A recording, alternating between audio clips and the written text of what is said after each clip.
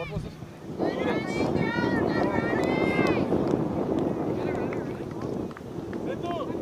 Do you know her passcode? I need to end. Oh, my dad has it. What? Passcode, mobile passcode. 623691. And how many runs was this? 2 runs. It was two runs. What is it again? 6-2-3-6-9-1. 6-2. So 2 and 1 run. 2 and 1 run. 2 and 1. Mic testing, mic testing, mic testing. Sure.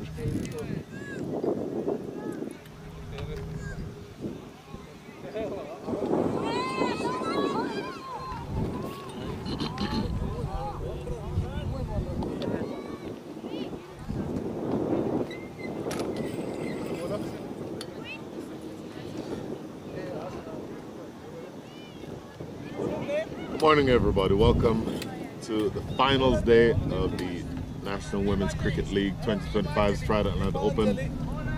Best two teams in the tournament, the CovetIT Daredevils, who have not yet lost a game in 4 tries, and the Atlanta War Eagles, who played 2 and lost 2, but they won their semi-final yesterday. Both teams did. And so the final is between these two teams. CovetIT Daredevils winning the toss and deciding to bat under very cloudy but for the moment dry conditions. First over is in the books.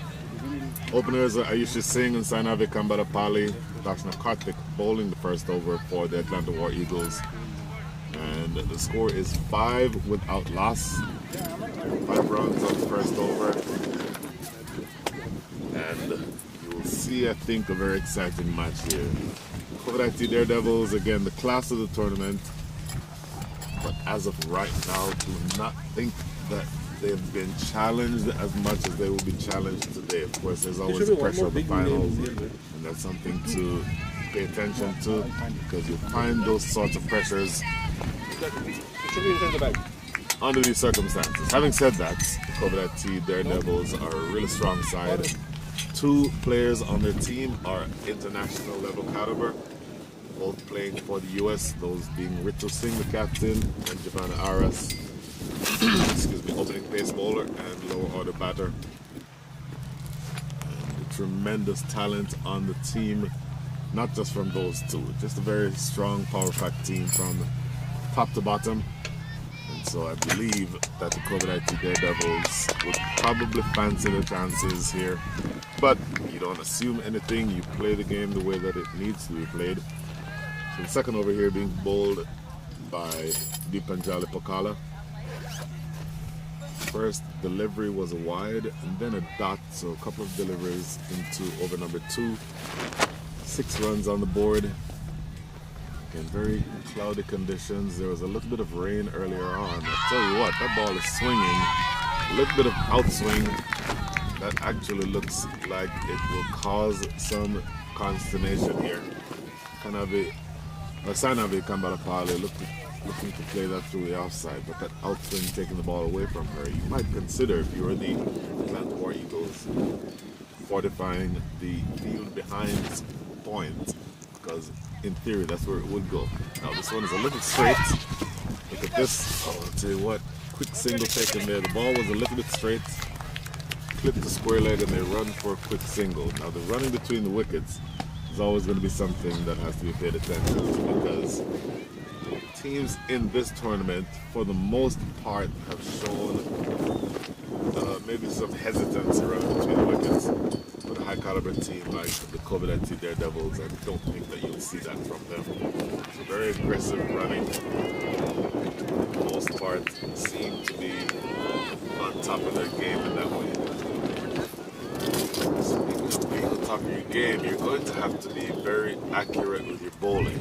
Yesterday in the semi-finals, even though they won the Atlanta War Eagles, they had a number of extras. From memory, about 52 extras, 40 of which were wides.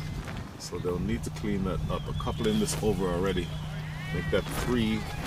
So you're going to absolutely need to fix that, because you don't ever want to get into the position where you're giving away free runs to the opposition.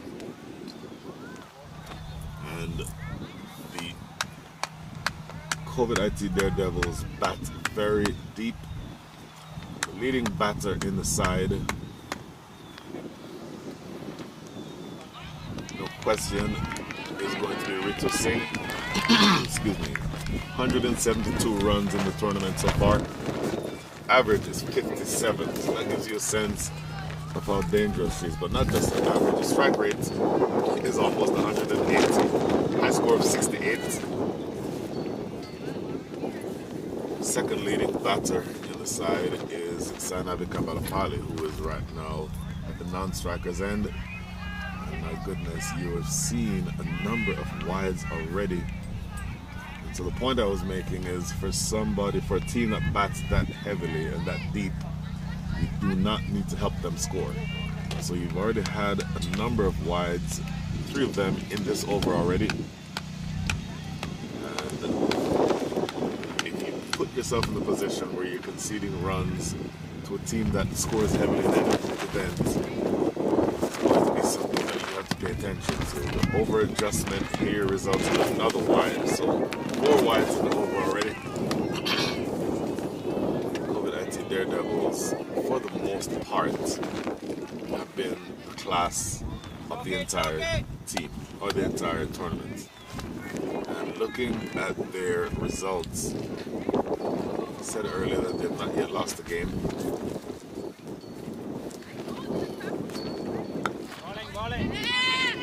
Behind square, they'll run through for a single. Looking at their schedule, or looking at their results, played on Friday, winning against the Atlanta War Eagles. The same 2 teams met up. CovetIT Daredevils won by 60 runs. CovetIT Daredevils beat the DC Titans by 5 wickets. They beat the Skybreakers by 98 runs. Beat the Super Lions by 9 wickets. Defeated the Skybreakers again by 147 runs. And that tells you exactly what you're dealing with. None of those matches are close. And this one is clipped off the pads down to backward square leg actually for 4. So again, starting out to be relatively expensive. 10 runs from the over. Leave 1 ball to come. In fact, 11 runs from the over. So that is the end of an expensive over. And many of the runs that were scored in that over were due to wides. So very frankly, you need to clean that up if you're going to give yourself a chance to beat this team. End of over 2, 16 without loss.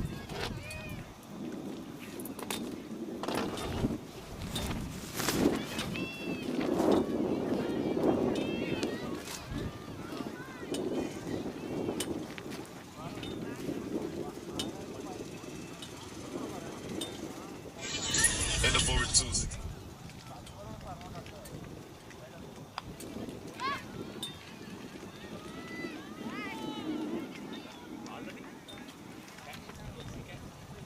Runs on the board.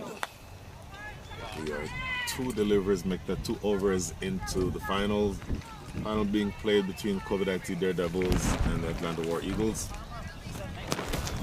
CovetIT Daredevils, as I went through just now, a very strong batting side. Have not lost a game. None of their games have been really close in any way. And what is going to need to happen if you're going to have a chance to beat them is to not help them score. That is pulled away massively. Look at that shot. It will end up halfway on the other field for an absolutely brilliant 4. So 21 runs already on the board here. 10 to make that 14 deliveries, 14 legal deliveries into this innings. And the CovetIT Daredevils, as dangerous a side as you'll find if you drop it too short to any of these batters, particularly to Ayushi Singh or Sainavi Kamalapali particularly. And Sainavi Kamalapali in particular is very strong on the leg side, so the last thing that you want to do is give her opportunities to score in that direction. So the field change here, deep backward square leg, exactly where that ball just went. There's a deep mid wicket, those are the 2 outside. You can only have 2 outside of the circle at this time. And I think you'll see that is where you want to be. You want to make sure that you protect the areas in the deep where the players are more likely to score, the batters are more likely to score. That's a better ball, but still played elegantly through the offside. Looking for a second run here, and they'll get it easily. So for me, that is much better. At least make them score off of your good deliveries. Make them score off of the balls that you want to bowl. That to me was a good delivery on the off stump, just outside the off stump, short of driving length. It is to the credit of these batters that they still find a way to score off of good balls. Unfortunately, well, this one is going to be another wide. So already you've had 6 wides. 6 wides already in the game. Umpire Petal Samuels is who's just signaling that wide. Or is signaling the wide. The umpire currently square leg is Noah Varghese. So those are the 2 umpires working the final. Off to a fast start here. That's a very good delivery. And still able to score off of the good deliveries is something that, we talked about the fact that that's an important facet of any game. So that is what you get from the CovetIT Daredevils. Let's look and see what the War Eagles have done from the tournament so far. Talked about the fact that they lost to the CovetIT Daredevils, the Atlanta War Eagles, by 60 runs. War Eagles won by 10 wickets over the Atlanta Super Lions, so that was a dominant game. Played a very close one against the DC Titans. The DC Titans winning by 6 runs. And then against the Skybreakers, the Warbreakers, or the War Eagles, again in a very close game, winning by 5 runs. And in the semi-final yesterday, dominant performance, I thought, against good bowling side, the DC Titans, winning by 8 wickets. Worked their way into the leg side. They'll get probably just 1 here. Good work in the deep. Excellent work to come back and prevent that second run. So that's what you want to see from these players. Yet still another expensive over. 29 runs is what you get from that over. So the end of over number 3, 29 on the board. I'm sorry, 13 from that over. 29 for 3. 29 to the box at the 3.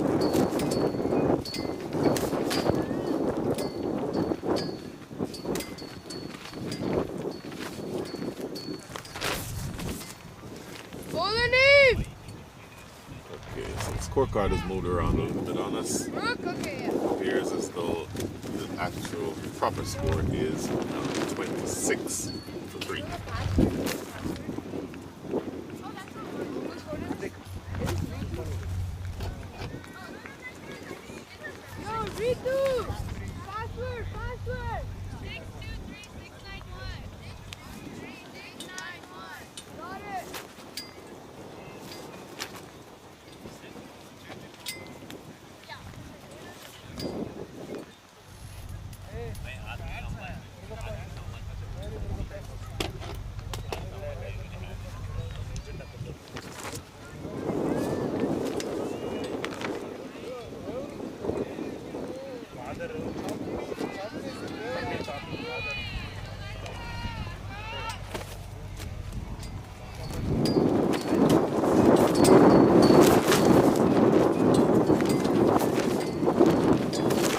Bowler coming from the south end of the field. It is going to be Brooke Shears.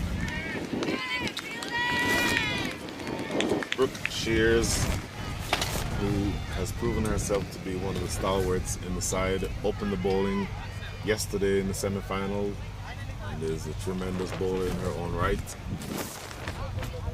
She's going to be looking here to pull things back, I believe. Off spinner, so turns the ball into the 2 right-handed batters. So you expect probably a 4-5 field, 4 on the offside, 5 on the leg side. Brooke Shears, 5 wickets, 63 runs conceded. So a healthy average of 12.6. That's more than healthy. It's an excellent average of 12.6.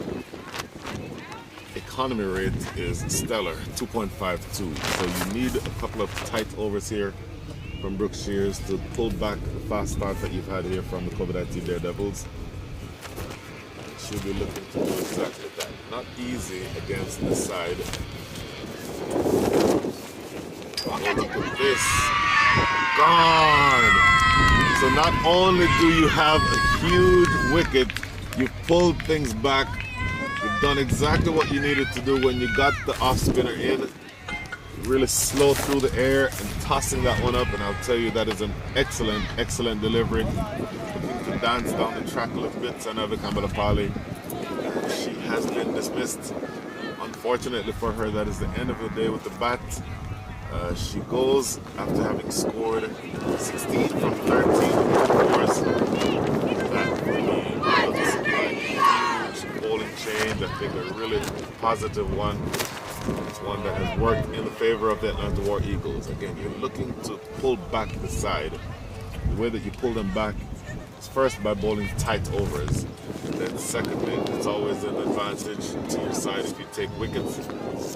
Really fast start, but that fast start has been blunted somewhat by this bowling change. Brooke Shears doing the work for her captain and bringing things back, looking to make sure that you get in this direction what you want. You want to pull your team back toward what I believe is going to be a good result. We'll see exactly how well that goes from here. Interesting move here because Giovanna Aras was referred to earlier as a lower order batter, and that might sound like I'm being insulting. I'm not at all being insulting. She's a tremendous batter in her own right. And in fact, looking at her record, is essentially one of the best batters in the side. I think you'll see from her record that a high score of 50 and an average of 42 indicates that she can help herself, in fact more than help herself with the bat. High score is 50. Throughout the tournament, she's averaged or amassed 84 runs from 75 balls, so healthy strike rate 12. That delivery, that is a dream delivery to the left-hander from around the wicket, slanting in, pitching and straightening, and that is absolutely brilliant from Brooke Shears. Interesting that you put a left-hander in to face an off-spinner, because at this stage you'd expect that they'd want to have the off-spinners be bowling or to be facing the right-handers. In the air, oh, put down at backward point, almost another wicket. Struck firmly. Again, the ball is turning away from the left-hander, and that one took the outer half of the bat, flew to backward point. Unfortunately, put down. That could have been a wicket. That would have been another big wicket. Almost two in the over for Brooke. 2 chances. Tossed up. No run, but absolutely brilliant over underway here by Brooke Shears. In fact, that's the end of the over. Over number 4 is done. Brilliant stuff. Good comeback for the Atlanta War Eagles. CovetIT Daredevils in 27-1.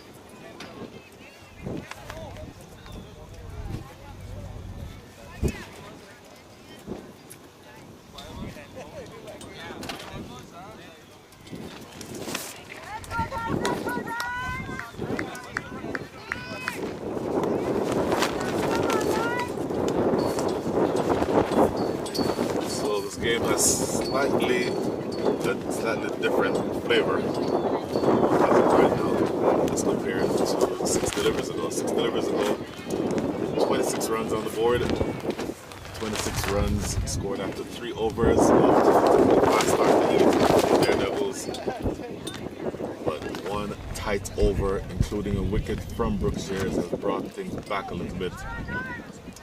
In response, it appears as though this team is essentially converted from being on the back foot to, at this stage, looking and sounding a lot more confident, a lot more chatter in the field. Certainly you see a lot more going on in terms of the activities around the field. Chatter from the parents, from the coaches, things essentially going more in your direction. This is going to be yet another wide ball though. So that is wide number 7. 7 wide. So 28 runs on the board and 7 wide. So 25% of the runs that have been scored by the CovetIT Daredevils have been extras. They are a tremendous batting side, and you do not need to assist them in scoring. So they're there to be worked on for the Atlanta War Eagles. When they get the balls in the right area, they can be difficult to score off of. Darshna Karthik, this is her 3rd over. First 2 overs combined 15 runs.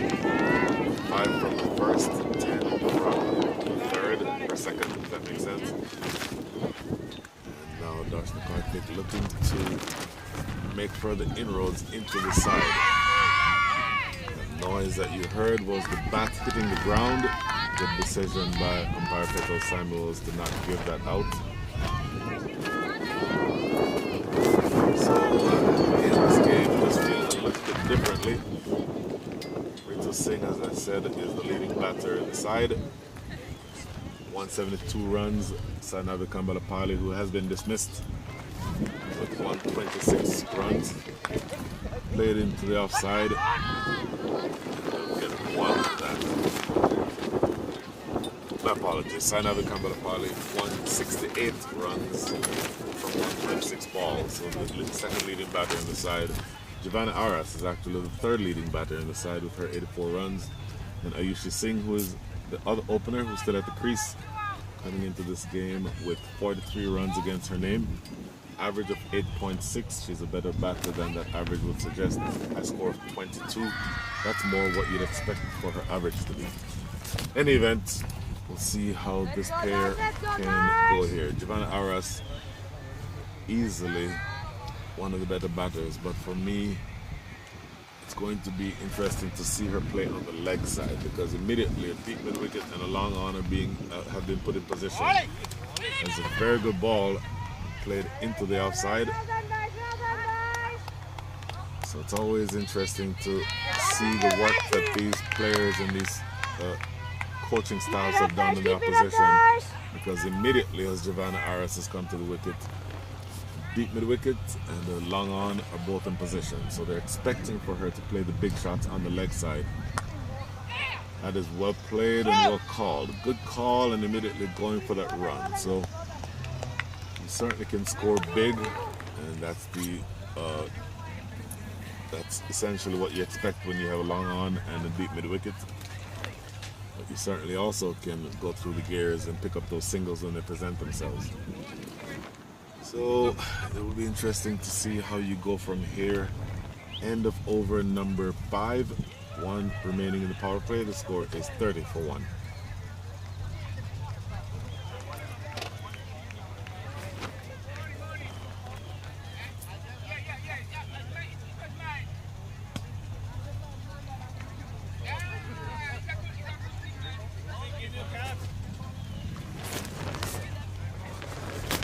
So 30 runs on the board.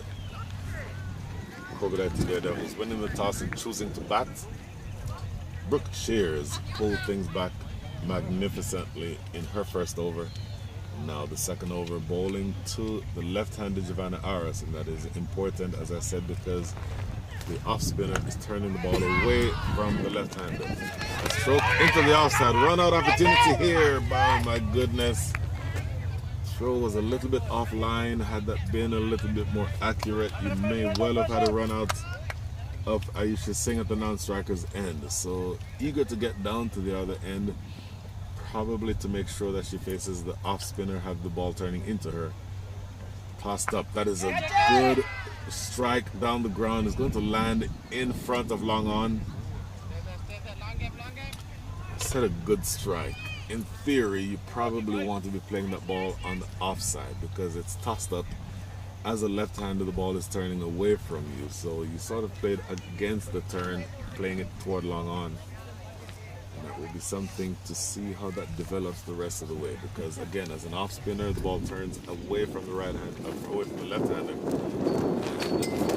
Right now, just 4 balls remaining inside the power play, so you're still restricted. Interestingly, now with the left-hander or the right-hander on strike, Ayushi Singh. There's a deep mid-wicket put into position. Outside edge. It's going to get past Gully. They'll get one. That should be the only run that they get. An interesting matchup again is going to be the left-handed RS facing up to Brooks Shears, because when the very first ball that she faced, it turned away from the bat. Second ball was a drop at backward point. And third was the second ball in this over. That sky ball into the outfield that very well could have been caught. So Giovanna Aras probably wants to be playing with the turn on the offside. Let's see what she does here. Tossed up. More in the direction of where you'd want to play an off spinner. Just tapping it into the offside for a run. So 2 balls remaining inside the power play. Fast start by the CovetIT Daredevils has been negated in the last few overs, particularly a couple bowled here by Brooke Shears. First over only conceded 1 run and she took a wicket. Now 2 runs from this over, tapping it into the leg side, so that is the 3rd run in the over. And again, that's probably the best option at this stage.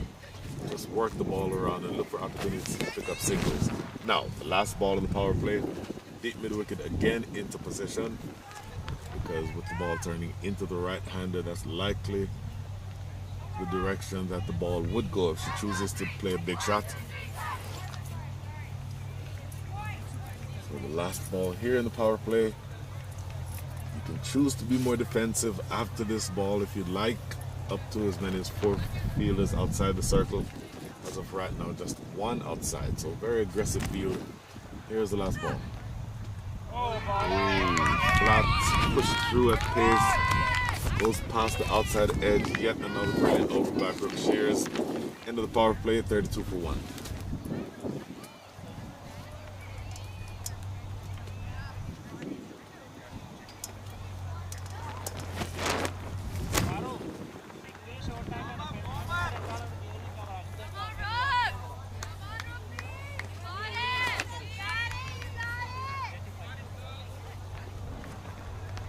Bowler's name?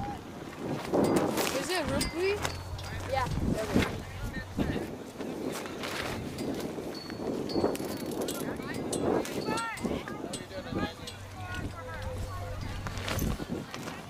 6 overs in the books, 32 for 1. New bowler coming from the northern end of the grounds, Rupvi Shakuja. Or Sakuja, my apologies. Bowling to the left-handed Giovanna Aras. Keep it going, Rupi. You got it, Rupi.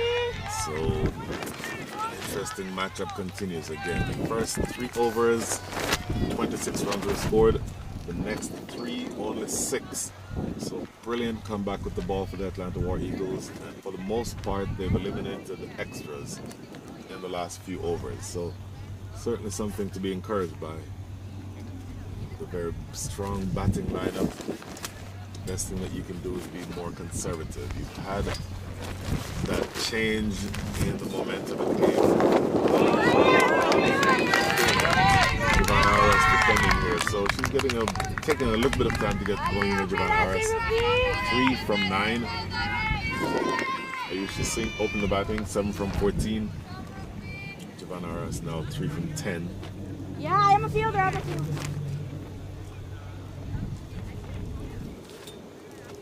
Expecting for Giovanna Aras at some point to be aggressive.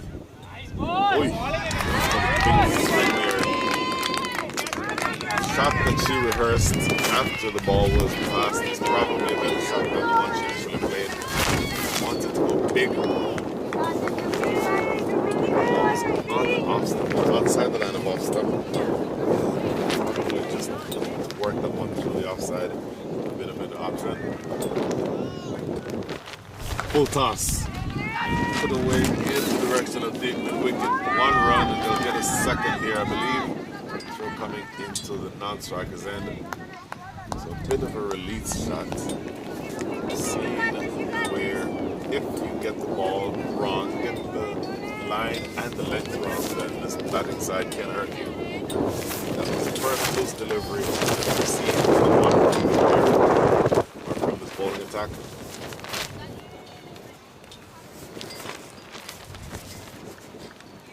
Rolling around the wicket to the left-handed Javanas.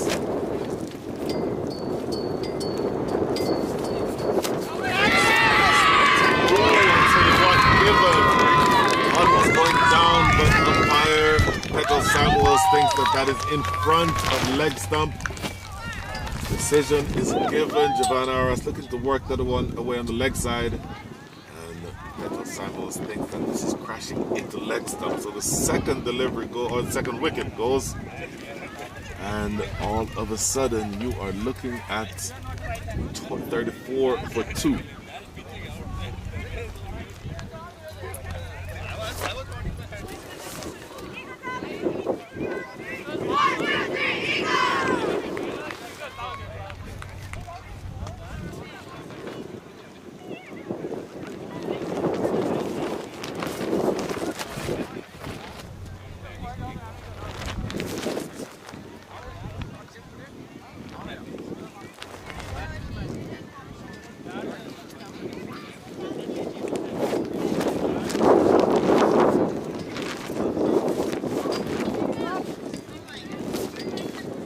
So an interesting moment in the game.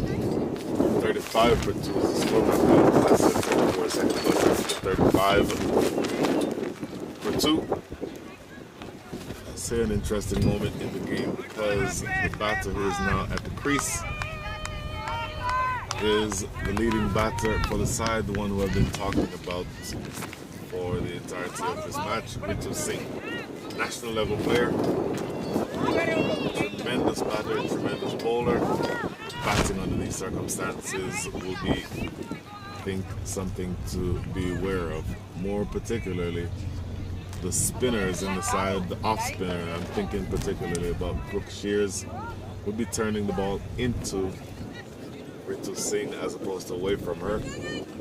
That's what you had with the left-handed Giovanna Aras. But here with Ritu Singh, it'll be interesting to see how she handles the spinners. As of now, Pacers are in action.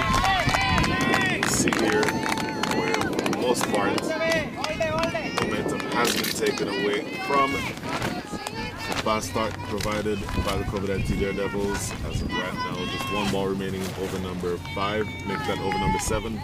There's 3 runs on the board and a wicket already.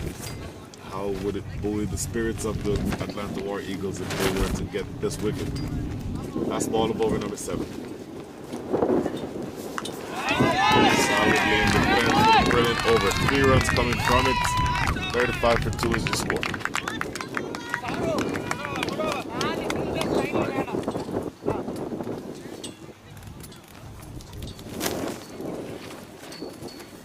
So 35 for 2.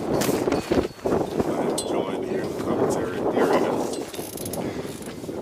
Wait for Mr. Ranji to get his phone ready. Joined here in the commentary area by Coach Bala with the Atlanta Super Lions. Coach Bala, good afternoon, good morning. Good morning. Good morning. So your team is Super Lions. You're here watching the final, the War Eagles and the CovetIT Daredevils. Give me your sense of the tournament on a whole, what your team did, how you think the tournament is overall, and what, just kind of give us some thoughts around those two subjects. So first of all, I thanks to Ranjit Bhai for giving this opportunity to play one of my team, right? So it's kind of like we started our team, right, Atlanta Super Lions. It's kind of to give most of our girls to give the opportunity, right, to play, right? So, but at that time, right, we have to check right. So we have to check where we can. We need some environment or some place to make our girls to play, right? So we will go to all the tournaments and we will play, right? And then most of our job is kind of to motivate our girls to present their 200%, right? That's it, right? And this tournament especially, right? So as we are like Atlanta Super Lions, it's kind of local to us. So we are playing here. It's a good ground, like Paramveer. It's a good ground. It's a tough pitch. and so get experience on the turf, which is very very important for this kind of girls, right? Kind of. So the one advantage of this NWCL tournament is kind of age is there, but from 13 to women they can play, right? So everybody can play, everybody can get the experience. So that's the only thing I'm saying is a very good advantage for all the girls, right? So test where they are, and they want to like see how I want to upskill my thing. So failures and winning is different, right? From the failures we can learn more, right? So those kind of lessons we have been learning there. It is like easy for us as a coach. It is very opportunity for us to see where we are trained them. So as a coach, talking about this game in particular, fast start from the team that has been the best team in the entire tournament. Right. But the last 3 overs, they've pulled things back.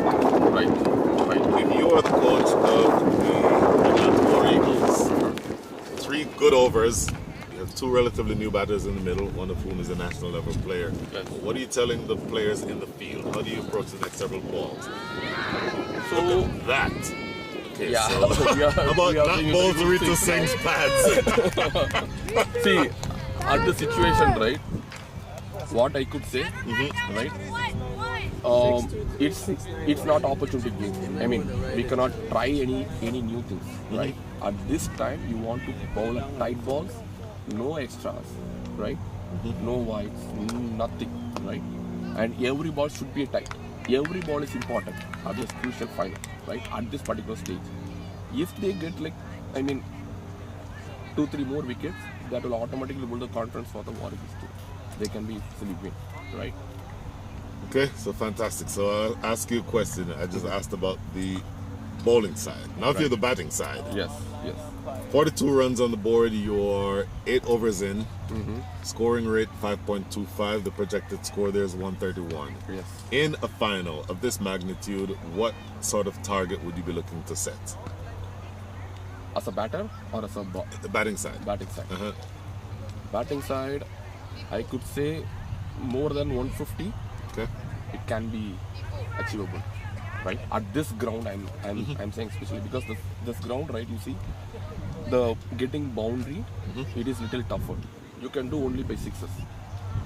Cutting the shots or do some technique shots to make the go for a force. It's little tough than a 6. The hit, what I saw that is the right way to score the runs here. Very interesting. So the last question then for you. As you coach your team and as you, I'm assuming, pay attention to what happens at the national level, Right. where can women's cricket be in this country, let's say in the next 5 years? I'm definitely telling you, the way we building the team, right? So I could say we definitely to be a challengeable team, right, in the overall international level, right? Oh, see, these kind of things we should not do, right? At this level, at the final, any single mistakes will build the confidence for the batting. That's what we should not do. As I said before, right? Every ball is important, right? That's what I said. Okay, coming to your point, right? So the way we building our team, right? So it's kind of maybe like the way we are running, because like few more years before, right? I'm not seeing this kind of tournaments running. I didn't saw it, right? Even in Atlanta, if you want to play for one single match, you have to travel like 12 hours, 14 hours. You want to travel to get one single match, right? So nowadays, now the girls are getting more opportunity to play the games, right? So at this level, right? Now all the girls are getting more opportunity. Trust me, in a lot of local boys cricket, women are dominating more than boys, right? Even in that the age 13 and 11, I mean 15, wherever you go, our girls are dominating. So it's kind of, in few more years, trust me, our USA cricket will going to be grow like anything. We are going to challenge every team in this world. That is extremely encouraging to hear, and you're laughing. No, that's right. That's true. I'm taking motivation from your words because it's something that's certainly important Just for me personally, and then just for the Yeah, see, the development thing of the is, sport in general. it's a basic thing, right? More cricket will make you consistent performance. You will. That's the thing, right? Consistent practice make consistent performance. Consistent performance, how you will get? You want to play more matches, right? More matches. Once you start playing, automatically you will get more, right? There is a more opportunity for the selectors to select the good players, right? Generally speaking, they will select the good players to make a competitive team to that level, right? That's okay. Absolutely fantastic. Well, wonderful to hear your thoughts. Thank you for chatting. Thank you, thank you, thank Definitely you. be in touch. Yeah, thank you, Ranjit bhai. Thank you, see you. Bye. So a single down the ground here. That's the words of Coach Bala with the Atlanta Super Lions. And you've seen the game through his eyes as a coach, both from the batting perspective and the bowling perspective. Back to the game here. 48 runs on the board. 1 ball remaining here in over number 9. Partnership just building a little bit. Up to 13. Ooh, inside edge. They'll get a single. Keeper herself, Habiba Bader, is the one who tracks that one down. That brings up 49 runs. And that is the end of over number 9. Long way to go. War Eagles came back into the game after the fast start by the CovetIT Daredevils, but still another 96 balls.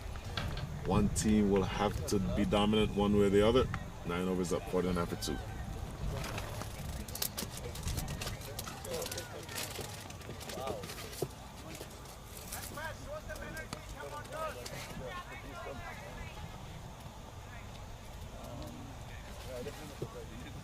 Bowler name.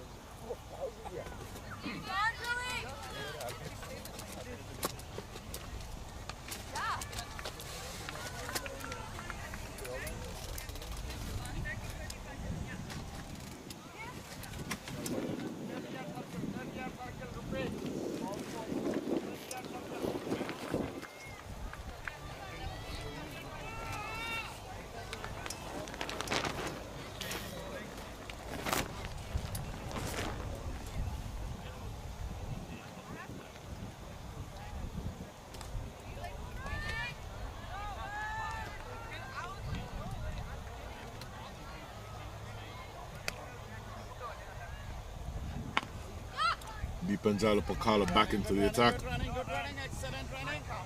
Starts the first over. A direct hit here. And gone. Oh my goodness. So you have a single and then a misfield. And the oldest rule in cricket is that you do not run on a misfield in the inside or in the infield. Misfield, keeper Habiba Bader jumps on the loose delivery or the loose ball and hits the stumps directly, and that is the end of Ayushi Singh. That is tragic. She had 1 run.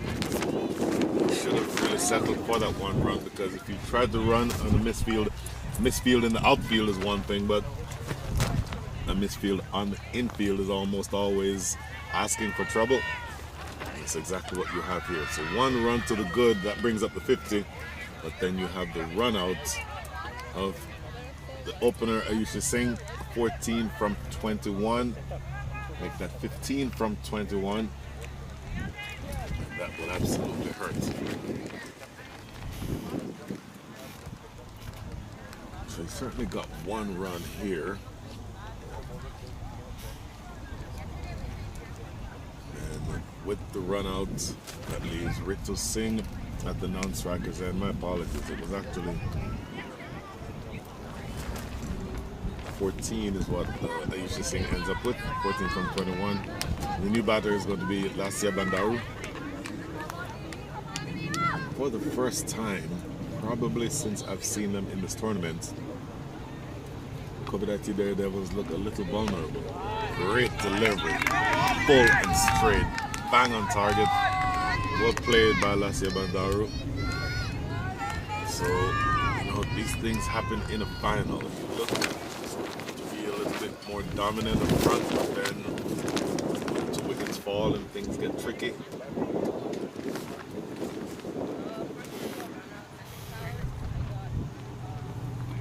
And by the way, it's going to be a wide. And my apologies earlier, I said that it was a single and a run out. There's actually no single on that first delivery.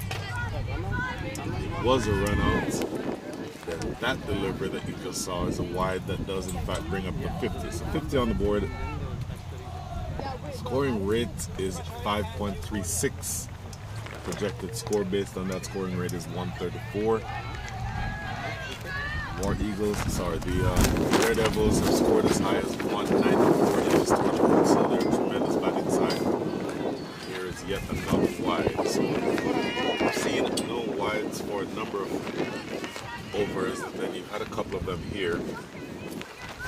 On balance, you've done well enough as the CovetIT Daredevils.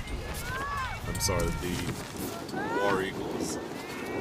Yesterday in the semifinal, they had as many as 50 extras, some 45 wides. So they're not good as far as that's concerned. But in this instance, maybe those old habits rearing their ugly heads again.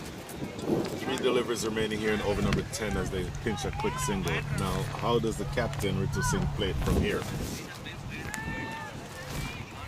Because she is a big hitter, she strikes the ball well, but her team needs her to bat long, not necessarily bat aggressively. But to the leg side, that is good cricket. And as I said, her team needs her to bat long, so you'd want to see her, yes, punish the big ball or the bad balls if she gets them, but more you want to make sure that you are there at the end. So, in earlier games with less pressure, you come in, you can play with a certain amount of freedom, particularly since yesterday, for example, she came in chasing 65, which is not a very big score, and she just came in at number 3 and threw her bat around. Not much pressure in those circumstances. In this scenario, pressure of a final, 3 wickets down, you've not yet gotten to the 10 over mark in a 25 over match. The team needs her to bat long and bat deep. See if she's able to do that. 2 balls remaining here, yet another wide, 3 of them in the over so far. And the War Eagles are expecting for you to come at them, but the bowling for the most part, leading edge popped up in the air, out of the direction of the captain Abiba Bada behind the stumps. And she herself has to run some 25 yards to retrieve that ball. That gives them enough time for 2 runs. Tell you what, that was a leading edge. That was not a clean shot at all. The ball popped up into the air. And another day that could have settled into the gloves of the captain behind the stumps. She might just consider herself lucky here, Lasya Bandaru. And she's now up to 10. The scorecard says just 1 run. I'm not sure what. In the air. Oh, just out of the reach of mid-wicket. That is the end of an eventful over. I have unofficially score at 57. 57 for 3 at the end of 10.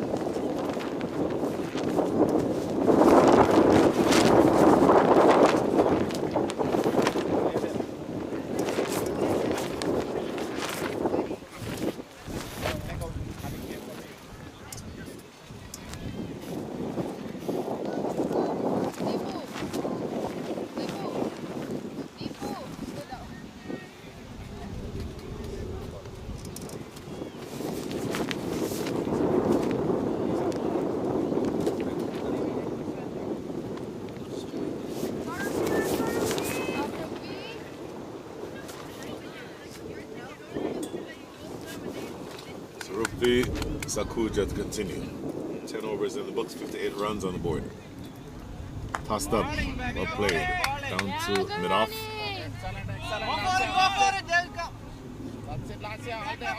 Ashika Trinatagandla is down at long off, coming in to retrieve that one. So, a few moving parts on the scorecard. We're scoring by committee today, I believe. That the actual score is 58, now 59 after that single.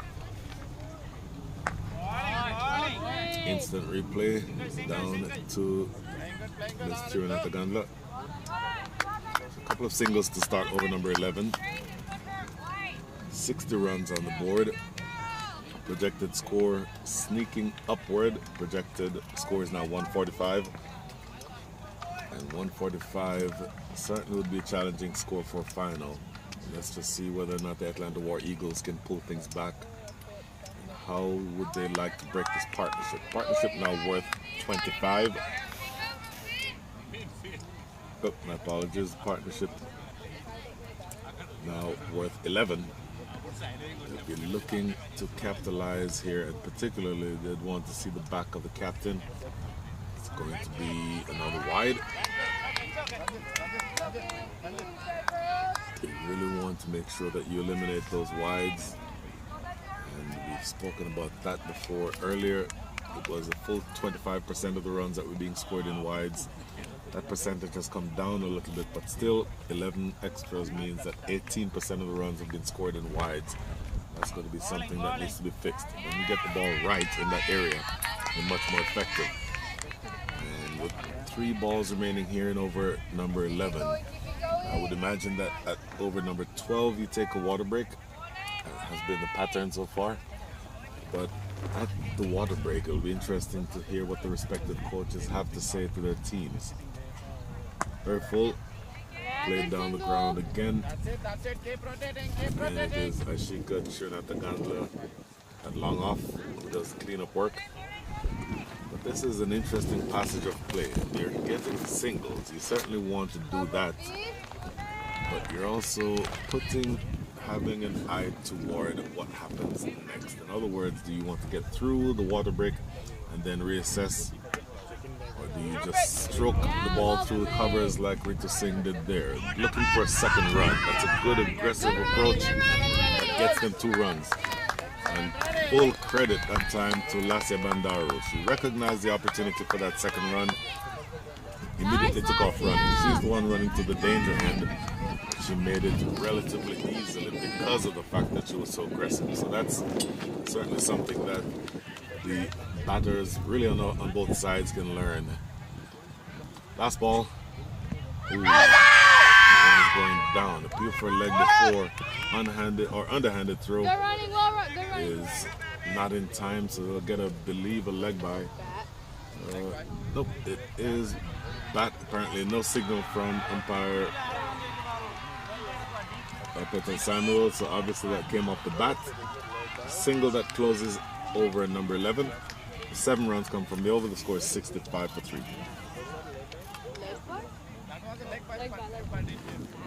Bro, why she giving it so late? Just, huh? Yeah, she ended up. Yeah, I got it.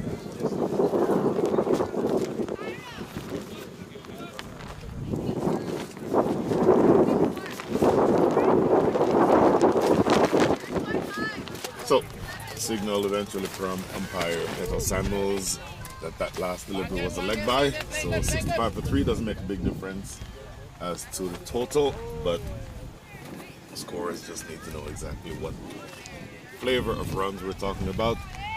65 for 3, last over before the water break. Partnership slowly building. Worth 16 at this stage. Ritu Singh 12 from 13 with a 6. Lasya Bandaru 6 from 6. And we now have a little bit of spin. Tossed up, whipped away behind square for 6. Oh, what a stroke. Well, again, earlier I said that you're going to need to bat long if you're Ritu Singh, but one of the things I did say was that if you get a bad ball, you punish it. So this ball is drifting down the leg side, and any batter wants to get those types of deliveries, because even though the wind is coming from the east, that ball is hit into the wind, but still carrying over the ropes for 6. That is one thing that you have to learn. You cannot in any way bowl the ball toward Ritu Singh's pads, because that is asking for trouble. Full toss and 6. Oh my goodness. So consecutive 6s, and on top of that it is a no ball. So all kinds of trouble here. 13 runs from 1 legal delivery, because that full toss above waist height by definition is a no ball. It was hit away for 6, and then this next delivery will be a free hit. So the War Eagles were in a really good position, had the opposition struggling a little bit, but the last several deliveries have gone dramatically in favor of the Daredevils, and this is a free hit. Oh, it's well bowled. You cannot bowl a better ball than that on a free hit, really, in any type of delivery. So you get one here, but my goodness, that is a huge hit, a huge start to the over. So from that standpoint, you've already had 14 runs in 3 legal deliveries, make that 2 legal deliveries. And the momentum yet has shifted again. Oh, down the leg side. She'll get a quick single here. Right hit by the keeper. She's done that a couple of times to leave a batter. But the difficulty here is that these are wides rather. So 2 wides on top of the 2 sixes and the no ball already in this over. So essentially, you're still needing to bowl 4 legal deliveries and already 16 runs in the over. So the last over ahead of the water break is going very well if you're a CovetIT Daredevils fan. So just a little bit of a delay here. By the way, it didn't announce. It's Ashika Chinataganda who is bowling. Imagine that she wants to get this ball on.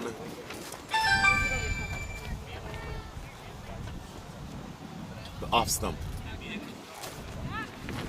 Get the ball too straight, you travel for miles. And that is a full toss again. And in the air, oh, gets past backward square leg for 4. So for a split second, you might have thought that she was in with a chance for a catch. She essentially, the fielder on the boundary, was not able to get to that. The ball got to her, let's call it in between hops. She was not able to field it cleanly, and it eluded her grasp, went away for 4. So a huge over continues here. 20 runs from it, and still 3 balls to come. Bro, bro. So Yeah. Rito Singh making mincemeat of the bowling in this over. Still 3 legal deliveries to come here, and 20 runs already on the board. Down the leg side, more runs here. Coming back for the second, look at this. That is aggressive running. So that is 3 runs to the total. Still 3 legal deliveries to come. And this is turning into a monster over. Already 23 runs. And still Rito Singh on strike. I don't mind seeing her push it through flatter like that one did, but it was too straight going down the leg side. That is what she needs to do. And it's a quick single taken on the in front of mid-wicket. 2 balls remaining. Over already has costed 54, make that 24 runs. 54 scored in the last 5. But this is a big one. 24, still 2 legal balls to go. Lassie Bandaru on strike. Tossed up. Oh, stumping opportunity. No, good delivery. Tossed up. Lassie Bandaru playing around it. And that ball eluding the stroke.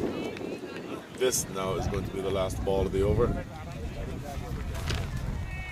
Might have just heard the coaching staff say last ball before the break. And that certainly would be something that you consider here. Get through this over. You already have 24 runs. No need to do anything risky here. Get through this over and go to the break. Oh, close, but not given. And I think that indication there from umpire Noel Varghese is that there was an inside edge. So big over.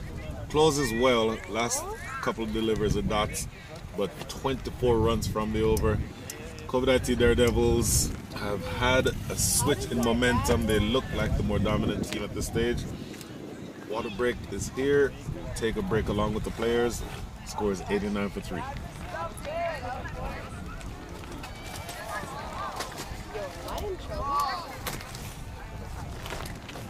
My dad said first you delete what you posted on Instagram regarding food. You don't post anything on social media.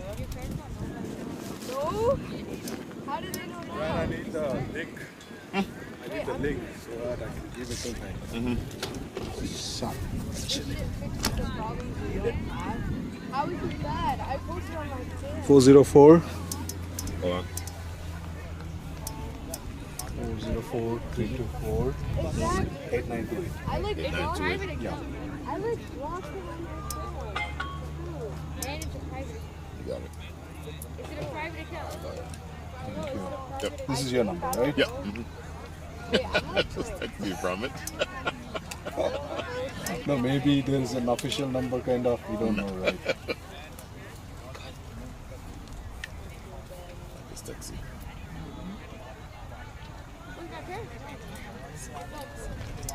Send it to it. bro, it's my spam account, bro. I'm like, shit confused right now.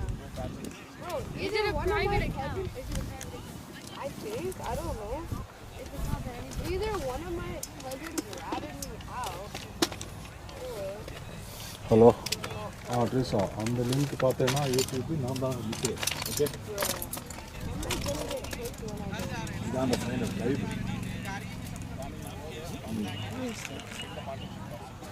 நிறைய பேர் பார்க்குறாங்கடி நீ அதை போய் பாரு viewing எத்தனை பேர் இருந்தா கம்மியான பேர் இருக்காங்கன்னா பரவாயில்ல நான் உங்களுக்கு நான் அனுப்புனேன் சரி ஓகே பார்க்கணுன்னா விட்டுரு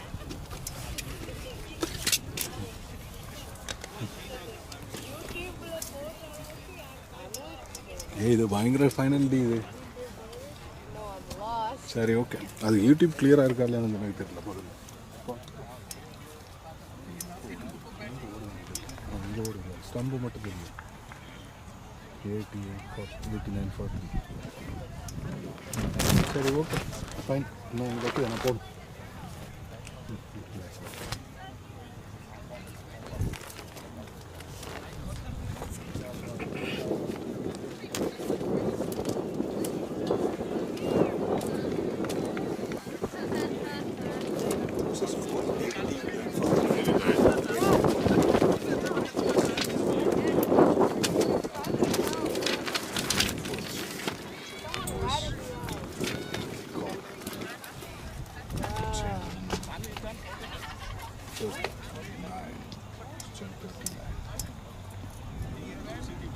Do you not know how old it is? Now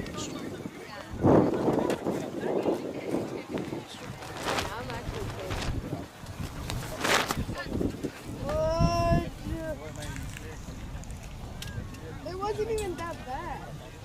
It was really big. It was like, did they not let you play? Did they not let you play?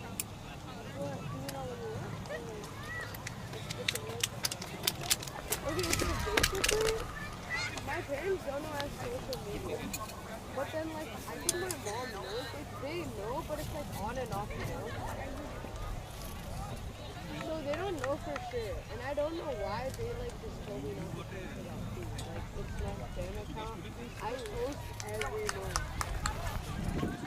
So I'm just glad this one. And, like, I don't even know who sent them that. I'm really lost. Bro, I'm gonna get like 2 times. Do you have like another like? No, I got my computer here too. Is it like a? Like an Apple Watch?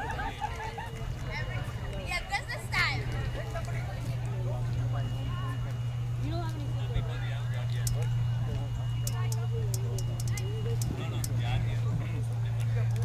No, yeah, I didn't tell him about having a spam account.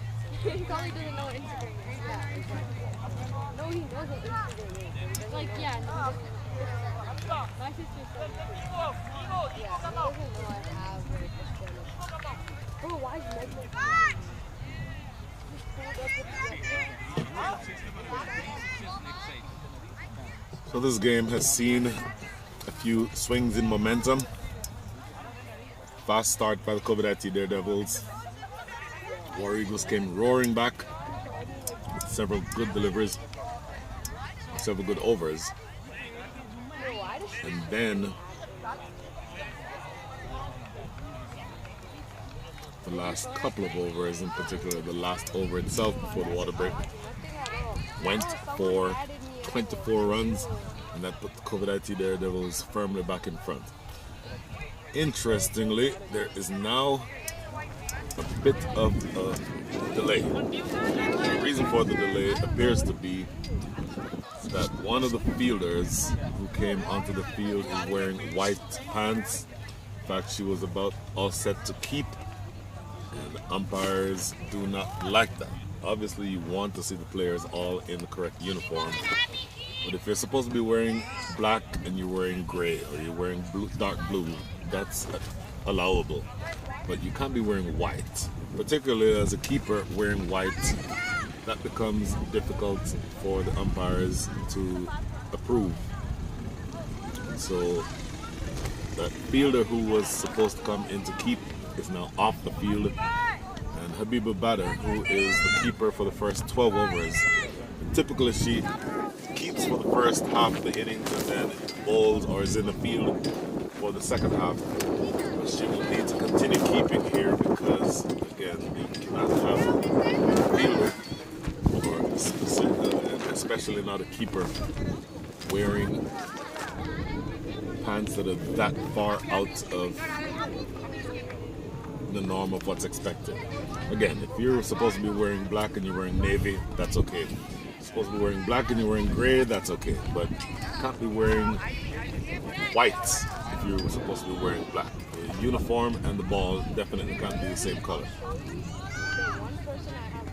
And it sounds like you're being anal retentive, and I get that, but that has to be the standard, and you certainly don't want to put yourself in a position where you're violating that standard. Anyway, enough of that talk. The offending fielder is off the field, a replacement is on, and Habiba Badr is back behind the stumps.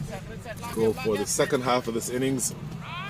89 for 3, partnership now building up to 40. And it's going to be Ritu Singh who's back on strike. Over number 13 to be bowled by Rupti Sakuja, my apologies. First delivery tapped into the leg side for single. Ritu Singh now up to 30 from 19, 1-4 and 3 sixes.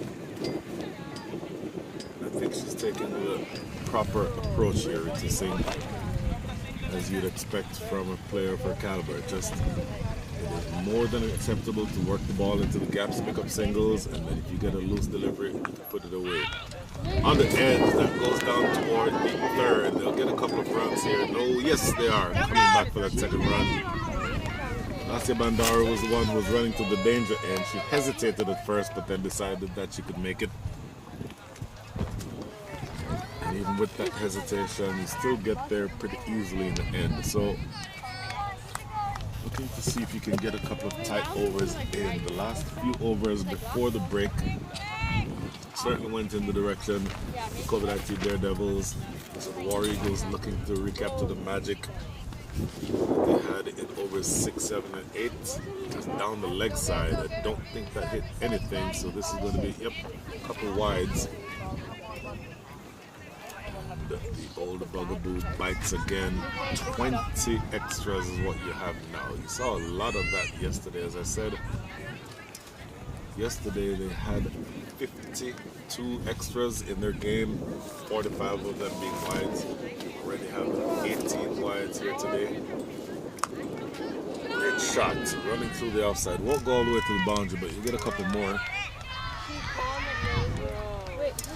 The ball really making a nice sound off the bat. Overthrow, wanted a second run, wanted a third run, but that would be given. Let's see what happens these next few deliveries. 3 remaining in over number 13, and in fact, as of right now, we're exactly at the halfway stage of the innings in terms of deliveries remaining. 75 bowled, 75 left. First half, you've got 96. This augurs poorly for you as the War Eagles, because this team can be very aggressive, particularly as it gets to the back of the innings. Particularly since you still have the captain at the crease, which was Singh 32 from 21 balls. If she stays there, then things can absolutely get out of control. So it starts with bowling good deliveries and no extras. Let's see what happens from here.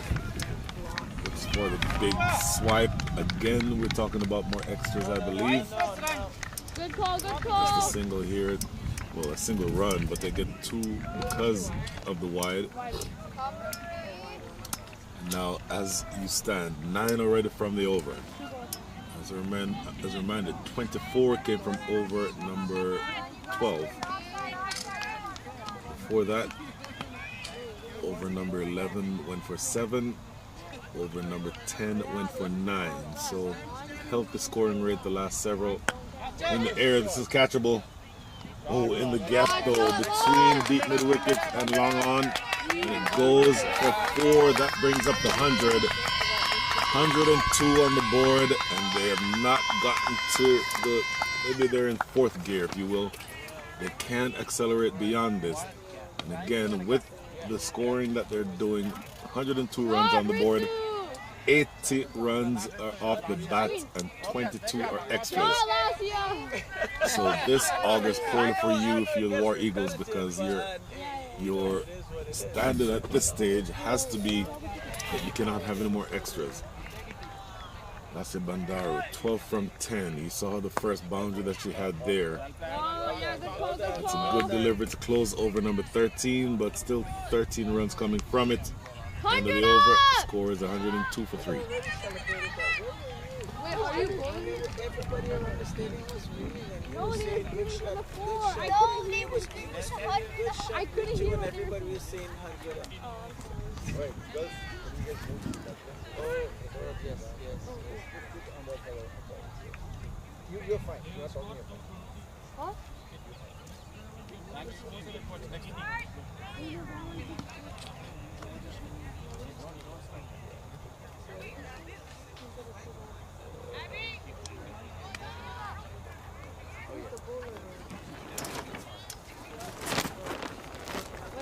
no. 102 for 3. About to get into over number 14. This partnership is now worth 53. So really brilliant partnership from this pair. Ritu Singh 32 from 21. Lasya Bandaru 12 from 11. Each batter has a 4. Ritu Singh with 3 6s. This feels like desperation time for the Atlanta War Eagles, and they've gone back to one of their better bowlers, Brooke Shears. She's bowled 3 overs already.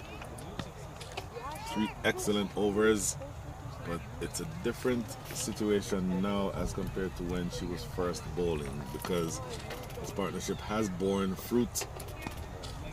And you will see here that Ritu Singh may want to take her on. Deep mid wicket in position, long on in position. Pulled away to that fielder at square leg. So deep mid wicket and long on and square leg. So they're expecting for her to hit on the leg side, Ritu Singh. And that's not surprising because of the fact that the ball is turning into the right-hander. Another factor to consider is that the wind is coming from the east. And so if you hit in the air toward the leg side, that will be into the wind. Doing the right thing here to keep it on the ground. A couple of singles to start over number 14. So see a couple of singles. As I said, the wind is coming from the east. Not very strong wind, but it has picked up at times. The ball is in the air in that direction. The wind will hold it up. Tossed up. Ooh, tapped into the leg side. Quick single. That is good running. 3 singles in a row to start over number 14.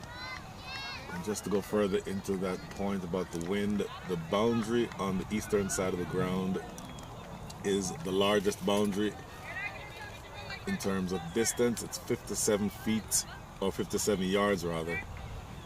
Boundary to the west is 52 yards, so it's a little bit bigger on the leg side for the right-handers. So it's bigger, plus the wind is coming from that direction. So hitting it in the air is not necessarily the best thing from this angle.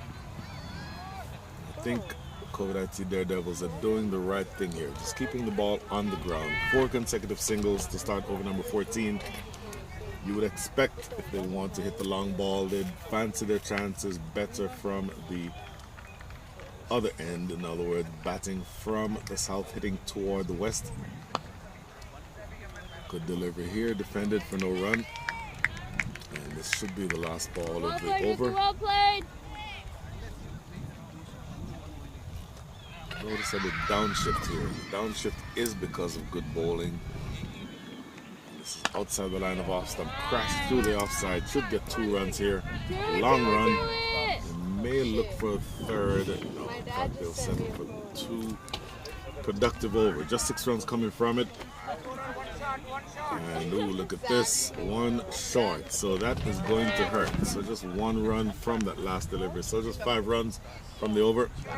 End of over number 14. The score is 107 for 3.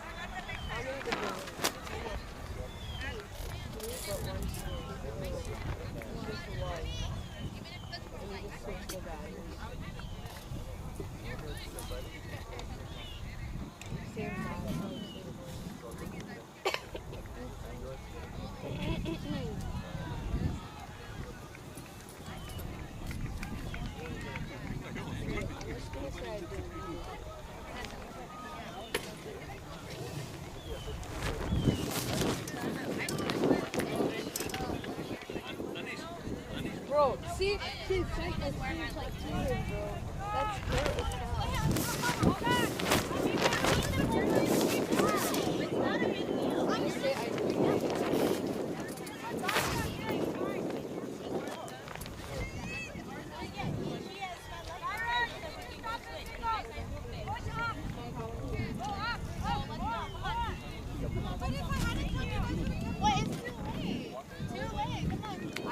I blocked her, bro.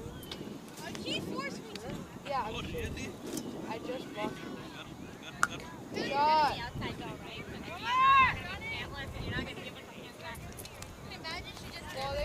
Oh, thanks. You texted my head. That is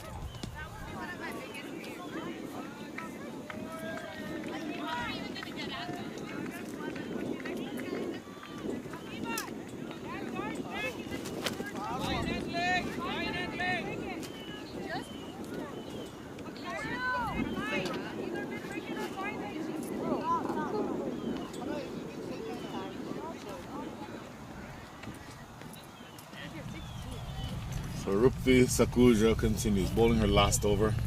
4 overs before this one. Conceded 28 runs, so the first ball in this overs yielded a single. Down the ground, huge hit for 6.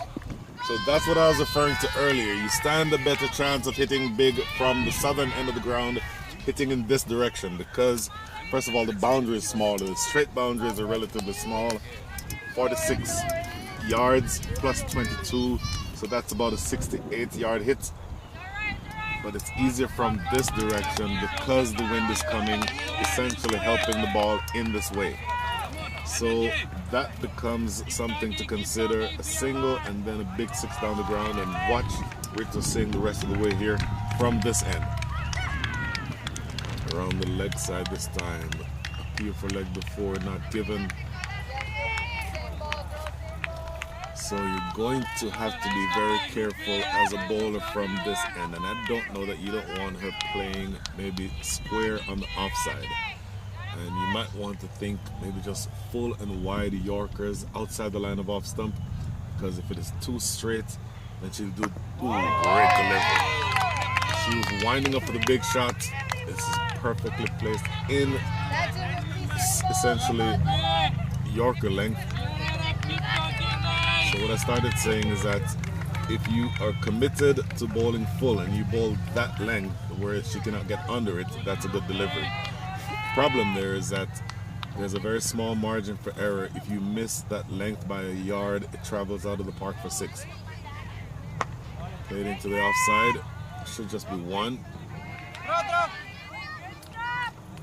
And off again to a fast start. 115 runs on the board. You'll see exactly what we have the rest of the way here, but it feels like there has been a definitive switch in momentum. Partnership now worth 66. And Ritu Singh continues on a merry way. 42 from 29. Swipe and miss. That is the end of over number 15.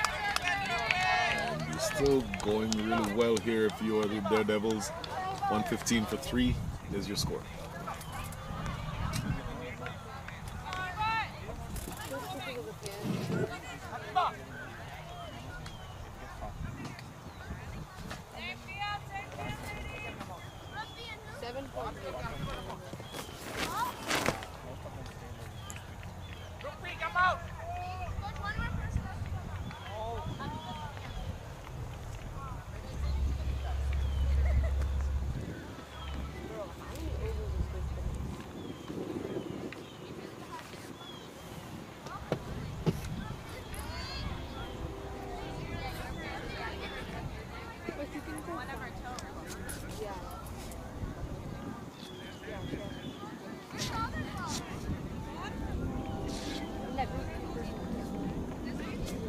So 115 for 3. Projected score as of right now is 192. We will have a change in wicketkeeper. We saw the 115!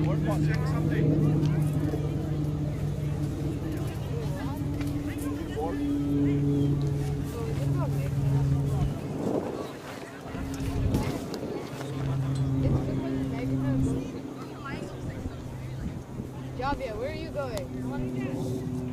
What's happening?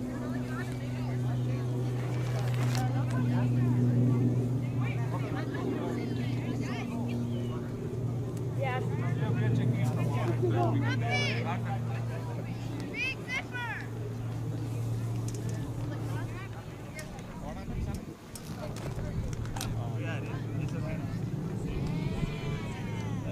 Let her play. It's about girls play.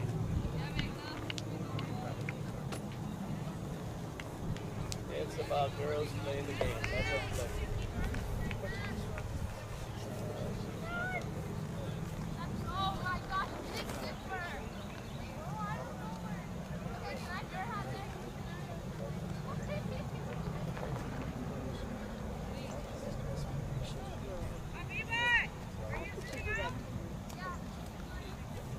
I didn't even know I had her added on my phone.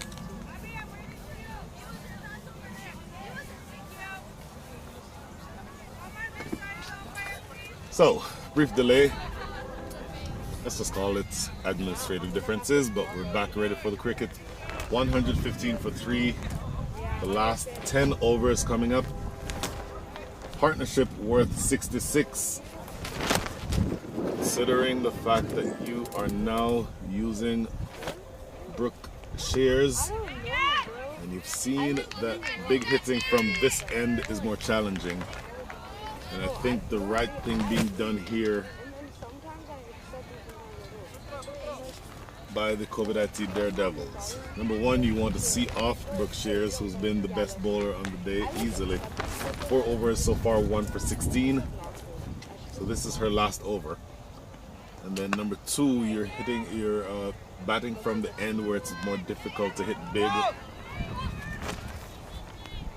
So those two elements for me would dictate you being more careful, more judicious for the next 4 deliveries. After this, you're batting from the opposite end. You can certainly tee off better, and then the best bowler will have been finished. So those are the things that you're considering as of this stage. You are in the mind of the CovetIT Daredevils, tossed up, and definitely there has been a very conscious decision made to not go big in this over, particularly not from this end, and particularly not from this bowler. Last 3 deliveries coming up. On the leg side, worked around the corner easily. They let one into the backward square leg area for another single. And you continue motoring on here. 2 balls remaining. Lassie Bandaru on strike. Lassie Bandaru 15 from 15. Let's just say she's been the junior partner. Swept away to short square leg, or short mid wicket rather. Well fielded, no run. Last ball coming up here from Brooke Shears. Brooke Shields is not playing cricket. Last ball from Brooke Shears.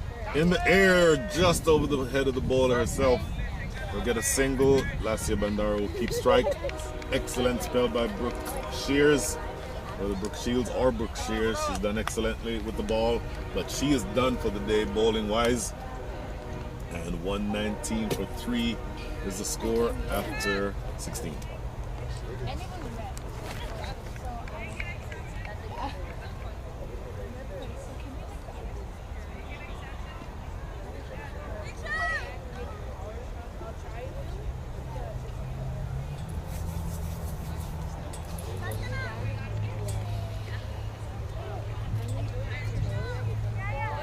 So 119 for 3.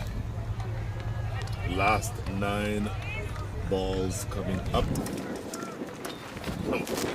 Sorry. Last 9 overs, my apologies. And interestingly, there is going to be yet another change in bowling. Bowling coming from another end. Rupati Sakuja is done. So you have 2 bowlers who are done. Both Brooke Shears as well as Rupati Sakuja. So now you've now gone back to Darshana Karthik, who opened the bowling, bowled 3 overs, overs 1, 3, and 5. Now coming in to bowl over number 17. So when do you use her? It's going to be interesting to see. Again, this is the end from which you can go aggressively if you'd like. Played just past extra cover. Captain Habib Abada coming for the second run. Oh, look at that. Almost dangerous there. Ritu Singh, she comes back for the second run and gets there, but she actually dropped the bat. If you drop the bat, obviously that prevents you from getting or establishing your position in the crease as easily. Luckily for her, it did not hurt in this instance. In the second run. So look out here. When picking up, it will help the hits on the leg side. It's in the air and simple catch. Taken at short extra cover by the captain. Habib Abada with this pretty clean catch. That is the end of a big partnership. Lasya Bandaru, 17 from 19. But that might have just opened the door for the War Eagles. 121 for 4.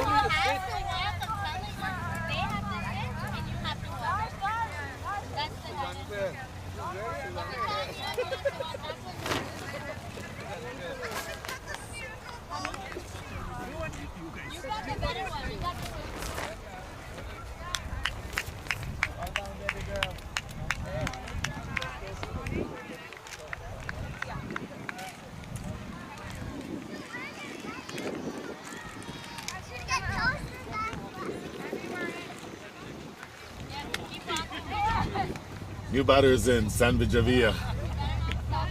Huge partnership between Ritu Singh and Lasya Bandara, worth 72 runs. And you have to start over. 121 for 4 is the score, and of course that helps you from the perspective of slowing things down. It ignites the field. It starts you thinking, all right, let's get back into this game. And the batter at the non-striker's end is the one who's more likely to hurt you than the new batter who is in now. And this is Sanvi Javia. I'm Sanvi Javia. I'm looking for a way here to get a single, to get Ritu Singh back on strike. Goes past the outside edge, but also gets past the keeper. Do they look for 2? They do look for 2. These should be 2 byes, if I'm not mistaken. Wait to see what the signal is from umpire Petal Samuels. There's your signal. So 2 byes. First 2 byes for the day. It does mean that that Sanvi Javia is back on strike. Darshana Karthik holding a good over here. Just 4 runs coming from it so far, 2 of which are byes. Looks to work this on the leg side. They'll get a single. See whether or not this is off the bat. Nope, not off the bat. It is leg byes. But nevertheless, it does mean that Ritu Singh is back on strike. So how does Ritu Singh play it here? Is it going in pretty carefree fashion the last couple of overs because of that big partnership, the momentum that was built? Has to start over with a new partner here. Let's see how she plays it. A bit more conservative this time. Played back to the ball and no run. Last ball coming up. Just 5 runs in the over so far. So certainly things have slowed down a little bit. Had one good over from Brooke Shears. Then you had another good one here on the way from Darshna Karthik. The last ball here in over number 16. Oh, dragging this one over the top of mid-wicket. Fielder on the boundary, retrieves it. Have to start over again. It will be Rita Singh back on strike to start over number 18. End of 17, 125 for 4.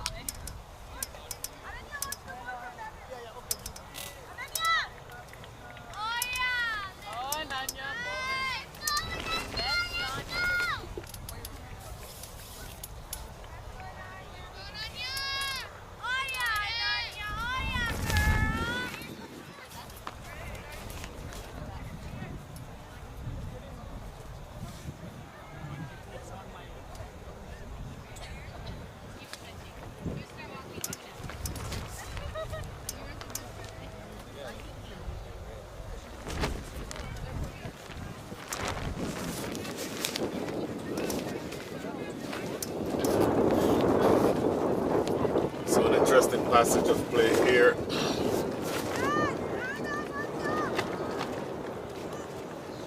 125 for 4. Looking at the last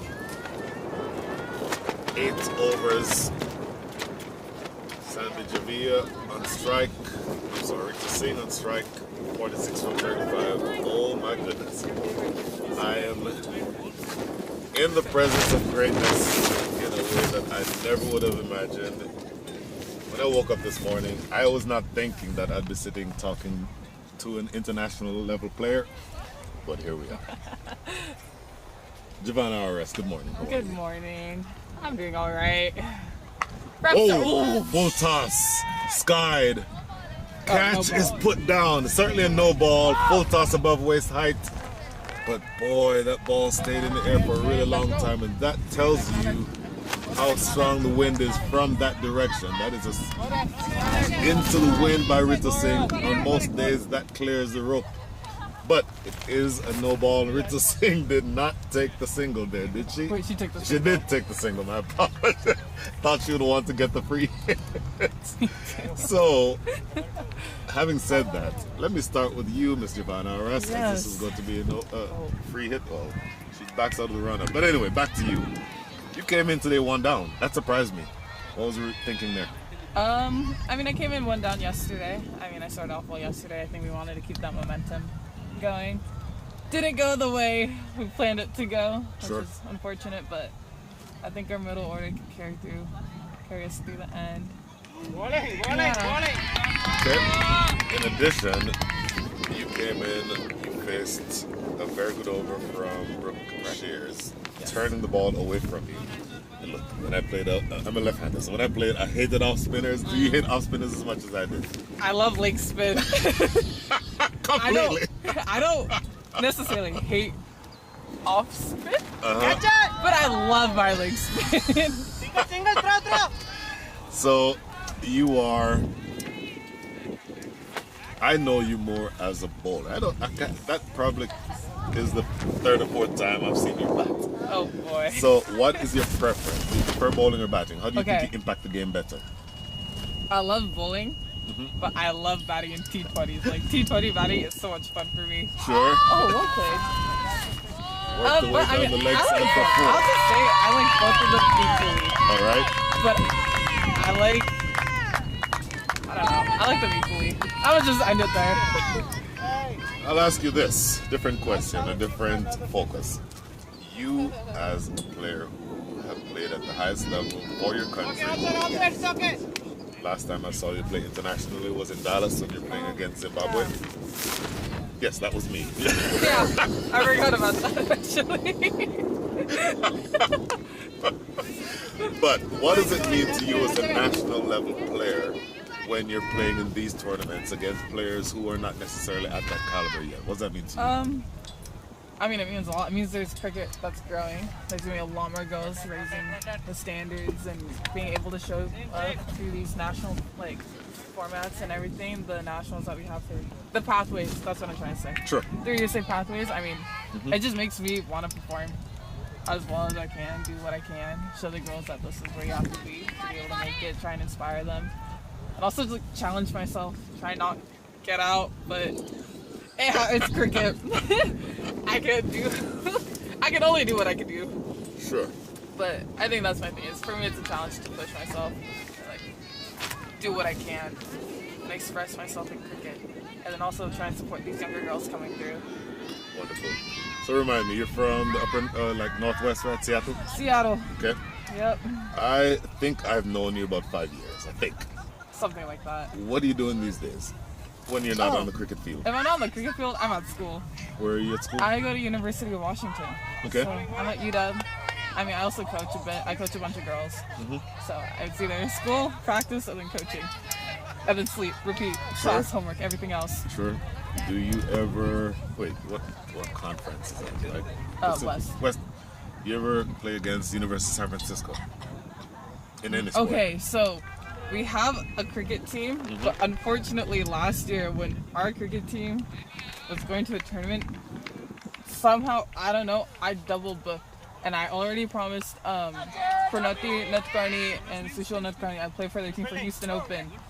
So Houston Open and this collegiate like, cricket thing happened at the exact same time in Texas when Houston won in Austin. And I was so mad because I was supposed to play the Austin thing, but I was like, it's okay. We have enough players going, I can just go. Wonderful. Yeah, but they play Florida, California. I think UCLA was there. I think Davis had it. Okay. I'm not actually sure. Michigan, a lot of East Coast teams showed up to that. Okay. But yeah, that's usually what happens. Let's bring the focus on this Back game to now. this game. 36. By the way, 136 for 4, another 7 overs remaining. Projected score 189 based on the current run rate of 7.56. Where do you end up? 136. I think we can make 190. So I think we can. You want one run above the projected score? Yeah. Wait, is this projected score is 190? Well, okay. My projected score is 189. The app is off. Mine is right. I'm gonna go with the app. I'm gonna say 190. So you literally stayed on the exact projected score. I think we will make 190. If anything, 200. Okay, so 200. I'm gonna aim high, and if we fall short, it'll be 190. Sure. So, based on that, Yes. do you fancy yourself winning this game? Yes. Okay. I mean, I'll always say yes to that. Just Sure. knowing my team. Of course. But I think we can back our bowlers. I think all of our bowlers are pretty strong. So I think it'll be a good competition. You have a relatively strong, you have a strong side, have a strong side. in all aspects. But is it the case that your pace bowling or spin bowling is better on this wicket? What do you think? I reckon spin's gonna carry through us. Okay. I mean, we only have a few paces. A lot of the team is spinners, so I think our spinners are gonna deliver what they need to do. Okay. Our paces will get our wickets, obviously. We're gonna put that pressure on, and the spinners are just gonna come. Because I realized on these pitches, a lot of girls were not getting to the ball, so we struggle playing spin. I mean, as you saw, like Brooke was doing really well. I mean, Ritu and like all of our other spinners on other previous games have been doing excellent. So I think that's gonna be our key. Oh, what play? That is a good looking strike. Brooke with the sliding attempt at backward square leg, but it goes for 4. By the way, we did not acknowledge it when it came up. Ritu Singh has 50 against her name yet again. So tremendous batting. She's now up to 58 from 41, I believe. 3 4s, 4 6s. Final question for you. Yes. How far does cricket get for you, and what do you do with cricket after your playing days are done? Let's say you have another, you're young, you have another 20 years to play. Yeah. But after that, what do you do, cricket-wise? Cricket-wise, I mean, I can coach. I think that's the one thing I can do. Sure. I mean, coaching's been pretty fun. I mean, my main priority is being a player first. Of course. But I think I can take up coaching. I love kids. Huge hits. Six. Oh my God. She's So, having fun today. if you're a coach, speaking of coaching, if you're a coach, do you toss the ball up to Ritu Singh on her pads? No. So how do you, if you're coaching the bowler right now, what are you telling the bowler bowling to Ritu Singh in this scenario? If anything, I'd have the Pacers come on to her too. It's just make sure they're good balls, good length. It's like hitting top of off, no whip. Sure. But that's what I told to her during like nets and practice, so I know she hopefully knows. 150 up. Are you still sticking to your 190 prediction? I might have to raise it. Wait, how many overs do we have left? We're in over number 19, so 6 after this one. Yeah, I'm sticking with 190. Sticking with 190. 190s. All right. My number is 203. Okay. 203. And whoever gets closer to that number wins the bet. And I'll have to think of an appropriate punishment for the loser in a while. But in the meantime, What's with all this betting? great talking to you. Great talking to you. So that is the end of over number 19. The score is 151 for 4. Girls, did we cheer for 50? For Rick? Yeah. You did, right? Yeah. Oh, I couldn't remember.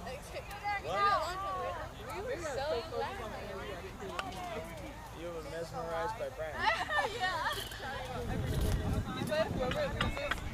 I got you, bro.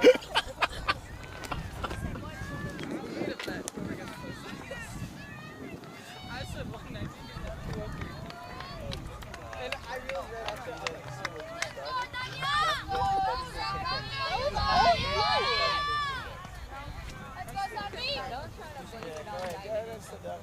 So, 151 for 4. Last 6 overs coming up.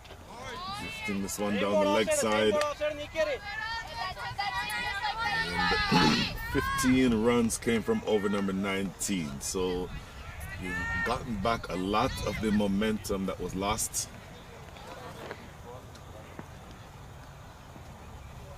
And you'll see exactly where you can go from here. This is going to be Ananya Anish coming back into the attack. Ananya Anish into her second over. First over cost 11 runs. Here bowling to fired up batter. Way through the offside. Good looking shot. We'll get a single. Wanted a second run, but all the better because it does mean that Ritu Singh is back on strike. So the partnership for the 4th wicket was 72. Huge partnership there. But this pair of Ritu Singh and Sanvi Javia are actually coming along very nicely. This partnership now worth 30. I'm looking to see how you can push on from here. Excuse me. So we had a wide to start this over and then a single. So things are moving along in the direction that you want them to if you are a member of the CovetIT Daredevils. Down the leg side yet again. So a couple of wides. And I think that you'll see an opportunity to get things in the way that you want them to, because as of right now, extras that are being bowled, 30 of them in all. With 30 extras, again, you're helping the opposition score. That generally works against your objectives as a tide. No ball, skied, and it's going to be landing in front of deep mid wicket. Coming back for the second run, the throw to the non-striker's end. Not in time, so you get 2 runs, but importantly, this next delivery is going to be a free hit.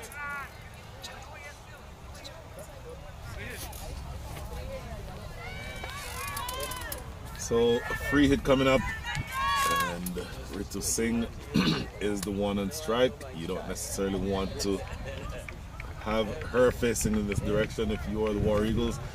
Walking across, looking to help herself on the leg side. Innovative shot, of course, no risk in that shot because of the fact that it's a free hit. End up just with a leg by here though.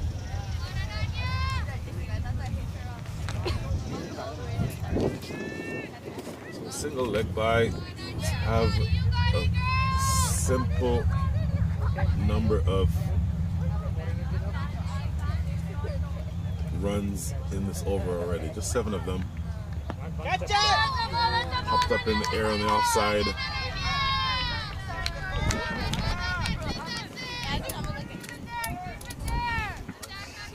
Just 3 balls, make that 2 balls remaining here in over number 20. 32 balls left in the innings, 159 runs on the board. Ooh, this is gonna might have missed that no ball. In fact, my apologies. There was an additional run that was accounted for, but long or big picture, you have 2 runs or 2 balls remaining in this over. In the air, landing in front of mid-on, just a single.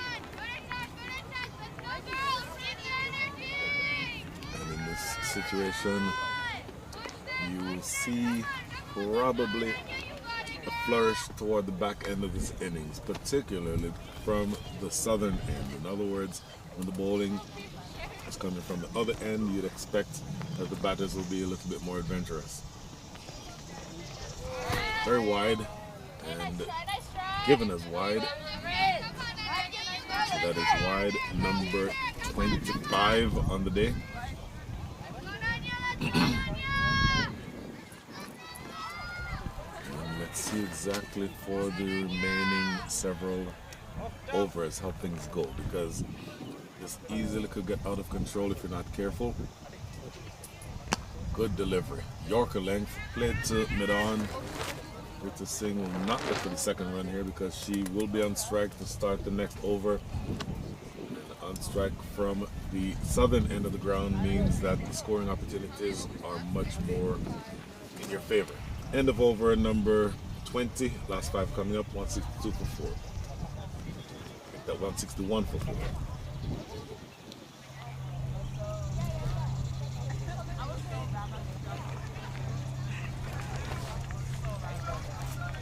Bowler name!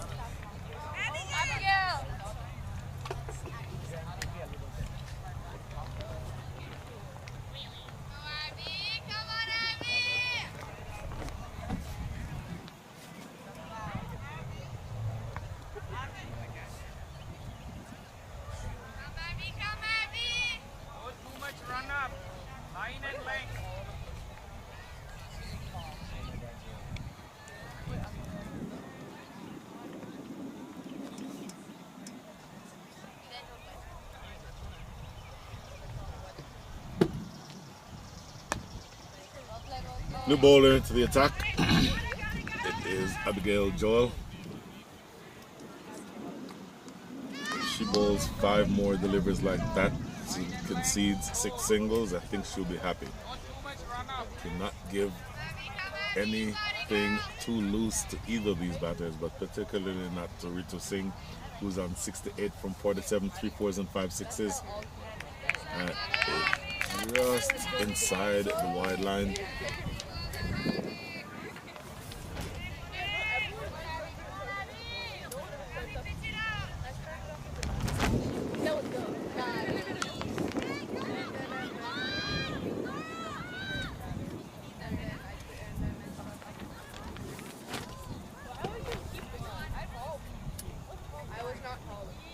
This one is too wide.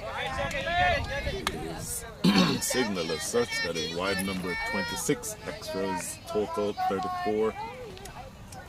Last 28 legal deliveries remaining in this innings. Score of 163. As of right now, leads the projected score of 200. Oh, played back to the bowler herself, not able to feel that one, and it goes as a single. Now, in conceding that single, it does mean that Ritu Singh is back on strike. And we will see exactly what happens from here. Short delivery in the air, just wide of the keeper of the Habiba batter. And it goes away for 4. Any other day that could have been in the hand of the captain, this time it goes away for 4. I'm here for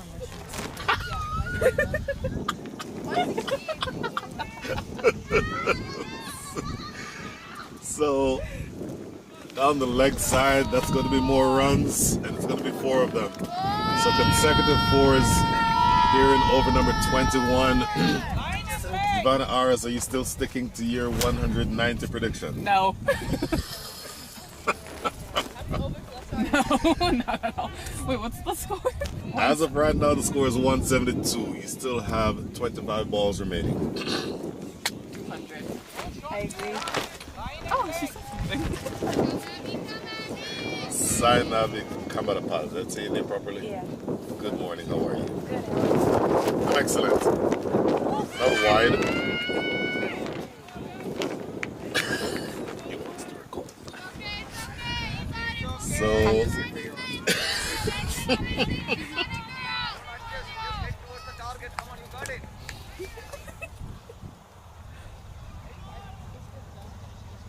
smashed, and that's going to be 4 more. 3 4s in the over. Absolutely brilliant ball striking from Ritu Singh. 16 runs come from over number 21.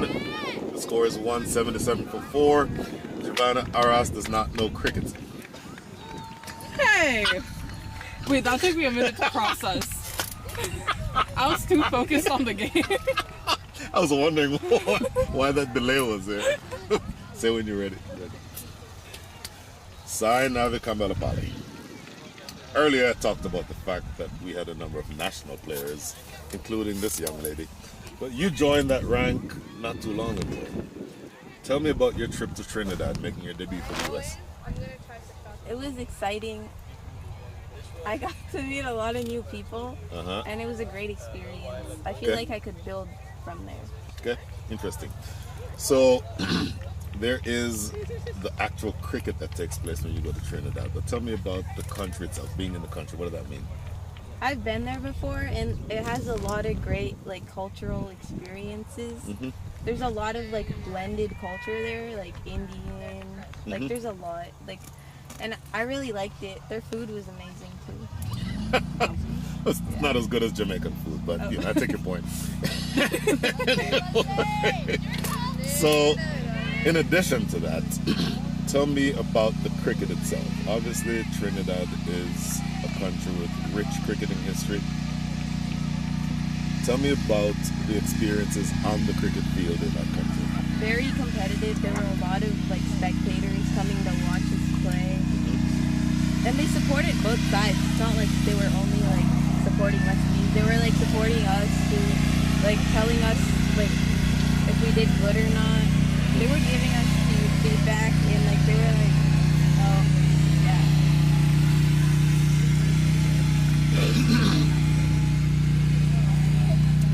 Bring your focus to this game for a minute.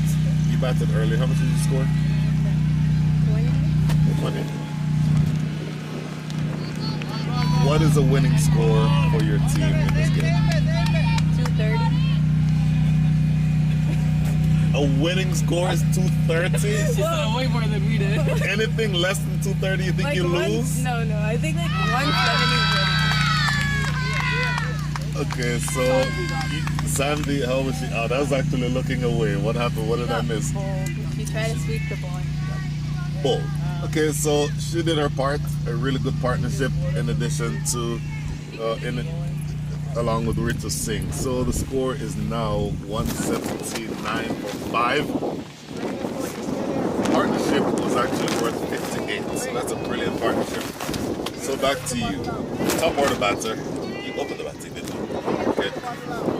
Where is your favorite scoring area when you bat? Cow. So you're not the high front arm going through the covers. That's not you. No. Swing for the fences, top corner. Interesting. Where do you live? I live here in Georgia, but Okay. I also live in Wisconsin. I go back and forth. Okay, interesting. Where would you call base? Where are you based? Wisconsin. How much cricket is there in Wisconsin? Barely. Okay. So, let me ask you this question. It might not be something that you know offhand, but are there any efforts to build cricket in Wisconsin? Do you know? There's been efforts, but they haven't been working because of the weather mostly. I would imagine. Okay, so that being the case, you come to Georgia half the time at least. Do you think that long term you'll see yourself remaining in Wisconsin, or might you want to move somewhere where you can play cricket more often? I think maybe I'll move somewhere where I can play cricket often. Okay, interesting. High school, college? High school. You're still in high school. How old are you? 16. Oh my goodness! I have cricket bats older than you, literally. So, I'll ask you the same question I asked Giovanna earlier. You are 16, so you'll be playing cricket for another 30 years, 25 years. What do you do in the cricket arena after you finish playing, after your playing days are done? I was looking to like start like commentating. Okay. Yeah. Tell me more about that. You're coming for my job, is what you said. She's coming for you, man. So I'll be playing. I'm gonna make sure you're on screen. I'll be playing so that I can join her. Oh, what happened? So we missed a run out. I'm here talking to both of y'all. I'm missing a lot of the action. You might need to come for my job today. So, all right, I'll ask you then the last question. This. Since you think 230 is a winning score, which is just insane, but in which over is this game going to be finished? 10 balls. 10 balls? Maybe like realistically speaking, like 15. 15th over. Yes. Wow. Are we putting bets on that too? No, I have no dog in that fight. I've already won our bet. I know that. Wait, But- we're still, what are we at? 180 for 5. And you said 190, so yeah, you're gonna lose that. Hey, I changed it to Absolute last question for you. How important is it for you to play as a national level player with other young ladies in this tournament? I feel like playing with other people is like, I feel like teaching them something to take back home is like very important to me because I want them all to learn like valuable like lessons from playing leagues like this because I've learned a lot from like national players like previous Ritu and Vivi. Oh, absolutely wonderful to hear you say that. And at age 16, you're already thinking about giving back to kids who probably didn't have quite the opportunity that you did. So very, very impressive on your part. Excellent meeting you. Great talking to you. And the best of luck, not just in this game, but for the rest of your career. You too, thank you. You're very welcome, man. You're not getting my job. I'm sorry. Just Maybe when you're older? when I'm older, I'm already old. I'm taking this. Okay. So 181 for 6 is the score. And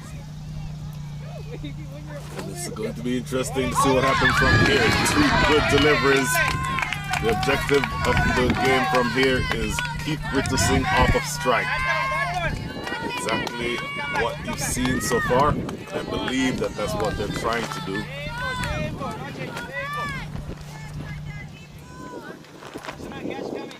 Dipanjali Pakala is on strike, or is the bowler. Ritu Singh wants to be back on strike. Oh, there's a quick single. Looking to the non-striker's end. She was gone by a mile. And absolutely not going to take the second run because Ritu Singh wants to remain on strike. Again, this is over number 23. This is the end from which you can hit big. So in Ritu Singh's eyes, excuse me, she wants to be the one batting. She wants to go big over the leg side from here.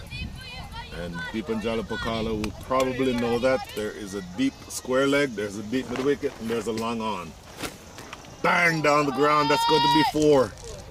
My goodness. And by the way, without jinxing her, and I hope I don't jinx her, but she is now Ritu Singh a handful of runs away from a very significant landmark. And that's all I'll say about that, for fear of being the jinx. I have a talent for jinxing people, so I will not say any more about that. But score right now, 186 for 6. Another 14 balls remaining in this innings. 2 left in this over. I will tell you that things will get more and more difficult from here unless you get the ball in the right areas. Nothing down the leg side. You've seen that ball going down too straight. And looking to see where Brooke Shears is now. She's at deep backward square leg, so she's moved a lot finer than where she was previously. Here's the next delivery. Down the leg side again, yet another wide. And essentially Ritu Singh is just waiting for you to bring the ball to her. In other words, if it's down the leg side, she'll allow you to bowl another one more on the line that you need it to be. Looking too straight, obviously, is going to be going down the leg side, and those are extras. You don't want any more of those. Skied. It's catchable. And it is taken. How big a wicket is that? That is well judged. And Ritu Singh middled it, I thought, but probably got more underneath it than she wanted to. The ball stayed in the air for an eternity. The fielder had a long time to think about it, but judges it to perfection and takes it head height. Ritu Singh with 84 runs against her name, and she is dismissed. Make that 87 runs against her name. Falls 13 runs short of 100.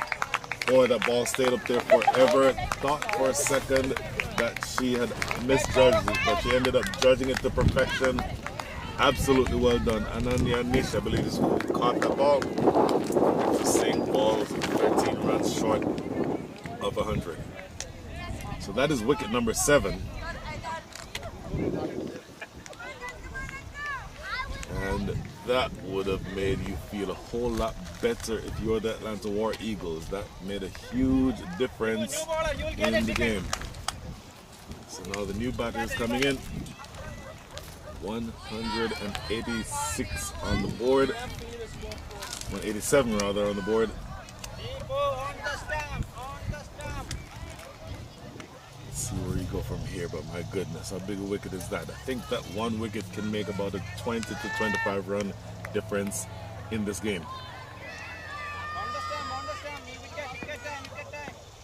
And so now back to Dipanjali Pakala. New batter is in. Past the outside edge. And in fact, that was Ananya Nish with that catch. Absolutely brilliant over. Comes to an end. The score is 187 for 7. Oh, no super hitting, right?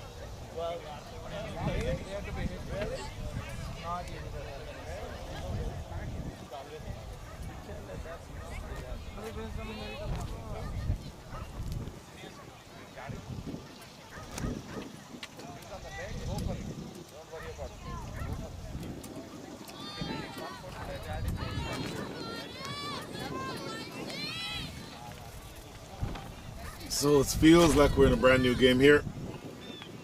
187 for 7, last 2 overs. Ishika Pedireddy and Samanvi Muriki are the 2 batters.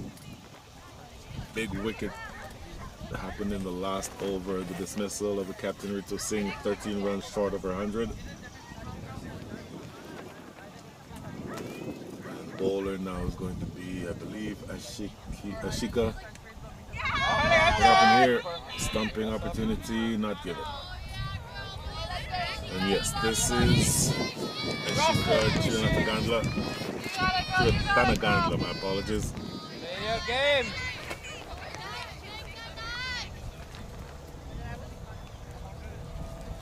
So down to the last 11 balls of the innings.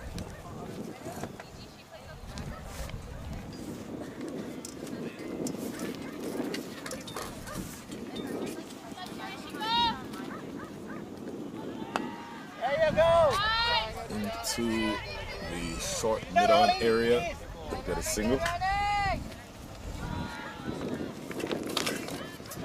So from this direction or from this position, 200 now seems like a thing of the past. So I think I lost my bet with Miss Giovanna RS.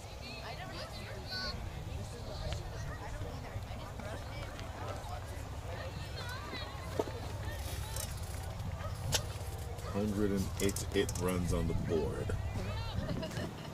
In fact, the scoreboard has moved around a couple of times already. What happens here? It is going to be wide. See those wides rearing their ugly heads again.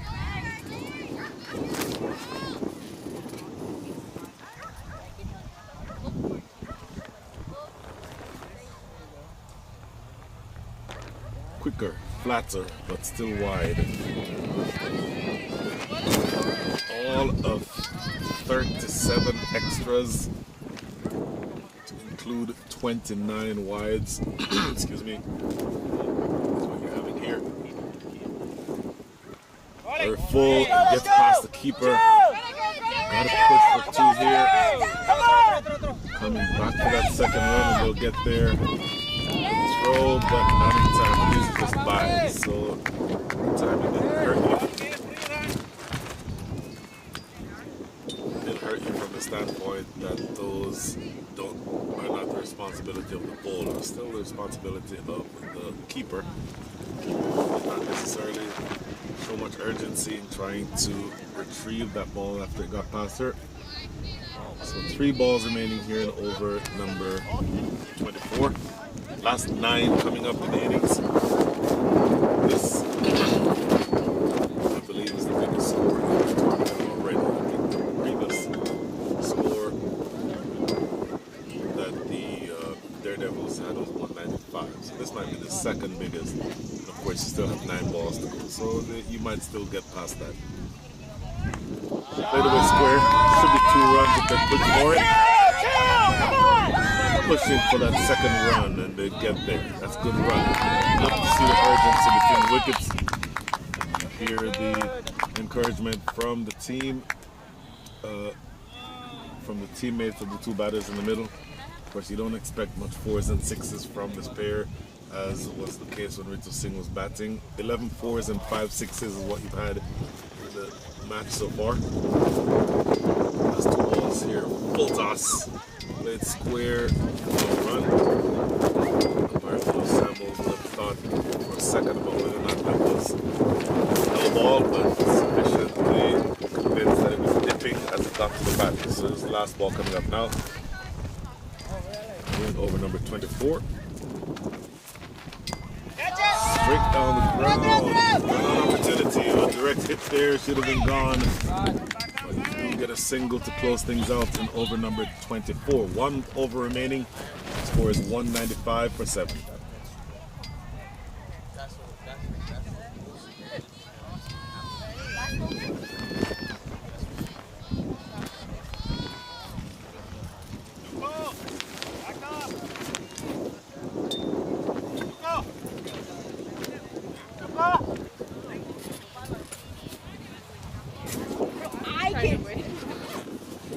I know, like the girl, she's like, can you do like this anyway? I'm like, I don't care. I just, if it's there to hit, I'm hitting. Nasa being doing that. For moral support. The seed one. Don't say that. Donuts. Where's mine? Last over. Only batters who score hundreds get donuts here. Okay, I will tell you this. You go back to listen to commentary, you will hear. I take full responsibility for your wicket. Absolutely. I said, and she is a few runs away from a milestone that I will not mention, and that's all. That is all I said. It wasn't even the full sentence. It was not. I even stopped the sentence. I didn't even finish it. And that's all it took. I am a master at doing that. So you can curse me all you want. I deserve it. No worries.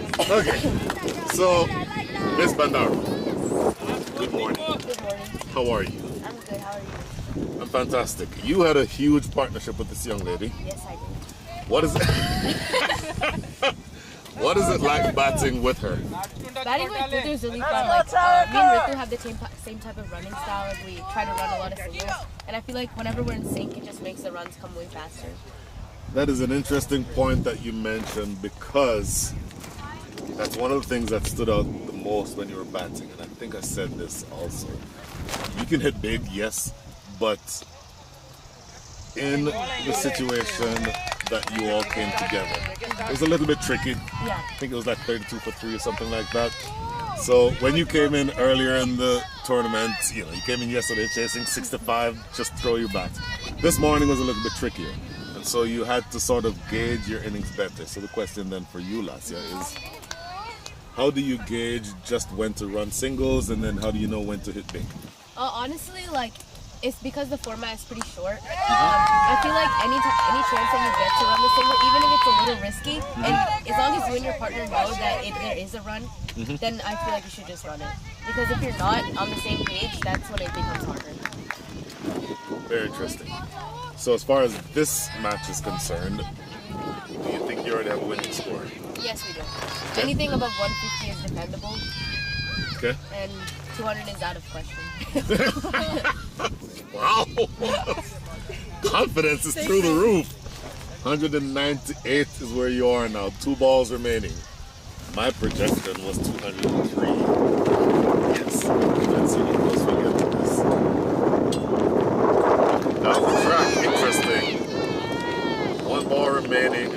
So she needs to hit the 5 here for this to be right. Now, back to you, Lassia. Where does your cricket take you? I think honestly it's like a coping mechanism a little bit. Because whenever I'm Coping mechanism. Yes. I didn't realize I was in a psychology class. I am taking psychology this year. Are you? Yes. I'm applying everything in the dugout. Wow. Is that the last one? Interesting. A single off the last ball gets you to 199, target 200. Final thoughts, you probably have to go talk to your coach in a minute. This is a really good score. I think we're going to do really good. Okay. Fantastic. I said 190. You said 200. You didn't buy it. 203. I'm way closer than you. I don't want to hear. Anyway, best of luck the rest of the way. Absolutely brilliant. Ritu, well done. Honestly, well done. And I'm sorry for taking you wickets. So that gets us to the end of the innings. 199 for 7. Tremendous score. The Atlanta War Eagles, I think, were a little bit ragged.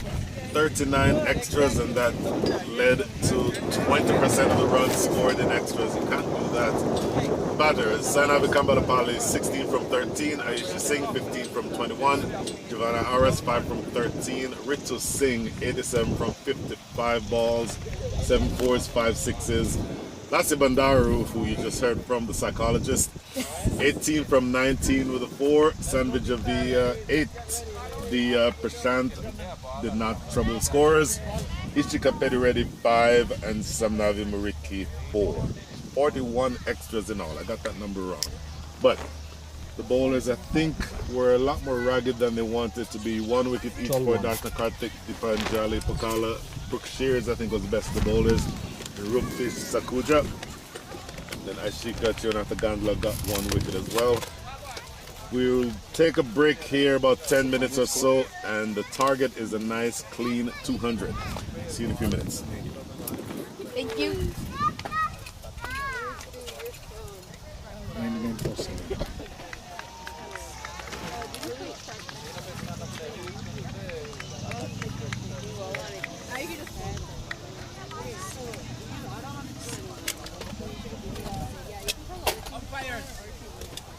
Sweep. Yup. They're gonna use your phone? You can just close it. If you get fresh marking. Yeah. You don't need rolling. Okay. You don't roll in between. Wait, what about the power bank? Just put it on the table too. That's also nice. Thank you, Kier. You're welcome.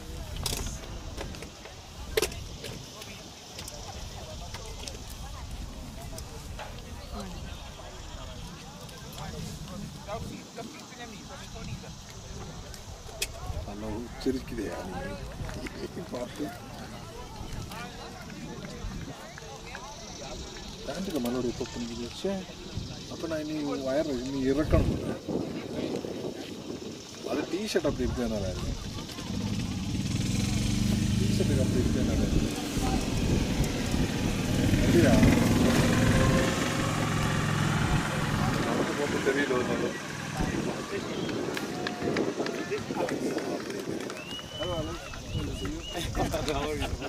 அப்படியா?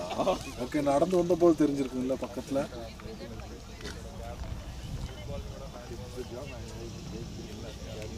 நான் யார் match பார்க்குறேன்? நான் நினச்சி என்னே பார்த்தேன். ஒரு பார்த்துட்டு மாற்றிட்டீங்க.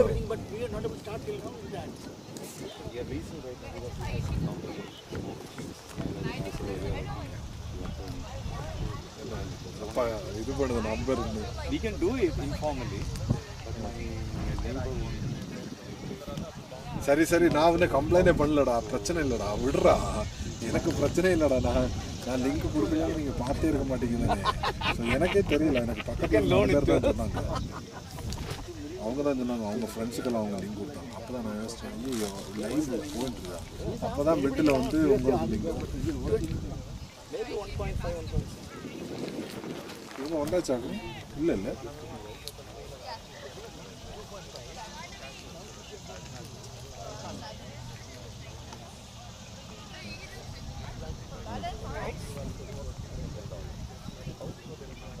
இவான் பார்த்து என்ன சந்தோஷப்பட்டான். அப்பா பார்த்துட்டான், ரெக்கக்னைஸ் பண்ண முடியுது. அப்பா கண்ணாடி தொப்பி எல்லாம் வச்சு ரெக்கக்னைஸ் பண்ண முடியுது தூரத்தில்.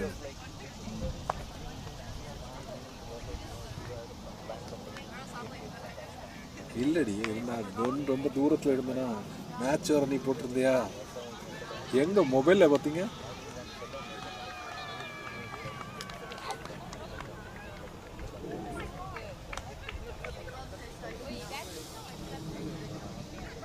என்ன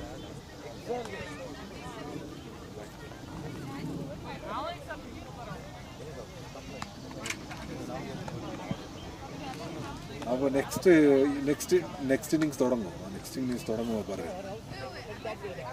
நெக்ஸ்ட் இன்னிங்ஸ் தொடங்கும்.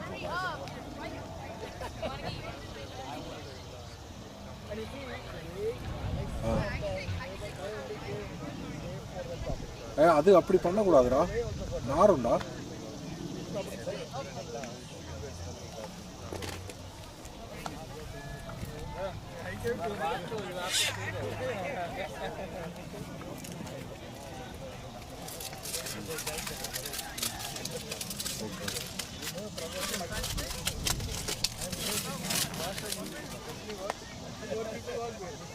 இப்போ ஒன்றும் இல்லைடா, நெக்ஸ்ட். ஆமாம், நெக்ஸ்ட் மேட்ச் நாங்கள் உள்ளே போகும்போது பாரு. சரி ஓகே, நான் இங்கே பார்க்கட்டும்.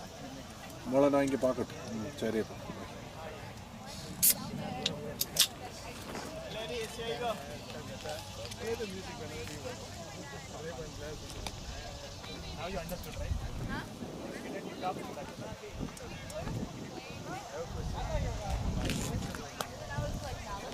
I thought Conrad said he was coming.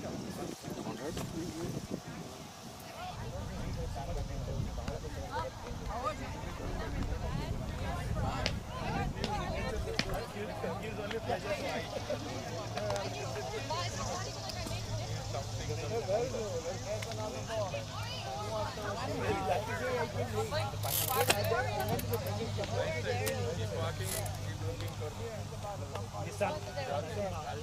And then there is a hand there.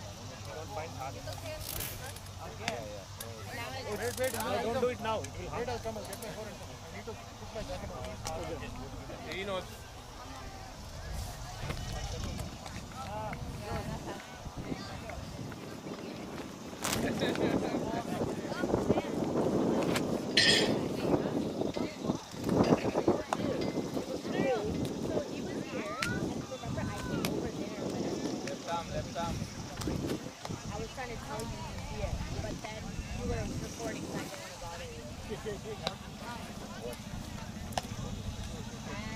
That's a parent.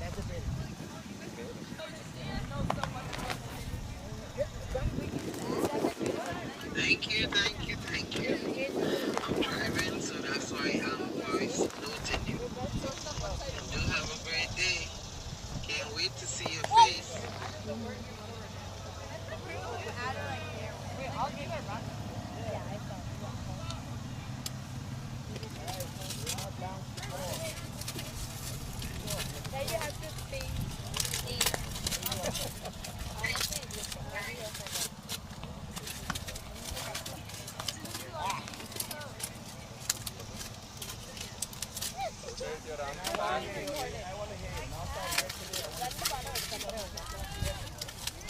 Stop balling, don't ball. There goes the camera. Throw the ball up, there are many ballers.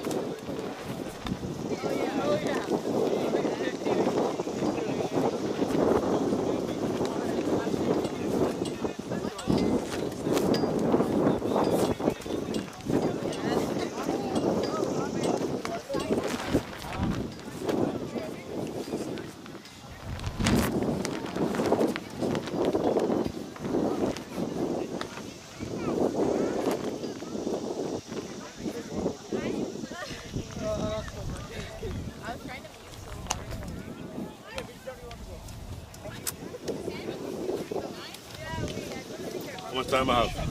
We'll go there. We'll go now. Right now? All right.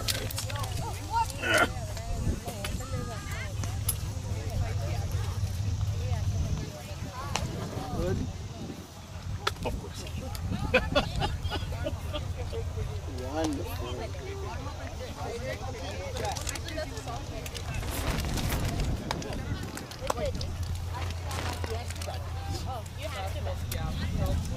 Your dad and my dad said so. And her team here, she has to bet. A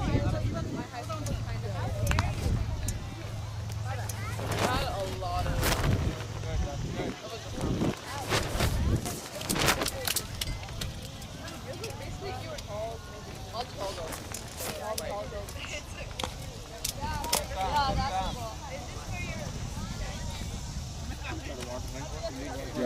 Yeah.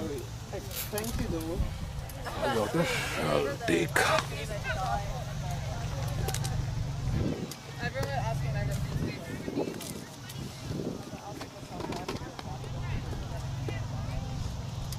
Wait,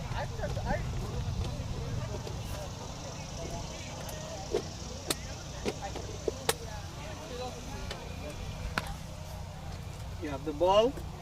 No. It is there. It is there.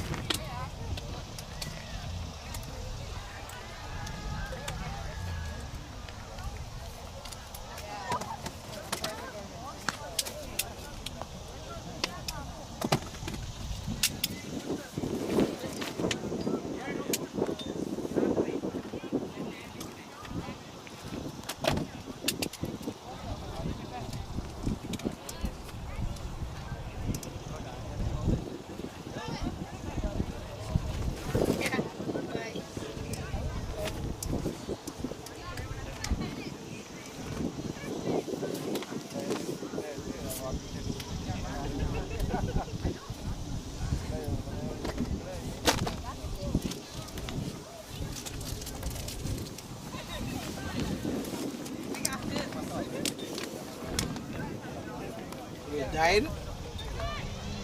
Camera died? No, it's okay. I'm just checking that one. You cold? Yes! You should have come 9 o'clock this morning. Was that? That's the one. I went out last night and had a couple drinks, so I couldn't come out now.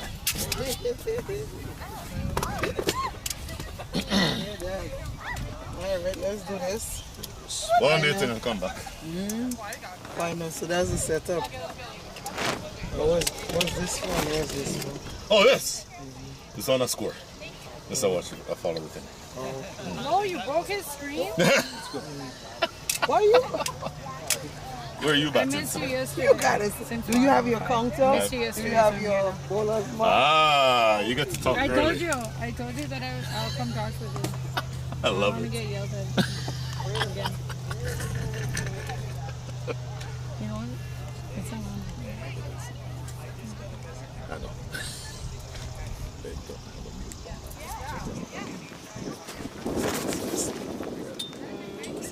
Why you have a sweater on? Because it's cold. You're sitting in the. I live in Texas. All right. It's. The breeze here, I mean, I'd be running around and sweating my ass off. Exactly.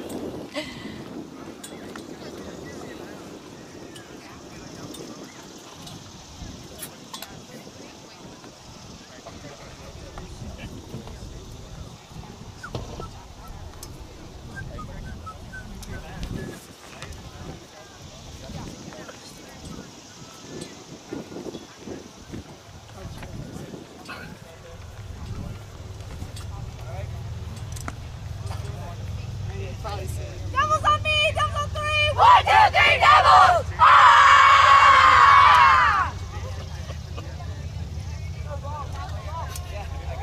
Let's go, Ishi! Let's go, Nanya! Batting! Batting!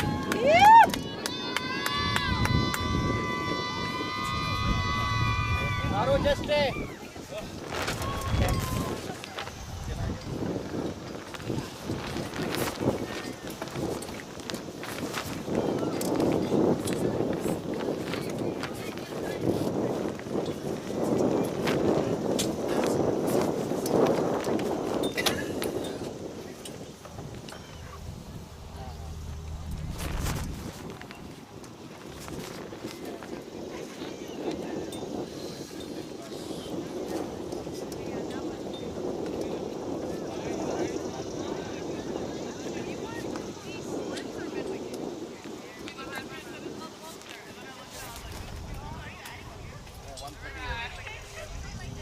Back here at field number 3, Paramvere Sports Complex, Rydell, Georgia. The finals, NWCL 2025 Stride Atlanta Women Open. Tournament final being played between Atlanta War Eagles, CovetIT Daredevils. I thought that the CovetIT Daredevils started strong, then due in part to some good bowling in the immediate post-power play overs, came back to earth and then took off like a rocket towards the back end of the innings to get to 199, which means that the target is a nice smooth 200. Your opening batters for the Atlanta War Eagles are Ashika Chiratanagandla and Anani Anish. Opening bowler is Sanvi Javia. The batter who's slated to come in at number 5 is seated to my immediate left, Brooke Shears. Hello. You bowled 5 overs, 1 for 20. And when the team scores 199, that's going 8 runs and over, you literally held, in your overs, you held a very strong batting side to half of their batting rate. In other words, you pulled things back. It could have been a lot worse had you not bowled as well as you did. So tell me about your spell today. Yeah, thanks. Yeah, I was looking for wickets a little bit, but I just wanted to make sure that they're just keeping small rotations. As you know, is that the other bowlers, some were getting hit for boundaries, so I needed to contain it. So we were looking for early wickets there. But no, anytime I bowl, just try to do something strong. Try to read the batter, see what they're doing, and try to bowl to my strengths. I'm looking at the scorecard, and in the far right column, is wides. Every single bowler in that column has a mark in that column except for you. Yeah. You've been playing cricket for 5 years. No, 4 years. 4 years, sorry. How is it that you can bowl so accurately in 25, 6, 30? 30 legal deliveries, not a single one of them is wide. How can you do that?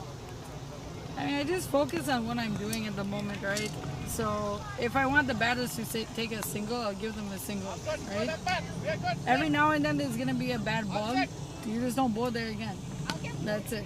I keep it really simple like that.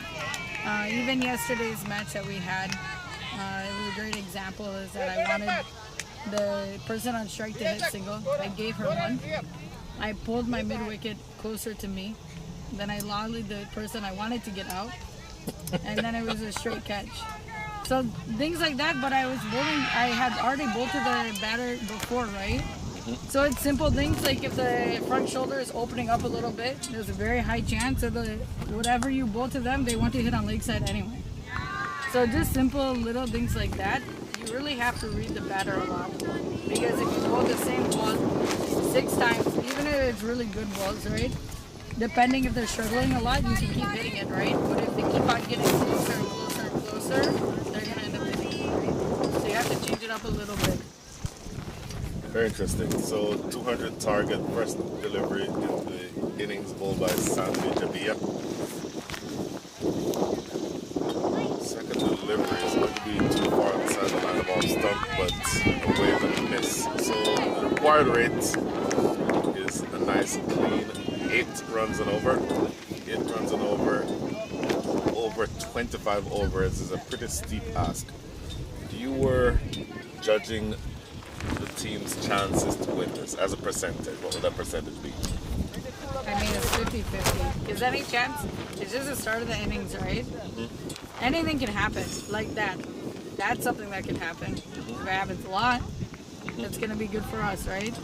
But also too, if they have clean bowling, if we start hitting boundaries as well, that's also a possibility. So you know, even with professional ones, right? You can see the games that have 80 and 20%, but then 20% win. So you never know. So it's always going to be 50-50 for me at the start. Now, if you ask me a 15th to 20th over, I might have a different take on it. But for now, just 50-50. Fair enough. Fair enough. So again, opening batters. Ashika Chiratanagandla and Ananya Nish. Opening bowler Sandra Jabia. So first run off the bat here. That's right. Picking up or staying in the range of where you need to be runs wise, because you want to keep that required range from getting out of control. A couple of tight overs, obviously, that can change, but under the circumstances, with a pretty strong bowling unit, it's going to be a steep ask. One fielder outside, actually 2 fielders outside the circle, that's all you're allowed at this stage. One at fine leg, one at deep third. That's it. Covers can't take on any of these arms in the outfield because they all throw very well. So 2 balls remaining here over number 1. It's going to be a long way to go. Very honestly, it's going to be tricky. Conditions are very appropriate for batting, so you can't ask for better conditions batting-wise. But up against a very strong batting side here, the CovetIT Daredevils, bowling side I mean, CovetIT Daredevils, very strong. Thick edge and caught. What a catch and slip. That is a reflex catch. She almost looks as surprised as any. That is, I believe, the Captain Ritu Singh with that catch. Very thick edge. It flew at pace towards slip, and she snatched it up to her left, probably knee height. A tremendous catch, and that is the fall of the first wicket. 3 for 1. All right, with that, I'm going to get ready. Good talking to you, Brooke. Thanks for having me.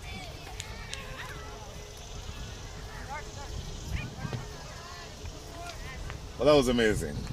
It is not often that you see slip catches at that level. And I will tell you, that ball was traveling. It was a pacey delivery. The batter threw the bat at it, went at it hard. The ball flew off the edge.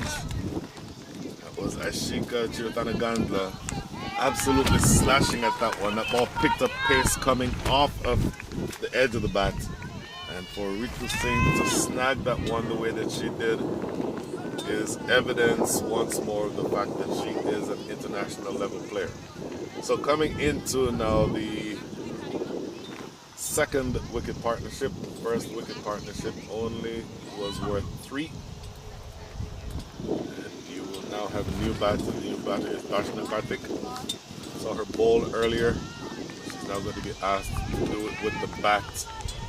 And let's just say it will be very difficult at this stage to make a case, even though you heard from Brooke Shears and you suspect that she wants to always be optimistic about her team's chances. Nothing wrong with that. But as of this stage, if you ask me to do a win predictor, I would think it would be around 80-20, and 80 maybe a little conservative. End of over number 1, 3 for 1.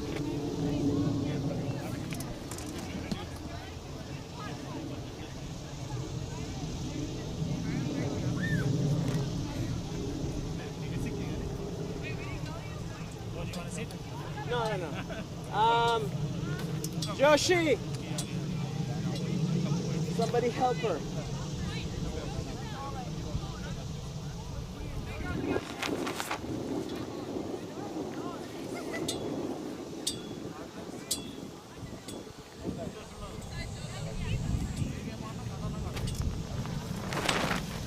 Three for 1. This is interesting.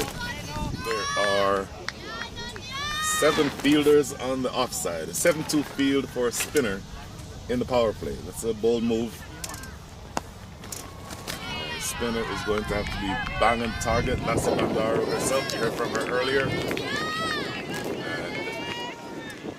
it's an interesting move because Lassie Bandaro is an off spinner, bowling, turning the ball into the right-handed batters. So that really require you bowling a line other than straight. Because with a 7-2 field, that really restricts your options. You have to be outside the line of off stump. So you got an easy single there for that reason. Because of the fact that the ball has to be outside the line of off stump. And now they make the change. This makes more sense to me. A more sensible move, really, with an off spinner bowling to righty. I wouldn't mind seeing a 5-4 field. 5 on the offside, 4 on the leg side. As it is, 6-3 is certainly better than 7-2. And by the way, if you are not sure what those numbers mean, if I say 6-3 field, I mean 6 on the offside and 3 on the leg side. Started out the over with a 7-2 field, 7 on the offside, 2 on the leg side. That is more a field that you'll see from a pace bowler. Somebody bowling at pace, keeping the ball outside the line of off stump. Understanding that if you have a 6-3 or even a 7-2 field, then that requires you keeping the ball outside the line of off stump. So just, again, the game within the game, if you will. Having said all of that, a very frugal over underway. Give up a single first ball, or from the first ball, and then a single now that is the last ball that you saw. And I think you'll see here that Lassie Bandaro is an excellent bowler. Generally is bang on target with these deliveries. And this is the last ball coming up over number 2. Pushes this one through flatter at pace. And that for me is a much better field than the one they started it over with. There's 2 runs coming from it. 5 for 1 after 2.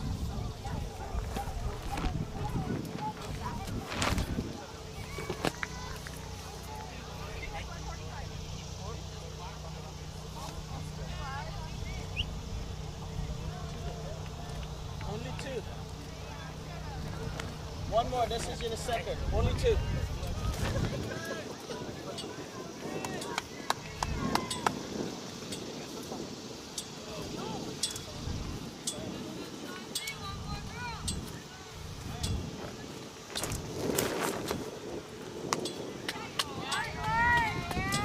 Starting over number 3, second being bowled here by Sanvi Javia. First ball played down to deep third for a single. it is not too early to start thinking about ways that you're going to have to try to manufacture runs, because it does not take very much for the required rate to get out of control. And these bowlers for the CovetIT Daredevils generally don't give anything away. And as soon as I say that, one goes down the leg side. So that's 2 runs additionally, 4 extras, both of which were, or all 4 of which were wides. In other words, the 2 balls that went down the leg side, and on each they ran an additional single. So that's 2 wides on each of those occurrences, 4 total. But that aside, these bowlers for the CovetIT Daredevils are very good. You heard Giovanna Arras talking earlier about the fact that they have great spinners. They also have great pacers, Giovanna Arras herself being one. Going down the leg side again here though, a little bit of in-swing. See that ball going down the leg side. It starts on the pads and then starts drifting down. So if you are Sandy Javia, you probably want to start this ball on about a 5th stump line. Have it swing back a little bit, and that gives you a chance for the ball to end up on the stumps. And watch Rito Singh at first slip. She got a catch with the ball that was outside off stump there. Oh, cut away to the fielder, backward point. And they'll get 1. They come back for the second. They'll get the second run. So most of the fielders in the deep have very strong throwing arms, but that throw came in maybe not quite as strong as some of the others that you've seen from the CovetIT Daredevils. And so now a bit of a loose over. 3 wides already in the over, and 6 runs already on the board in this over. So looking to see how you can get back the discipline that you've lost in the foot here, Sandy Javia. That's exactly where you want to be. Bang on target, on off stump, bend it into the covers for no run. But that for me is a much better line, a much better length. So now up to Hurd to close out. Heard Coach Clint Copeland say earlier as he walked by, only 2. In other words, I think he wants his strike bowler here, Sandy Javia, to just bowl 2 overs, and then he wants to see what some of the other bowlers can do. So let's see, this may be her last over for a while. What a great delivery. That's what I was referring to earlier. Started outside the line of off stump and then swinging in. Saw that one dancing in, almost threatening the stumps. Well played in the end too. Was defended. And now watch this. There's a change in the field. It is now Giovanna Arras who's gone into a gully position, looking for that slash outside the line of off stump. Great delivery again, defended, but they'll get a single. They take off running. Oh, almost a direct hit there from Sanavi Kambalapali. Shy at the stumps, not able to hit, but they'll get a single. That should be the last ball, I believe, or just 1 ball remaining. My apologies. So all of the fielders on the infield are very, very sharp, very quick to the ball, and that's what you want to see them putting pressure on the batting unit. And with 1 ball remaining here in over number 3, there's that delivery. Played off the back foot into the covers. Here comes to the keeper's end. They'll get a single that closes things out in over number 3. Look at this. You need 8 runs and over to win, and you got 8 from that over. So hope springs eternal. End of over 3, 13 for 1.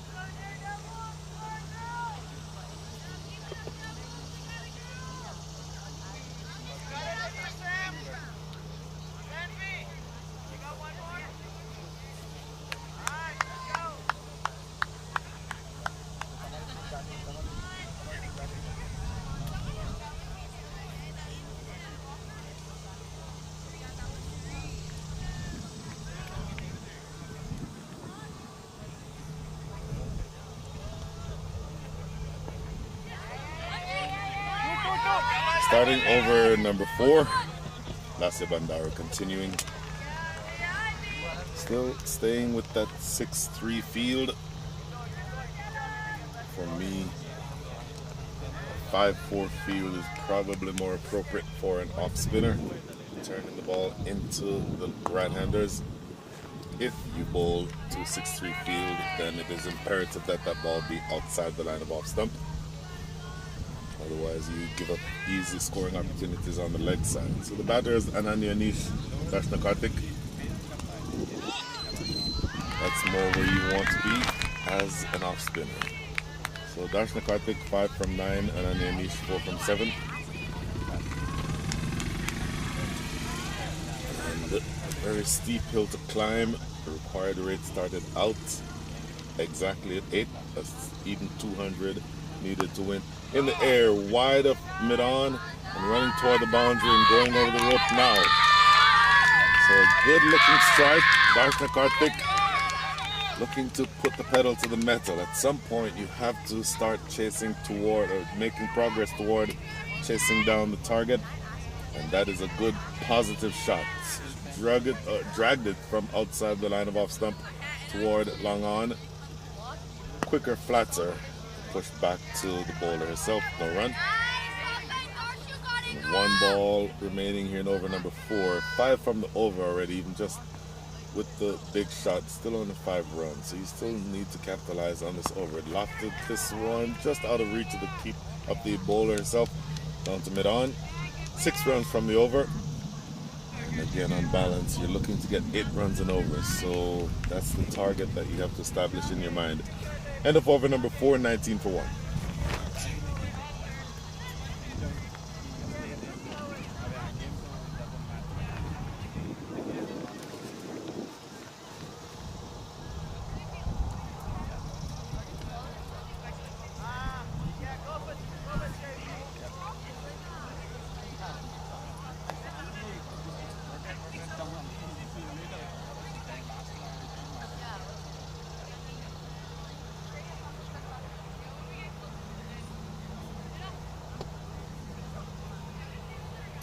Four overs in the books, 19 for 1 is your score.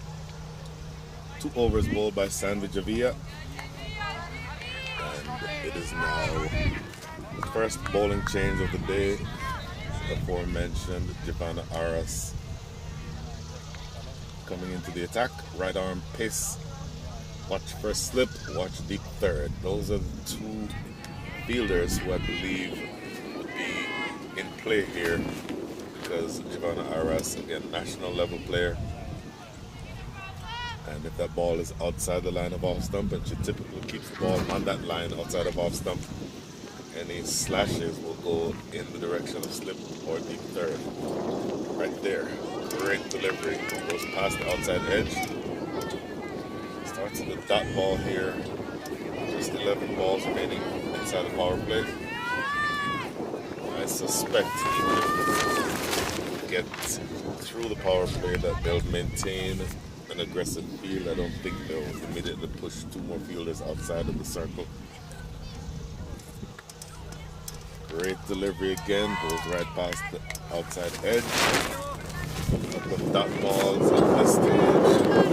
Heart rate is the Jamaican area code 876.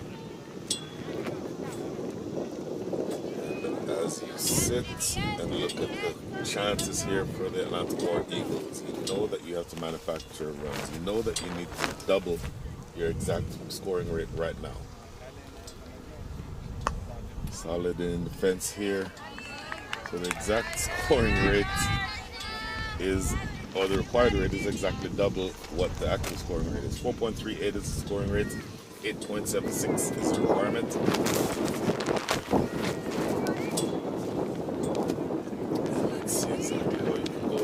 This now 2 slip fielders in position. Here's Giovanna Aras again. Great ball, goes past the outside edge yet again. So, not surprising if you were watching this team yesterday. In the last over, they had 4 slips and a leg slip. Not quite as aggressive this time, but still a very aggressive field. 2 slips and a gully. Kind of a deep gully, more backward point. Quick single being taken here. That's a good run taken. Again, every delivery is on off stump, so that's where you want to be as a bowler. And Ritu Singh, the captain, recognizing that and supporting her bowler by allowing her to have those slip fielders in that position. That's where you expect the ball to be going if it comes off of the edge. So it is Ritu Singh herself at first slip. It looks like Lasya Bandaru with second slip. And now the last ball about to be bowled. Redo that one. Another 180 runs needed in the next 121 balls. A very steep ask. Acquired rate going up. Now 8.93. Great delivery. Through to the wicket keeper. Absolutely brilliant over that time from Giovanna Arras. Her first over only goes for 1 run. End of over number 5. The score is 20 for 1.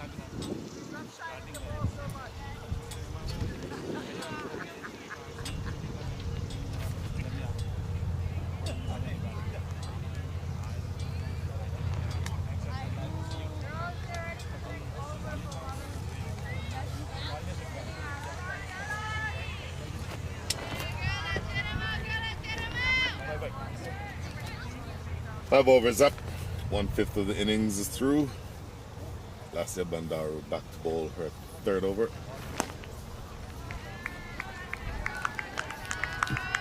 This is the last over of the power play.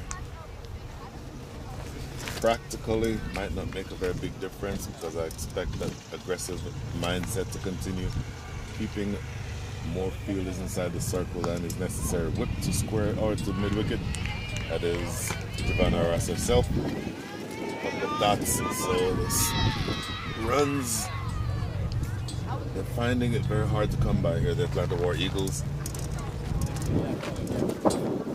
Up against a really good bowling unit. 3 straight dots to start over number 6.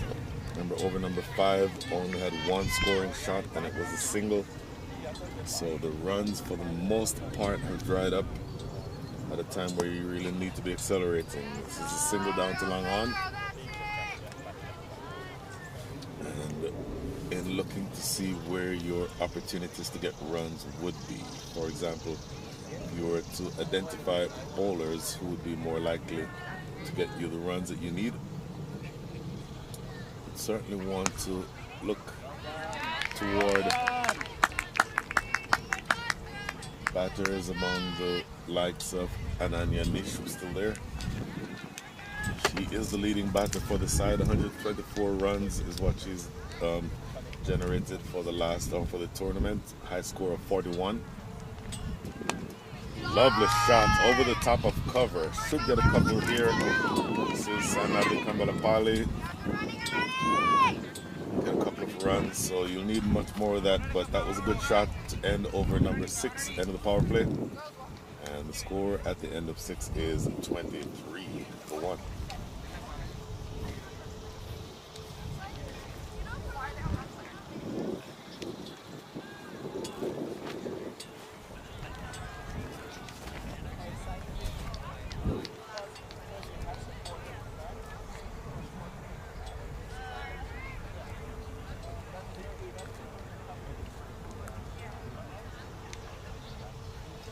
So, talked about where the runs are going to come from. Your batters are Darshana Karthik and Ananya Nish. Darshana Karthik is the 5th leading batter in the side. 56 runs aggregate throughout the tournament. Average of 18, high score of 23. Ananya Nish, talked about her already. Her high score is 41, strike rate of 70. They're up against a really solid bowling unit here outside of the power play. Look at that, off the outside edge. Maybe you need 3 slips, and that goes down to deep third. That ball off the edge, just to the right of that second slip. Lasya Bandara, I believe, is who that is. And once again, you bowl the right line that gets the ball going in that direction, and it takes a good discipline from a bowler to be able to get the ball in that area every single time.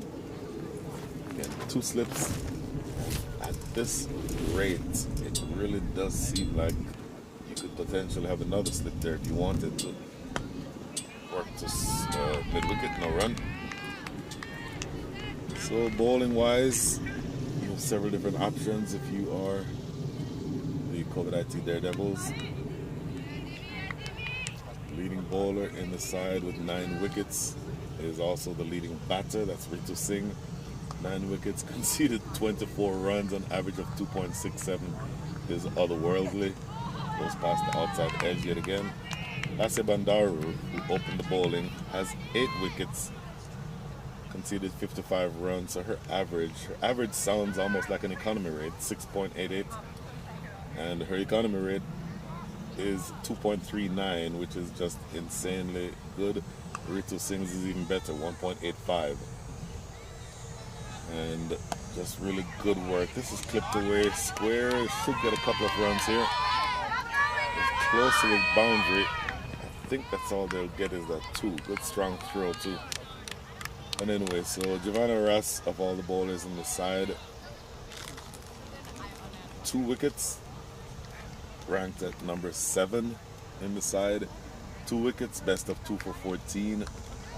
Average of 24 with those 2 wickets, strike rate of 39, but she's again an international level player, so those numbers don't exactly state how good she is as a bowler. Good looking shot, played it to extra cover, they'll get a single here. And 1 ball I believe remaining, or is that the end of the over? 1 ball remaining. Overall scoring rate is 3.95. So started out needing 8 runs and over to win. That required rate has jumped to 9.5. And for what it's worth, the DLS par score is 46. You're well below that. But I don't think DLS is going to be an issue today. Solid in defense. Wanted a single. It's actually well run, well judged. Spotting the opportunity for that single. 5 runs come from over number 8 to make that over number 7. Score is 28 for 1.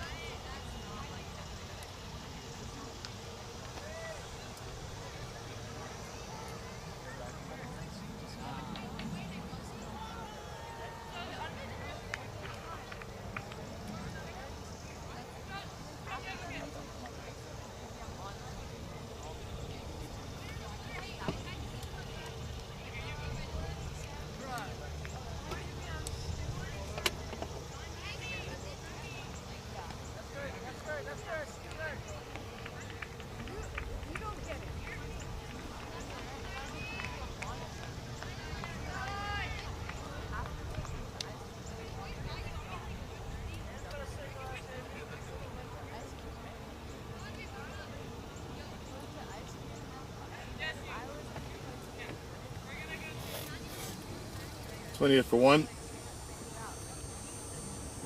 Change in bowling now. And this is going to be some leg spin coming from the southern end of the ground. This is Sanavi Kambalapali, you heard from her earlier. Saw her in the with the bat, now in the field as a leg spinner, bringing some, hopefully from her standpoint, some turn away from the right-handed batters. This one is a wide, so wanting to find that line that induces the fall stroke outside the line of off stump.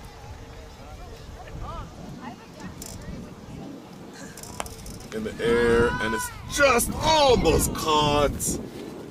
Fana Ross is very tall. She's about 5'7" maybe. Had she been 5'9", she would have caught that. Off the, almost in goalie fashion, palming it over the crossbar. Tossed up, good looking shot. And look at that diving and stop in the field. Look at that, almost with a throw there, almost a shot at the non-striker's end. Could have had a run out. but ends up not with the extra run. So a lot of activity here all of a sudden. I think that you'll see that there's going to be the effort that is being put forth in the field. Even though as of this day there appears to be a big difference between the two teams, still want to make sure that the team shows the ability to go through and maintain their disciplines. And Coach Clayton Copeland will appreciate the fact that they continue to be aggressive, continue to be conscious of putting out the effort needed in the field. 2 balls remaining here in over number 8. Tossed up, beautiful delivery, appeal for leg before. Very frustrated appeal there from Sainavi Kambalapali. But we'll probably know Varghese is on mood. Very loud shot from LBW, I believe, from this angle that just appears to be bouncing over the top of the stumps maybe. Last ball coming up here in over number 8. Tossed up. Right past the bowler, down to long on. That is, I believe, Rito Singh. Single closes things out in over number 8. Good over, 4 runs coming from it. End of 8, 32 for 1. Got 33 for 1.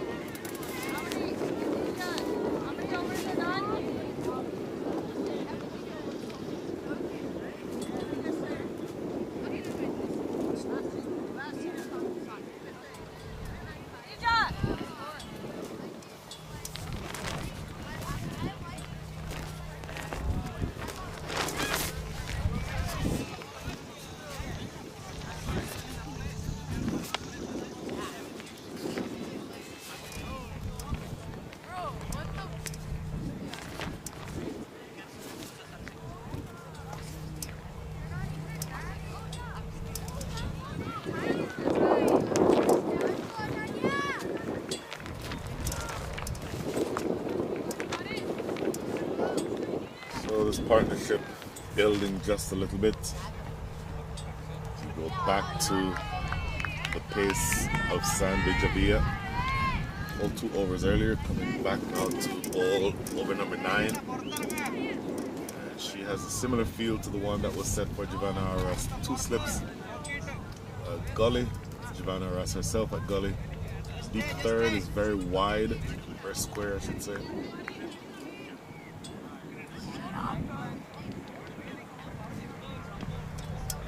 Leading edge and gone. Off the leading edge, straight to Giovanna Arras at gully, and that is wicket number 2. So I started saying that the partnership was building. It was up to 30. Decent partnership in terms of the quality of runs, but it ends now. The leading edge is induced, and a pretty straightforward catch taken by Giovanna Arras at gully. Second wicket is down. The score is 33 for 2.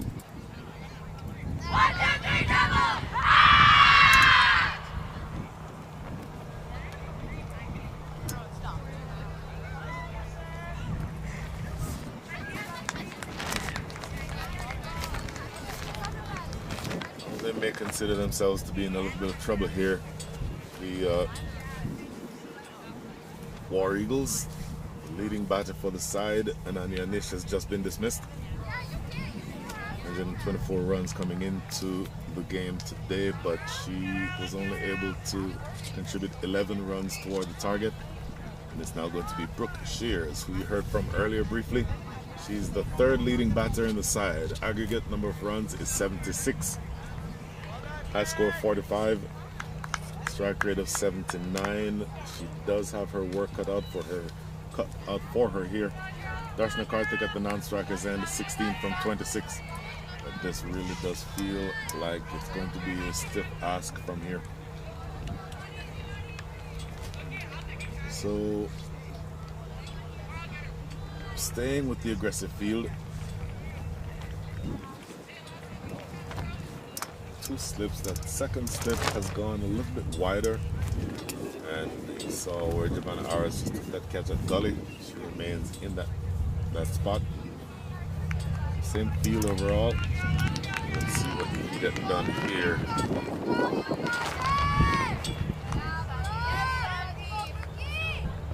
Sandra Javia with the first wicket. In fact, she's taken both wickets today. Here's Brooke. bowler herself, no run. So Sandy Jamie again, 2 wickets, 2.2 overs, 2 for 11. 2.3 after that delivery. Still, the scoring rate or the required rate going in the opposite direction of where you want it. 10.12 is the required rate at this stage. And you're looking to see whether or not you can close things out if you're the CovetIT Daredevils, because once that required rate keeps going up, then it becomes a question of whether you bowl out the team versus whether or not they can get to those runs. Quick single taken here, so Brooke Shears is off the mark. And now this becomes the senior partner, Darshana Karthik, who is on strike. See how she can go about accelerating if need be. Now, 2 fielders still outside the circle, deep fine leg and deep third. One stayed just a little low. So as I suspected, even though you're outside of the power play, you don't expect for them to be any less aggressive with the field setting. Still have 2 slips in position. 2 fielders outside are again deep third and deep fine leg. So you're not expecting the batters to drive you down the ground. You're certainly not bowling a length that would provide the batters that opportunity. Great delivery off the pad, I believe, going down to deep fine leg. We'll get a single, which, no, those are all wide. My apologies. That was not off the pad. Just simply went down the leg side. So 2 additional wides there. So a handful of wides. Maybe slightly unexpected given the quality of this bowling lineup. And this now becomes the fact that 22% of the runs that have been scored in wides. There's the next delivery to Brooke Shears in the air. Oh, run out opportunity here. Oh, I tell you what, you love to see her slide that bat. She gets a single. That is the end of the over. 4 runs coming from that over. End of over number 9. The score is 37-2.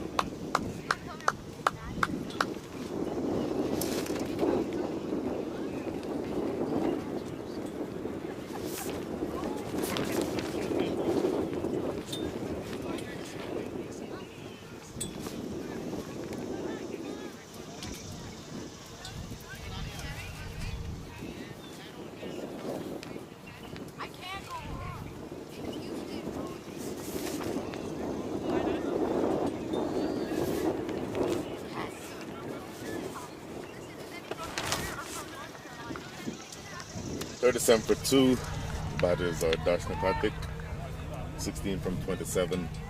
Brooke Shears, 2 from 3. Sainava Kambalapala continuing. Extended appeal for leg before. Not given by umpire Noah Varghese. So the leg spin here of Sainava Kambalapala is paying off. Brooke Shears looking to go big again. This is the end of the field where it is more risky to hit big on the leg side as a right-hander. Oh, that swung past everything, got between the batter and the stumps. Should be 2 byes, I believe. There's the signal from umpire Varghese. So that ball turned, and you got a couple of additional runs here. Couple of bonus runs, if you will, because by right you'd expect the keeper to be able to collect that one. Dia Prashant is the one with the gloves on today. A bit of change in the field where you're looking to have a slip fielder in position. Interestingly, wanting to be more aggressive here. You love seeing that because with the leg spinner turning the ball in theory away from the right-handed batters, slip fielder is always a good option. Tossed up. Oh, that's well hit in the air. Oh, diving attempt. Ritu Singh not able to get to it, and it trickles over the rope for 4. Tell you what, that was hit in the air to the right of and toward Ritu Singh in the deep. Came in diving just short of her, and then ended up trickling away for 4. So that is the second boundary struck for the day for the Atlanta War Eagles. Probably need a whole lot more of those, but you like the fact that that aggression showed itself. Played off the back foot, no run there. Talking about the aggression, again, you're looking upwards now. 10.24 runs and over is what you need, and that has been consistently increasing throughout the day or throughout the innings. And each time you have a dot ball, obviously that changes things and makes your required rate go up at this stage. Ones, in other words, singles, also makes the required rate go up. Tossed up, well played. In the offside, no run, but once again another over where you're falling short of the mark. End of over number 10, the score is 4-3 for 2.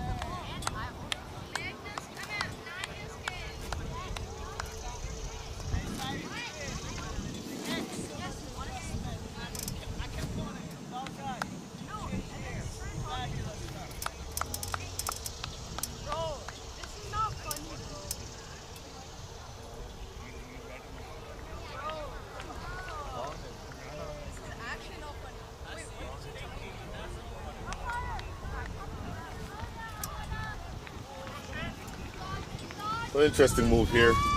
Sandwich Javier continuing and now opting to go around the wicket. Two slip fielders looking to exacerbate that angle in that direction. Skied, and it's going to be taken. No, it's going to land short of fine leg, and they'll get a couple of runs. Did they come back for 3? Yeah, just 2 runs. So the ball certainly skied in that direction.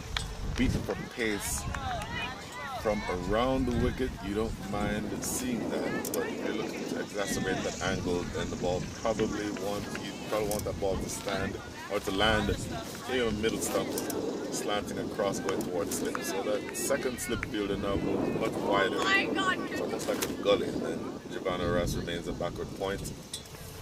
There's the ball I'm looking for, but it's played away well into the offside. They might want 2 here. They will get 2.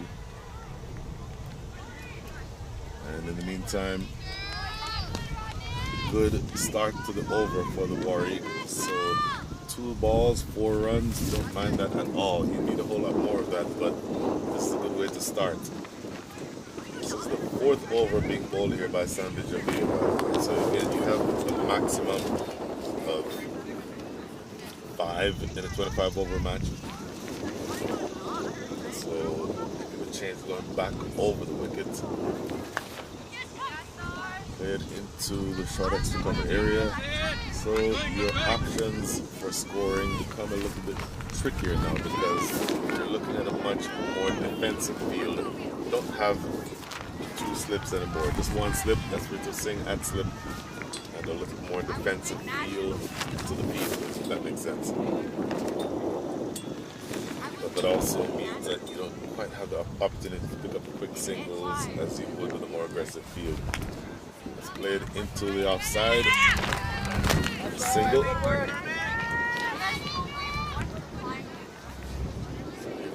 Going through gears, maybe picking up a little bit of momentum in the last couple of overs.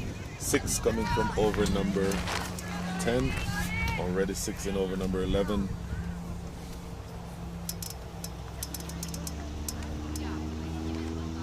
My apologies. 4 from over number 10 an hour. Let's see where you are at this stage. Slower through the air, played into the offside. You still get another single. And yes, you're getting yourself maybe getting some success at the moment. That brings up the 50, by the way, so you're 4th of the way there to the target. Unfortunately for you, you're running out of balls here if you are the Atlanta War Eagles. Still required a rate above 10.5, and things becoming more and more difficult as you get through the remaining portions of this game. As of now, 1 ball remaining in over number 11, still need 150 runs. Into the offside, diving attempt deflected by Lassia Bandaru. That is another single that they pick up. 8 runs coming from the over. So productive one, more productive than the last couple. but still a long way away from victory. 51 for 2, another 149 needed in the next 84 balls.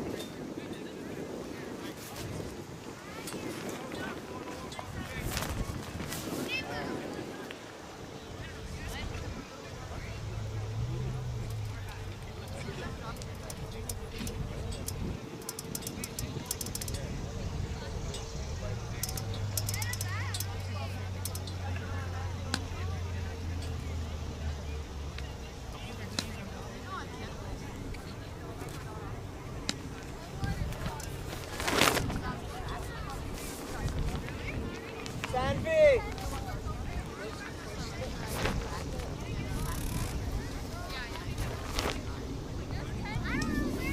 51 for 2 is the score after 11 overs. Brooks Shears 8 from 11. Darshan and Karthik 22 from 31. Partnership of 18. Required rates going opposite of the way that you want it to go if you are the Atlanta War Eagles. And it continues going up with that dot ball to start over number 12. Third being bowled here by Sainavi Kambalapali.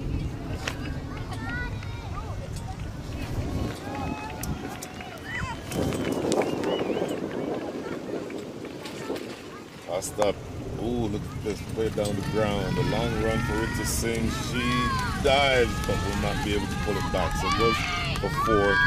Love seeing the effort from the captain, but in this instance it was in vain, or it was in vain. 4 down the ground, you don't find that at all. You need a whole lot more of that. But certainly you don't get to another 145 runs without being more aggressive. So you don't mind seeing the off spin or the leg spin to toss one up. It would be interesting to see if she toss one up straight and force the batter to hit toward the big side of the ground. Played through the offside, and more runs here, at least 2 of them. So Brooke Shears is grabbing the bull by the horns, taking on the attack. Her strike rate is a lot higher, or starting to be a lot higher than it has been to start this game. 14 from 14, now exactly at 100. So you'll see that she wants to keep pushing in that direction. Rita Singh back at long on, maybe 5 yards off of the rope, and then deep mid wicket in position. They are expecting for Brooke Shears to hit in that direction. In the air, this is just out of reach, a backward point. They'll settle for 1 here. So 7 from the over already. Runs picking up just a little bit. Going up more than a run a ball for the last few overs. 30 runs in the last 4 overs and 2 balls. Make that 4 overs and 4 balls. Let's see what happens the rest of the day. Still with a slip field of 4. Sainavi Kambalapali. That ball here. And this should be the last ball until or before the water break, I believe. As you see what happens here at that last ball, he tries to go down the leg side. Can't get anything on that, and that becomes the end of the over. 7 runs come from the over, and we will indeed have the water break. 58 for 2 is the score. Another 142 needed in the next 13 overs. Go silent here for a while. Atlanta War Eagles struggling, and the CovetIT Daredevils seem to be on the verge of victory.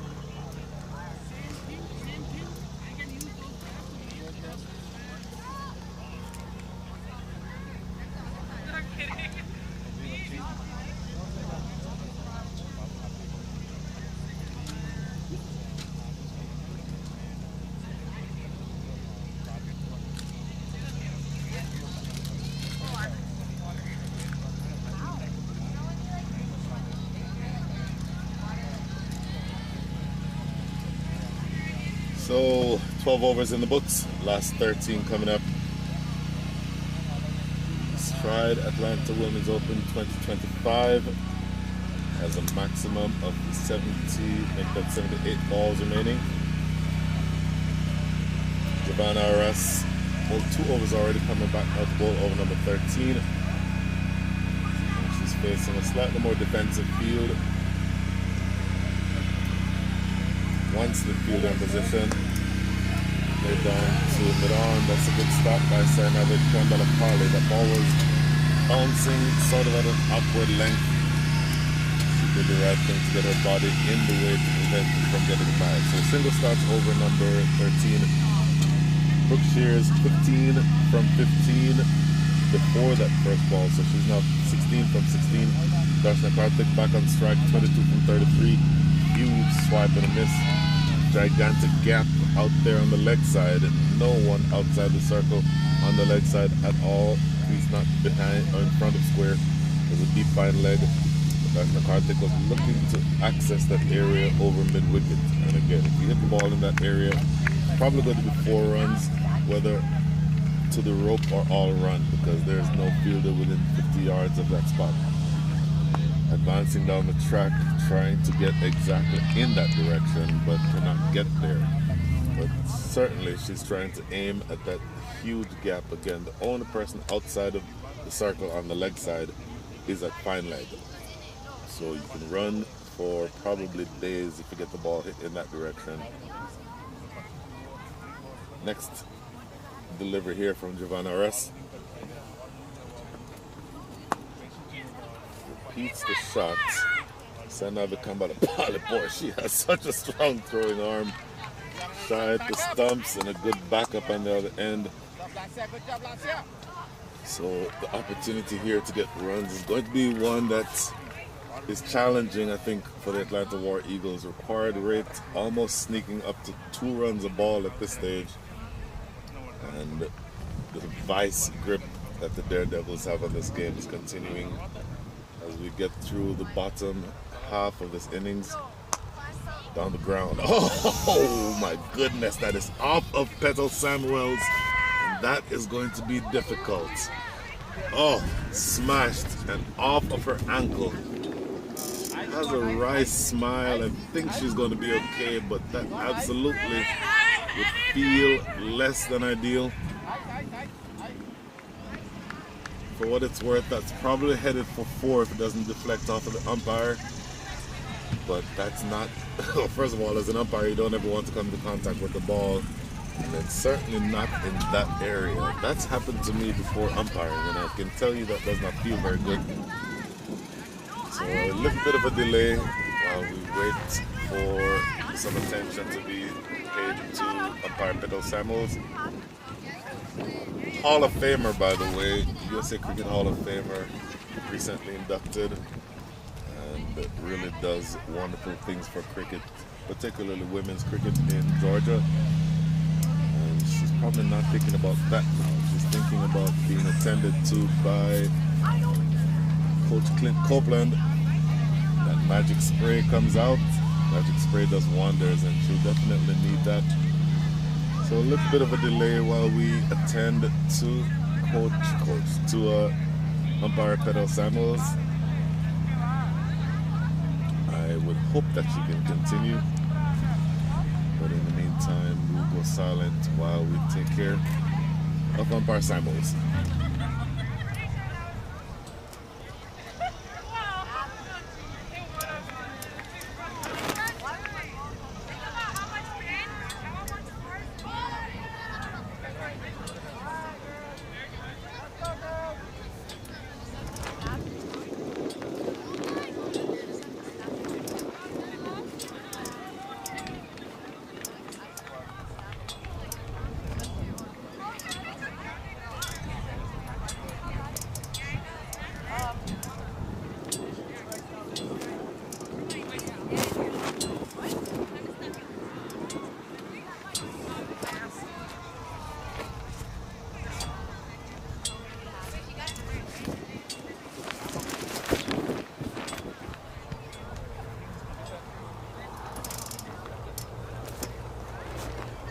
So it appears as though we can continue.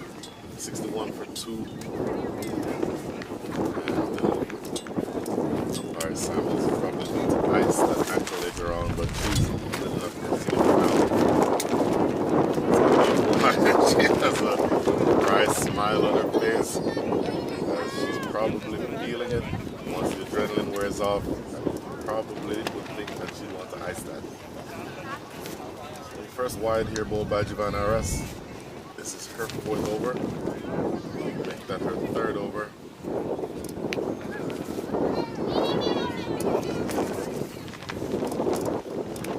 Another wide down the leg side. So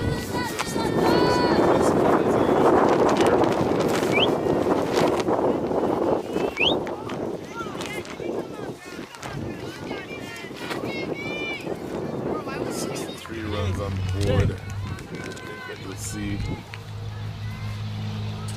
a bit of an indication there from Coach Clint Copeland indicating that she's probably, her delivers are being influenced by the wind. Goes around the wicket and immediately gets success. From around the wicket, looking to exacerbate that angle, going across the batter, but targets the stumps and knocks back the middle stump. So a couple of loose deliveries from Giovanna Aras, but striking right back to send back Darshana Karthik. That is the end of her day with the bat. The score becomes 63 for 3.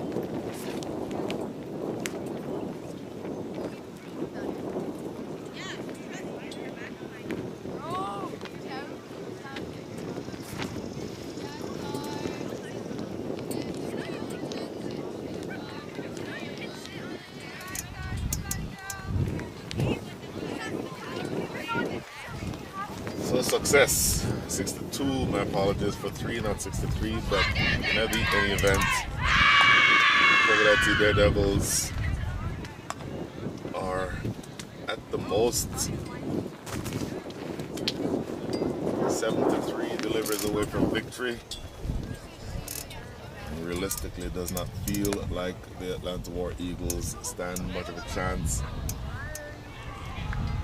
Brooke Shears, 17 from 17, and now the captain Habiba Badr is in.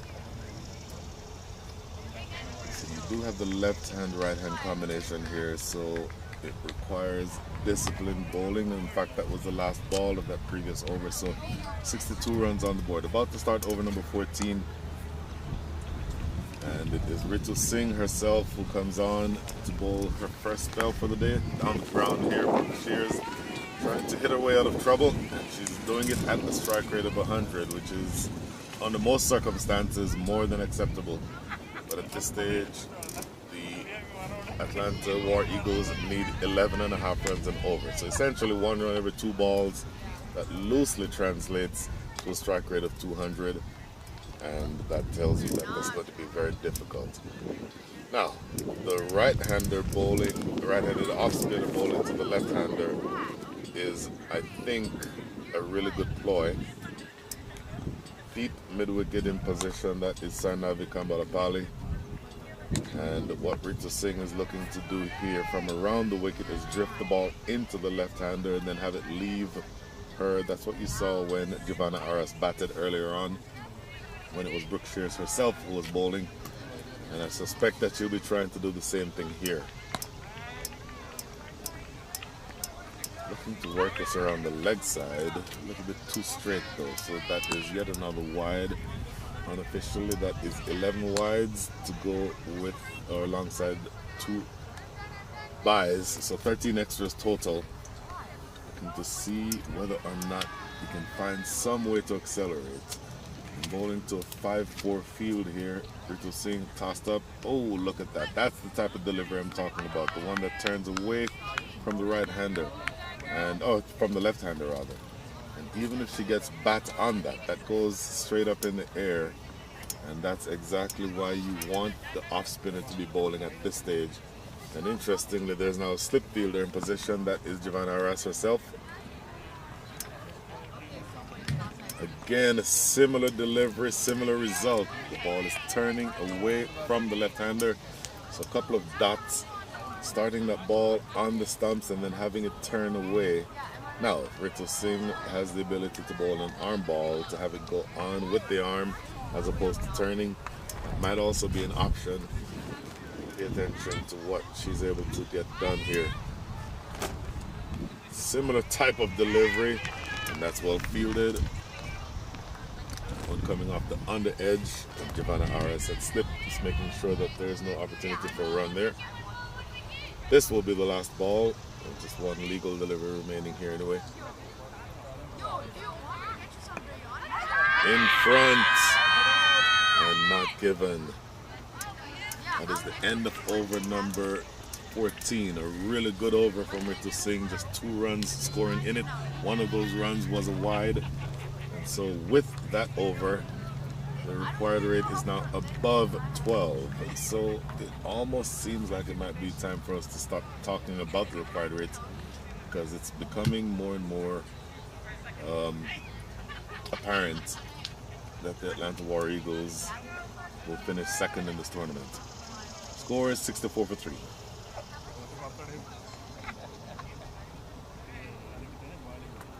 Your thoughts, bro?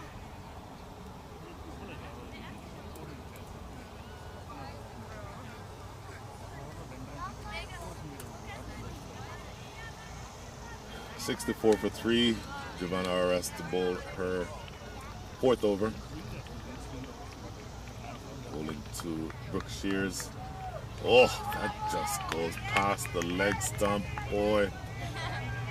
That almost kissed the leg stump on the way through to the keeper. Starts out with a dot here in over number 15. Another 136 runs needed for victory. 136 runs needed to be scored in the next 65 balls. Brooke Shears, 18 from 19. On the ground, that's a good looking shot. That's going to go for 4. Absolutely lovely. And she puts the foot down, Brooke Shears, and drills that down the ground. 2 straight for Sainavi Kambalapati, who is at mid-on. And you certainly like seeing that from Brooke Shears. She's now up to 22 from 20. And you might just hear the cheers of her teammates rooting her on. Interesting conversation going on between bowler and coach here, because Giovanna RS wants to move the fielder back to long on. Sainavi Kambalapati. Edge and gone! What a catch! At slip, the second catch taken by Ritu Singh. Absolutely brilliant stuff. This was flying, because Giovanna RS is very quick. The ball came at pace off of the edge, picked up pace off of the edge of the bat, and Ritu Singh with a snag which is probably head height to her left. That's what you get from an aggressive field, and that is wicket number 4. So Brooke Shears did very well while she was there, 22 from 21, 3 4s, but that wicket is a big one. And that is essentially, it feels like breaking the back of the batting of the Atlanta War Eagles. 68 for 4.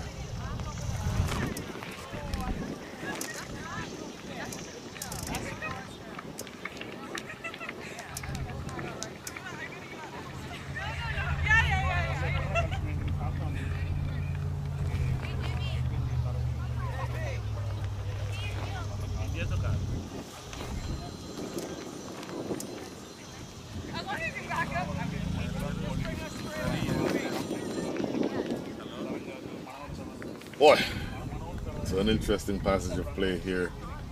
Big wickets. Brooke Shears has been dismissed. New batter is in, and Giovanna RS is fired up. And this is a really interesting field. The slip fielder is still there at short mid-on, and by short I mean in line with the umpire almost, is a new fielder. Looks for the slash. And not there. So mid-on is very short, almost in line with the umpire. And then you saw earlier it was Sainavi Kambalapati, who was at regulation mid-on, is now moved into a mid-wicket position on the edge of the circle. Still don't know who the new batter is, but First delivery to them is a dot. Going past the outside edge again for the second time. Couple of dots. This is going to be Rupvi Sakuja, who is the batter. And Rupvi Sakuja is being asked to join her captain, Habibu Bader. We'll see exactly how well they can do here, but they're up against it. Slow delivery, that's well bowled. And that is 3 dots. Make that 4 dots after the 4 that was struck down the ground. So excellent comeback for Giovanna Aras. End of over number 15. Last 10 coming up. The score is 68 for 4.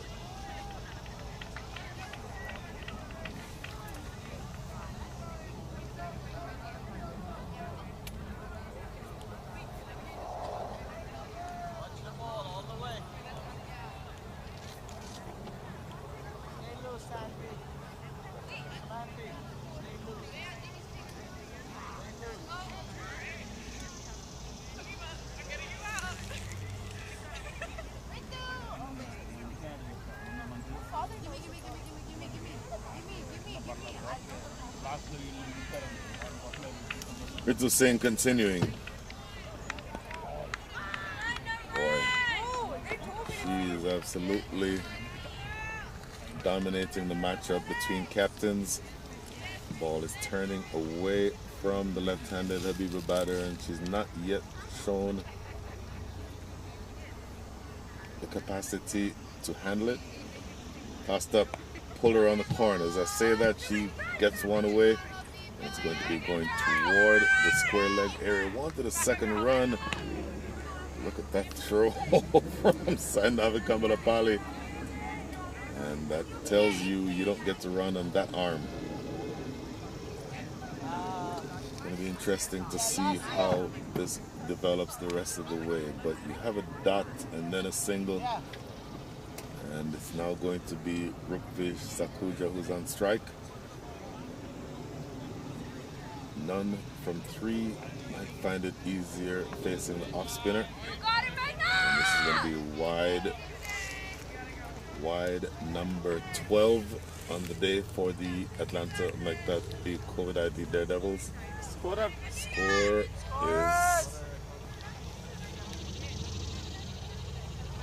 looking at where you are now. Another 130 runs needed in the next 58 balls. Going to be yet another wide, so that's a little bit of probably the only thing that Ritu Singh has not done well today. Of course, when she batted, scored 87 runs and has already taken 2 brilliant catches at slip in this match, in this innings rather. This one is on target, defended, no run. So Habiba Bader as the captain has 59 runs in this tournament, high score of 30. It's in the air and put away for 4. I tell you what, you need so much more of that. That made a really nice sound off the bat, put away expertly by Rupvi Sakuja. So you certainly need a whole lot more of that. Ritu Singh conceding 7 runs already in this over with 2 balls still to come, but my goodness, that is one that you want to make sure that you're able to do. Whether or not you're going to challenge in this game is probably secondary at this stage. You just want to make sure you give a good account for yourself, or give account of yourself. A dot for the 5th ball of the over, 9 overs and 1 ball remaining. So again, pretty much academic. You're 38% of the way toward the total in terms of the runs that you need. And only 9 overs remaining. Another good shot and 4 more. Absolutely planting that front foot and going over the top of mid-wicket for another boundary. 11 runs coming from the over. 11 is the highest number of runs that have been scored in this innings in any one over. So all is not lost yet. 11 from over number 16. The score is 79 for 4.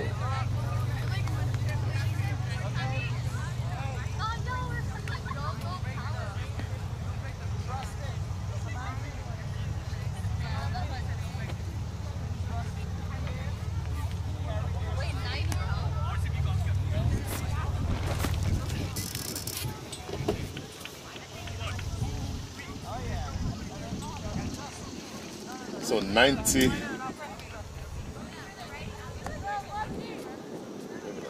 apologies. 79 for 4 is the score. Another 121 needed in the next 54 balls. Required rate over 13. Giovanna Arras coming back to bowl her last over. 4 overs, 2 for 14. Second of which of those 2 wickets was a fantastic catch at slip by Ritu Singh. Ritu Singh herself has just gone for 11 runs in her over, so she'll want to make amends. But in the meantime, this is Giovanna Arras coming to bowl her last over. Rapper on the pad, that's going to be very close, and she's given. That absolutely looked close. We're not directly over the bowler's arm, so I'm not 100% sure, but from here, that looks like at least hitting off stump, maybe middling off. And umpire Petal Samuel is not at all in any doubt, just raising that slow finger. The very first ball results in another wicket here for Giovanna Arras. And the score becomes 79 for 5.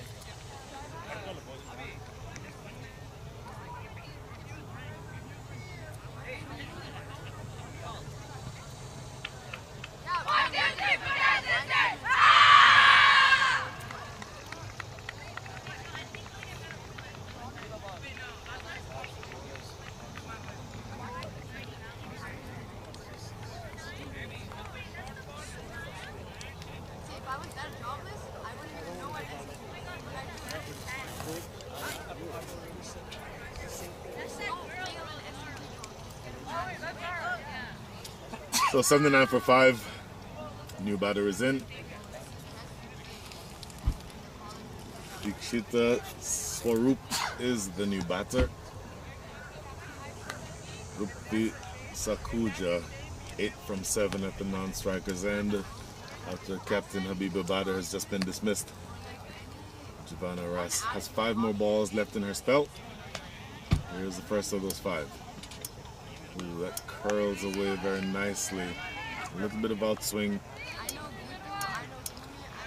And with 4 balls remaining, if you're Giovanna Arras, you just want to continue making a good impression, wanting to make sure that your disciplines as a national level player remain what they need to be.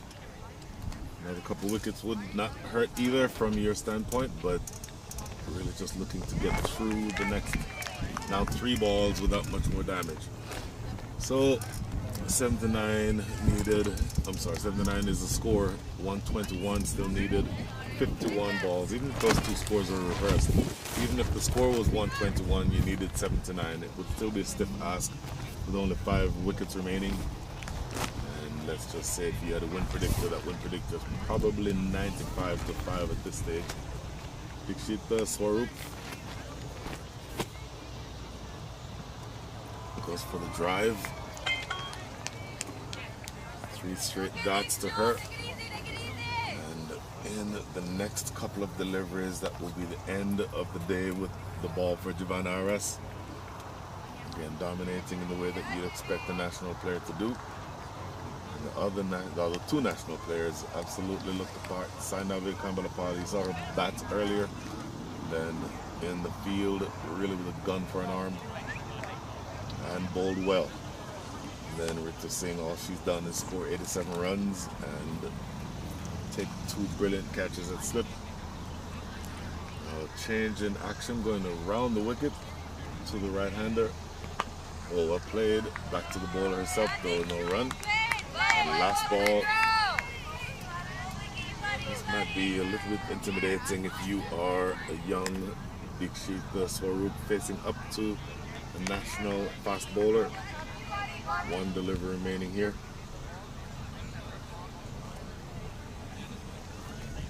Here is that last ball of over number 17. That is the end of the over. That is the end of a brilliant spell for Giovanna Arras. 5 overs, 3 for 14. Absolutely brilliant stuff from Giovanna Arras.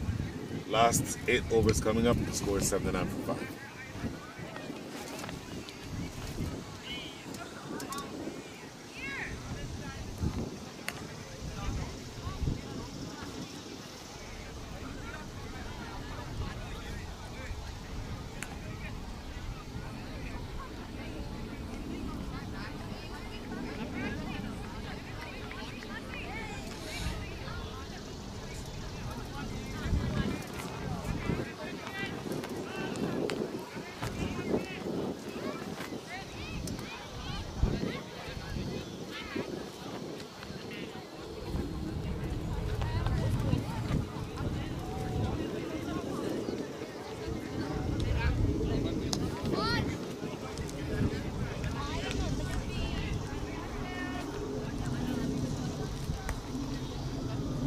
79 for 5.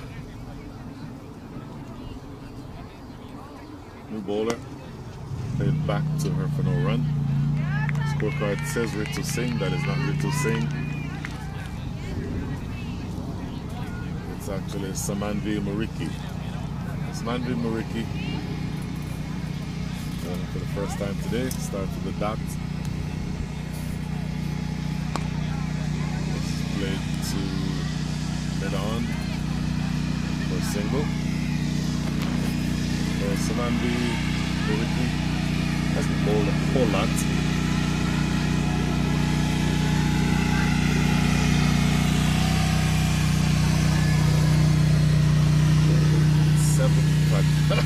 I stand corrected. Samanvi Mariki has actually bowled 13 overs in the tournament. Has taken 7 wickets. So my apologies for what I just said about Samanvi. Best bowling of 4 for 21. So, missed it. We have a no ball here. I missed that. So there's a no ball, a single into the outfield, and then a no ball. So I want to see a free hit here. In fact, we do have a free hit. See exactly what happens here. Not exactly sure what the no ball was. May have been an overstep for the big swipe. Wants a run here, not going to get it. So all of that, and then nothing happens. Got a single and then a no ball. So in theory, the free hit could have been more impactful than it ended up being, and all that results from that last play is that 3 runs have been scored in this over so far. Last over, the last 3 balls coming up. It's played to get off. Oh, run out opportunity. Gone. Boy, that was gone by a mile. Sainavi Kamalapali with a gun for an arm. And she actually did not throw that as hard as she needed to, as much as she typically does, because she realizes that she did not have to throw it very hard for it to get to the end and to run out. The runner coming from the non-striking end ends up being a pretty ordinary attempt. And for 6, 82 for 6.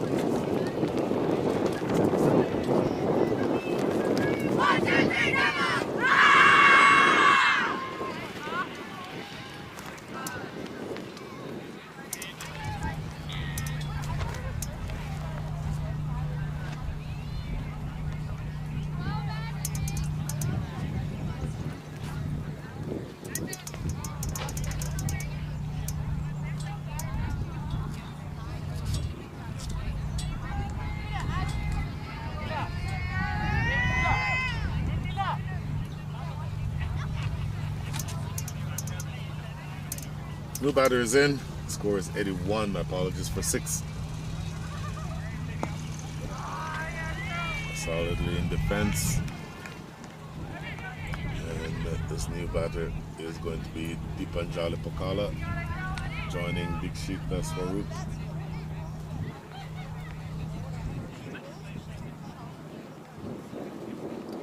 On the leg side, it's a quick single.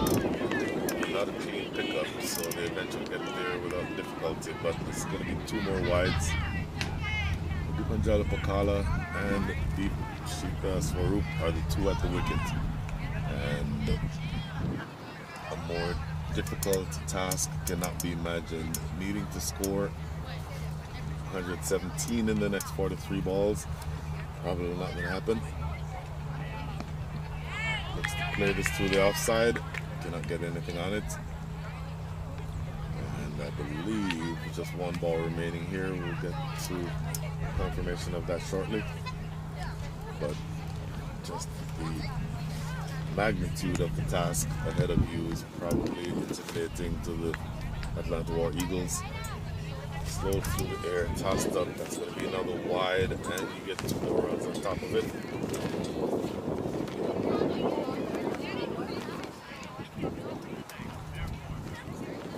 Still 1 ball remaining. 85 runs on the board. You're still needing another 115. So let's see what happens on this last ball.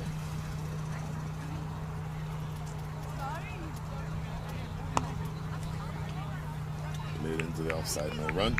That is the end of the over. And unofficially, the scoreboard has moved around a little bit. Actually, the score is now 83-6.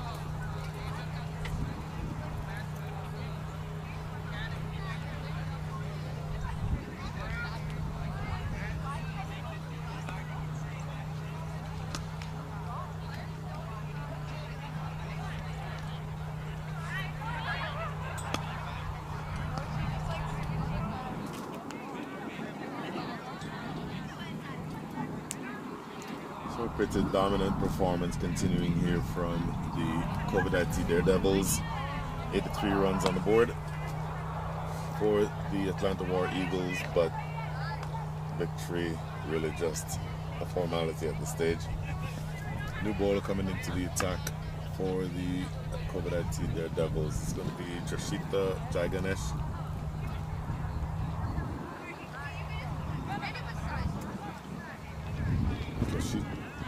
Joshita Jaganesh, right on over the wicket. Her first over here.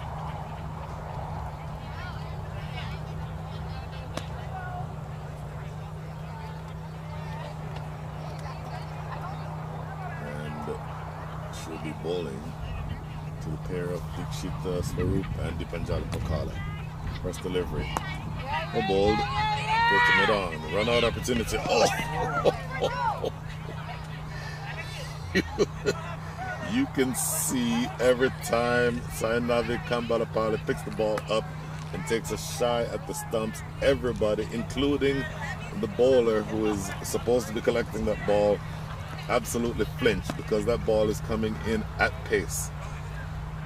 And it's going to be something to pay attention to the rest of the way because, boy, you don't ever want to run on that arm. Diving stop here, run out opportunity. No, they end up not taking on that run.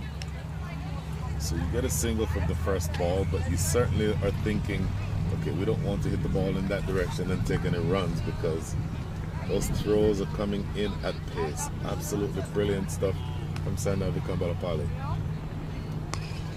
Inside edge, trickles to mid-wicket, they get a single. Run out opportunity, a direct hit, but she did make it in time. That's a good pickup from Ritu Singh. And a throw hits the stumps directly at the non-striker's end, but she does get home in time. Dipanjali Pokala. So with 3 balls remaining here in over number 19, you're down to the last 39 balls in the innings.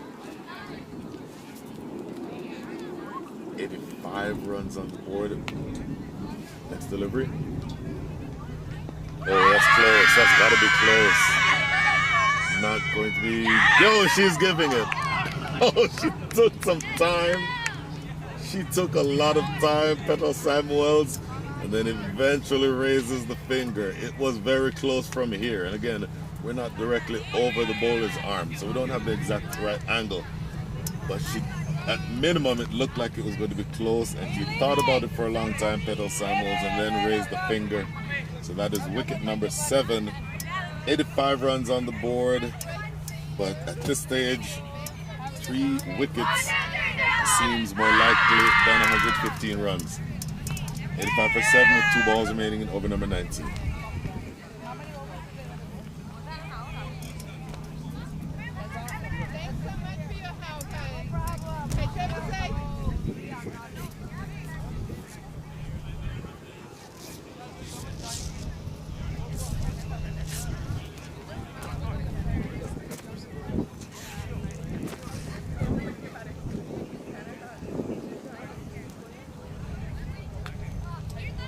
So 85 for 7 is the score. In her first over, Joshita Jaganesh has achieved success. Hi, Brent.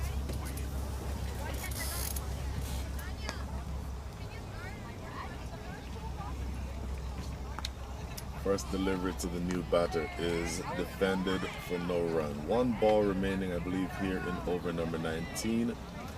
And I happen to be joined by somebody who probably prefer to be on the opposite end of the scorecard than the one that she's on. But Habiba Badr, good afternoon. How are you? I'm good, Brian. How are you doing? I'm excellent. You are playing against a very tough team that essentially has put together, I think, a very good account for themselves.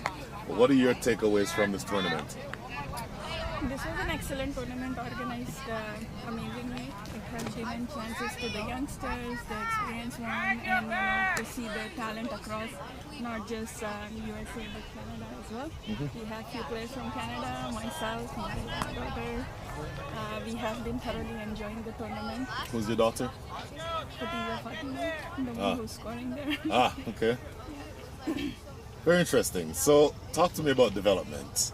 Particularly, I'm interested in knowing what you do in Canada and then how you think that might translate here. Yeah, so we are working on our grassroots development program, trying to bring more youngsters from the schools, colleges, and the immigrants who are interested and do not know the pathway and how to get into the system. We're trying to have career festivals, workshops, and different leagues to encourage them, not just with the hardball, but also the tennis ball and the tape ball, so that they can start somewhere and make their way up into the hardball. Where in Canada are you? I am based in Greater Toronto area. Okay. Another opportunity here. Oh, I'll tell you what, had that been collected, you'd have had wicket number 8. So you're based in Toronto, which means you can play cricket, 5 months out of the year? Yeah, technically. But even Outdoors.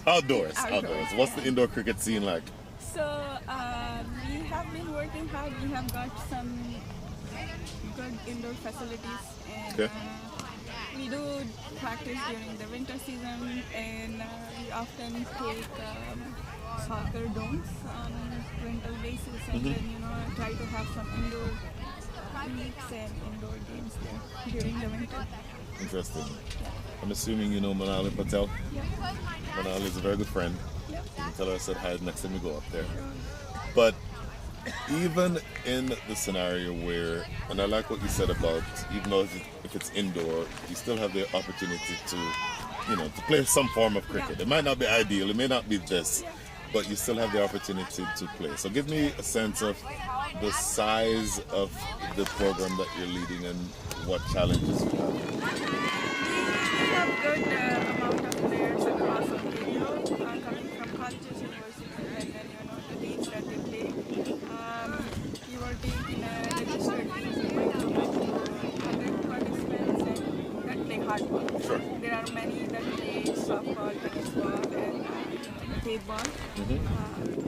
Our development officer is taking a tab on, and it has been year after year. Okay.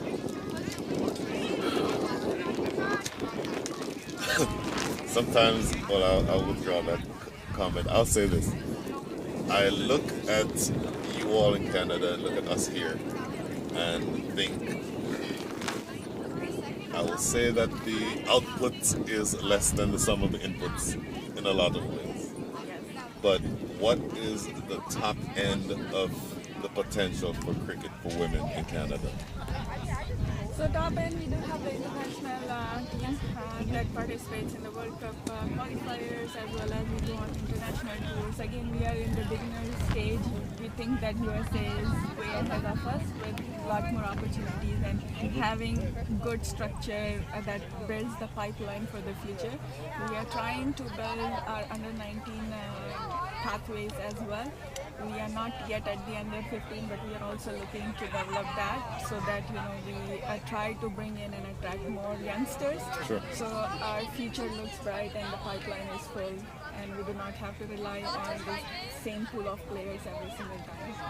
That is such an important point. The pipeline is important. Tell me about that pipeline. Is it all players from South Asia and the Caribbean, or do you have anybody who is, let's say, like Brooke in that pipeline? Yeah, so it is very interesting. Canada is a very diverse country, and we do have majority of them are South Asian, but there are good 30 to 40% of the mix, the Caucasians and the Afro-Americans and others from Caribbean who have migrated to Canada. It's interesting. So, I don't know what the population of Canada is. I know the population of the US is about 350 million, and of that 350 million people, probably 335 million don't know what cricket is. So, is it a similar dynamic in Canada? It is pretty much similar, but as we said, we are working on, getting the sports known, trying to bring more grounds and more stadiums. We don't have much turf like we do have in USA. That's why we often prefer to come travel here and play on the turf.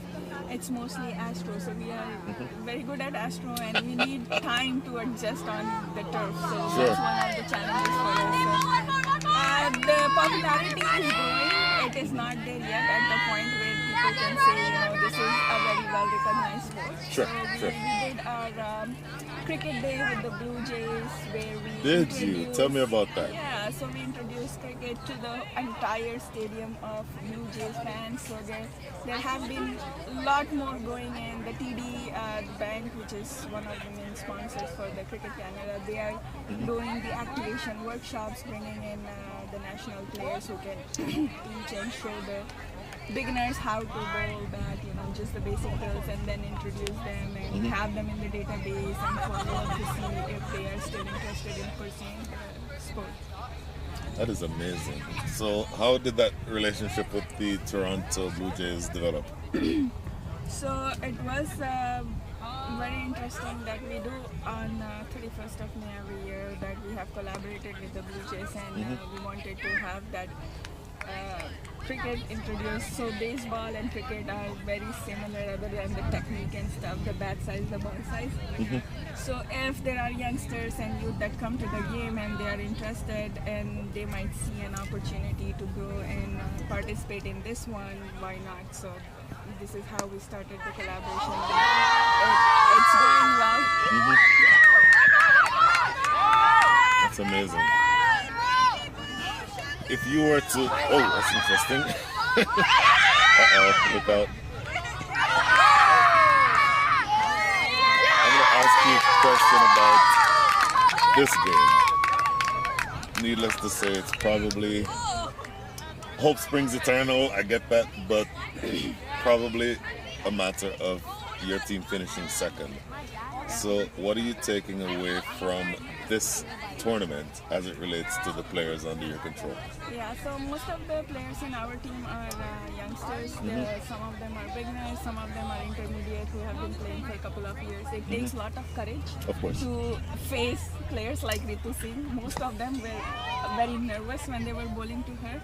The other end they were good, and so it's like not just the physical aspect, they also need to work on their mental aspect, and the mindset have to shift. It's not about the batter or the bowler, it's how you play the ball. So taking one ball at a time. It was very competitive tournament. It was very good to learn, and the opportunities everyone got, they now got to know where they are standing at and where they should be working on to get better and come back stronger at the next tournament. My final question for you, and I appreciate your time. World Cup is coming up sometime. When is the World Cup? The global qualifier. So we lost to USA, and USA advanced to the global qualifier. They will be traveling to Nepal. The dates have not been announced, but they are waiting on the Africa qualifiers to finish so that they get the final spot from there. And I think there is European one happening in Fiji in September. So after those, the final spots will be sealed, and I believe it would be November or December, or I think it's January that they will be traveling to Nepal to play the global qualifier.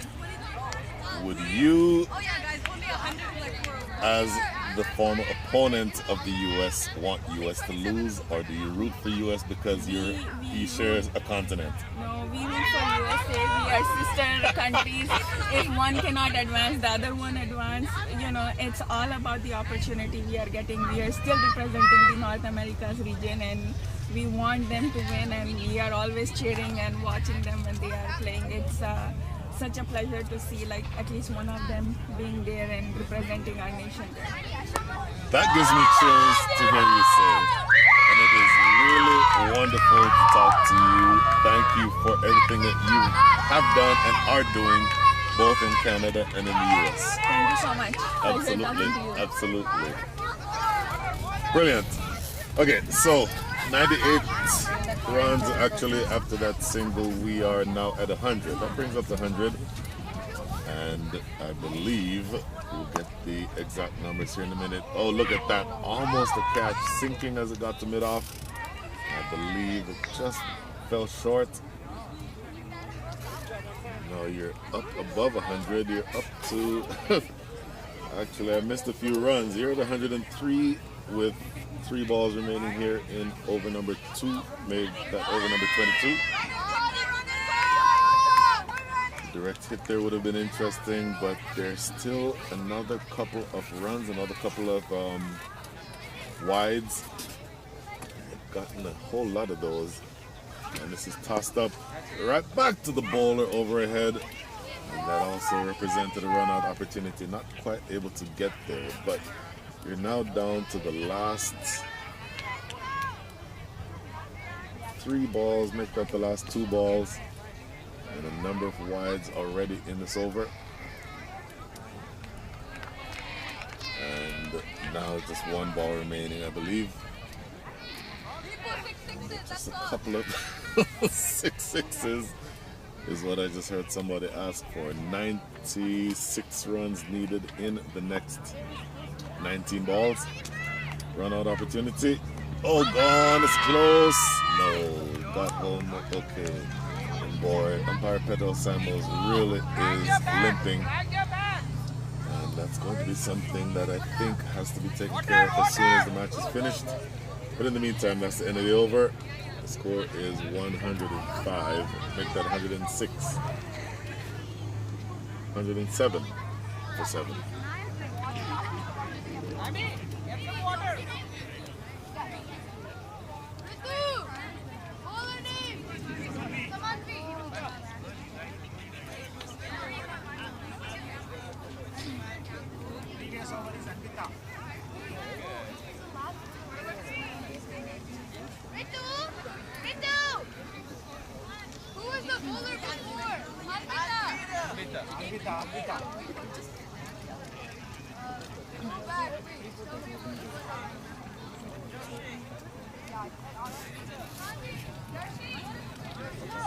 So end of over number 22, just the last 3 remaining.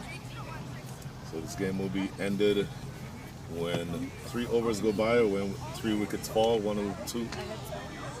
And so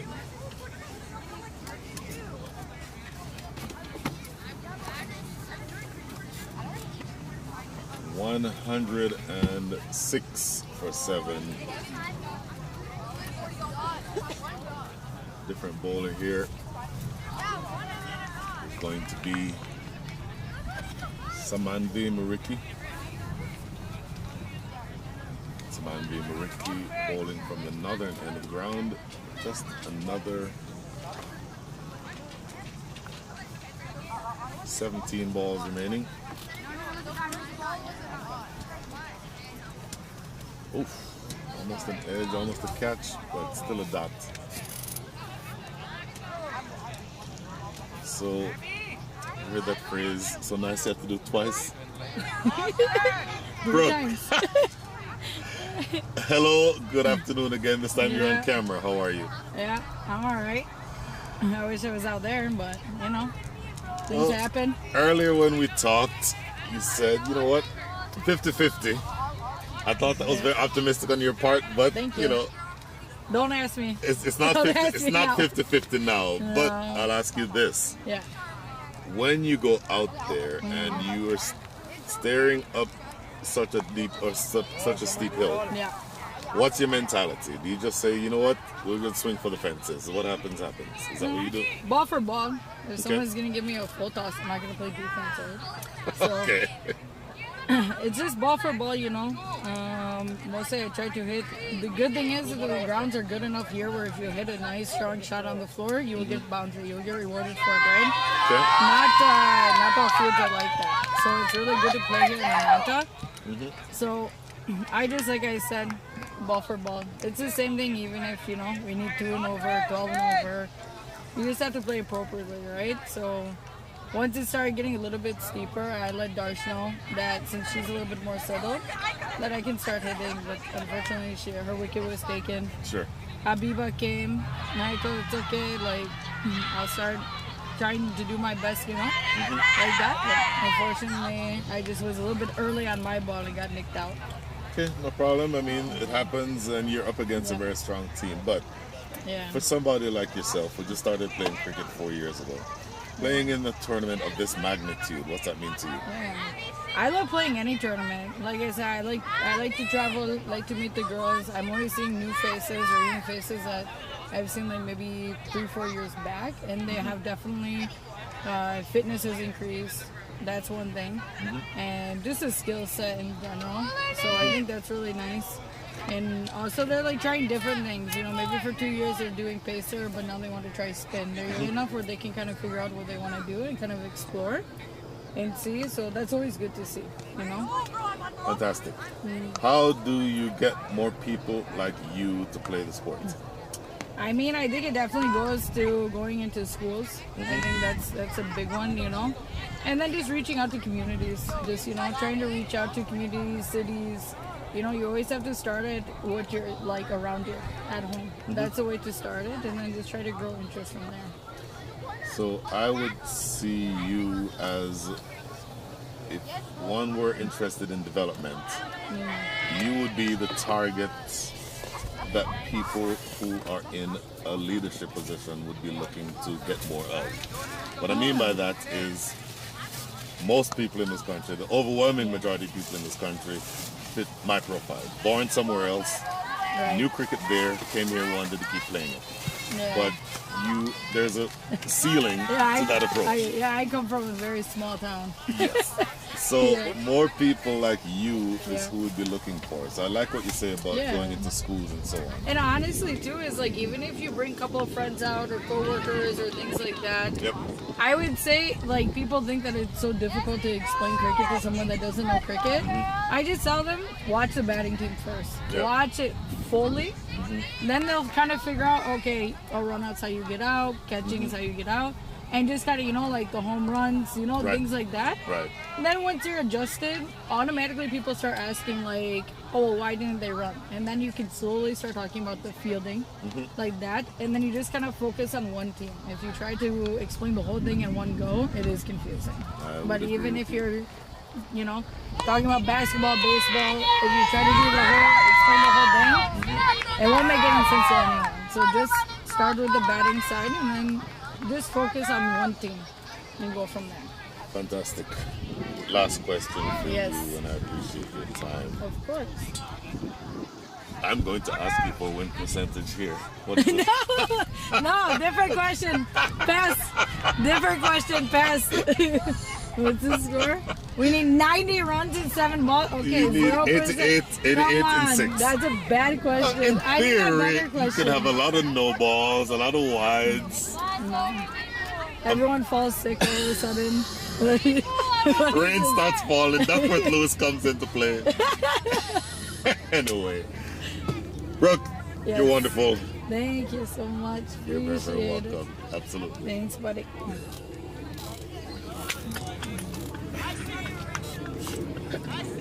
You knew that question was coming. So bad. So we're down to the last over. For what it's worth, there is 88 runs needed. 2 slips in position.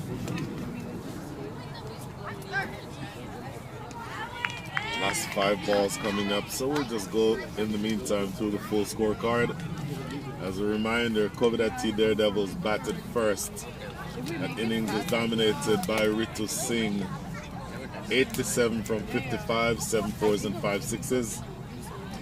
Sainavi Kambalapali, 16 from 13. Ayushi Singh, 15 from 21. And Lasya Bandaru, 18 from 19. Those were your batters. Of course, it would have been of a concern that there were 41 extras, 30 wides, so that certainly helped the opposition score.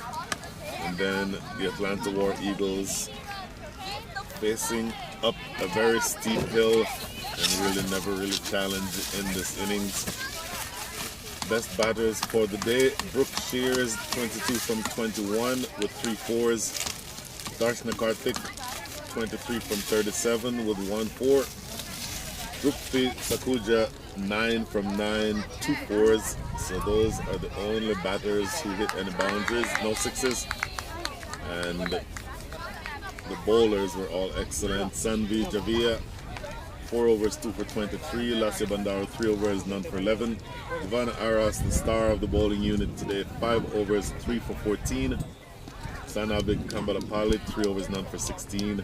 Ritu Singh, 2 overs, none for 13. Her second over went for 11, so she'll be probably disappointed in that effort because she's a perfectionist. But obviously, for me, easily the player of the match. And then Jashita Jaganesh, 1 for 12 from 2.2, and she's now into her last over. And so that is essentially the summary. The championship will be won here by the CovetIT Daredevils after you get through the next 2 deliveries, or the next 3 deliveries, my apologies. Here's the first of those 3, that's close. Not given. Our Petal Samuels moving around very gingerly, took a shot off of her ankle earlier, and we hope that she's going to be able to take care of that. In the meantime, we are down to the last over. We've had a few wickets fall, 8 of them in all. Swing and a miss. They might get a bye here. Throw, direct hit, gone. What a throw. And if you were going to coach the Atlanta War Eagles, you'd probably tell them that they need to slide that bat when they're attempting runs.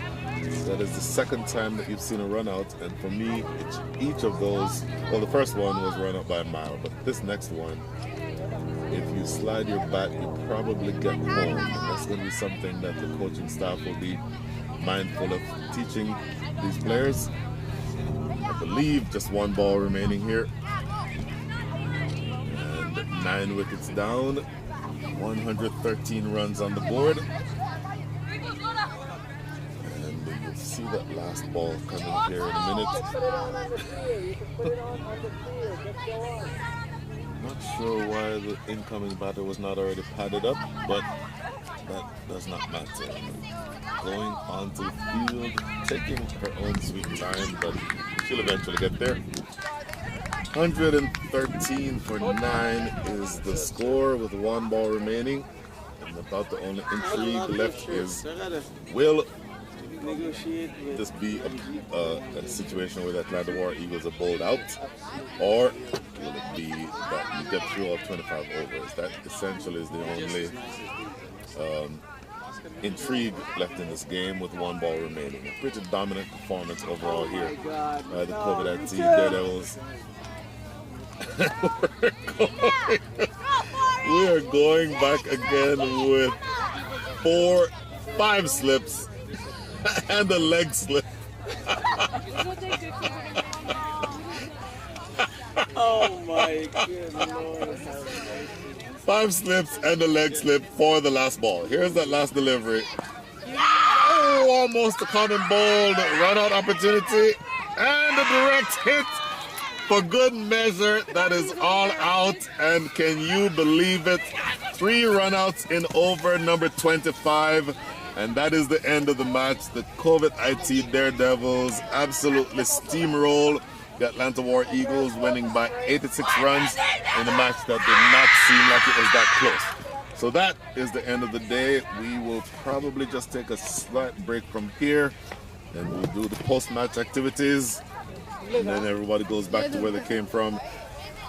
Ladies and gentlemen, it's been an absolute pleasure bringing these games to you for the last few days. And join us somewhere on a cricket field, somewhere in this country, for the next opportunity to see the National Women's Cricket League. In the meantime, say good night from here in Atlanta. Goodbye and good luck.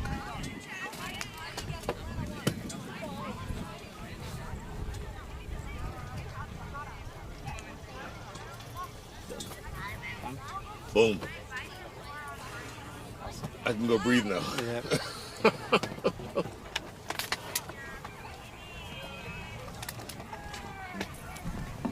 Nice meeting you, sir. Great meeting you as well. See you next time. I do. I know, and I said her name wrong again until the coach told me yesterday. That's okay. I eventually will get it right. I promise you I'm going to get it right from now on. Thank you. Thank you. Here. When are you driving in the flight? Don't you flight? Send this video to Prince's wife. Give it to Prince's wife. Pause the whole proceeding to wash Peter's feet before they could do that. Are you serious? मुझे निकलना है tent अभी चाहिए निकाल दो one more hand.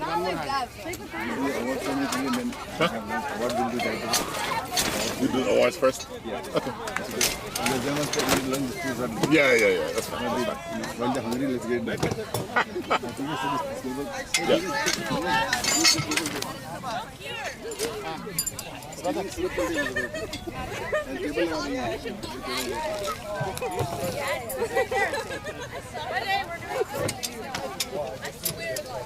Wait a minute.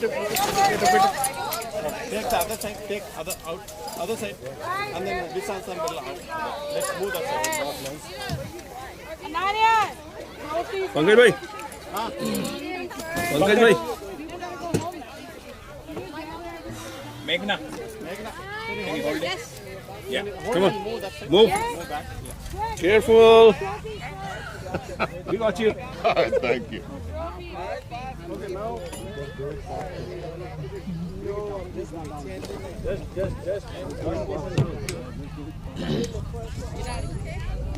You're staying for the trophies? Yeah. I'm waiting for the table. Can you? What?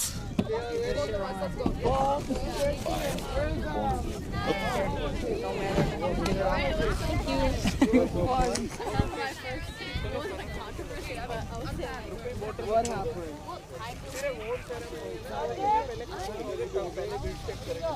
I'm managed. I'm just pretending, but I'm not a but I'll be a big I'm so sorry. That looks. What happened? I love it. I love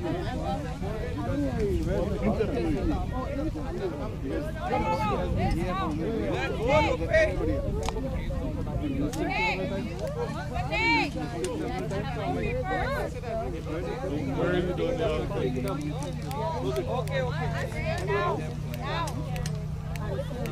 No, it should go down. It should go down.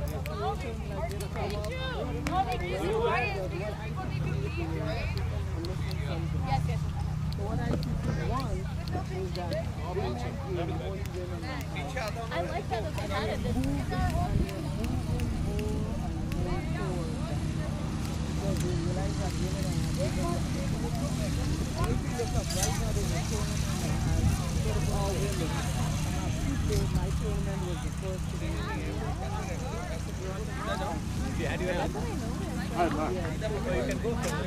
I think they want to do the awards first. I want to make sure.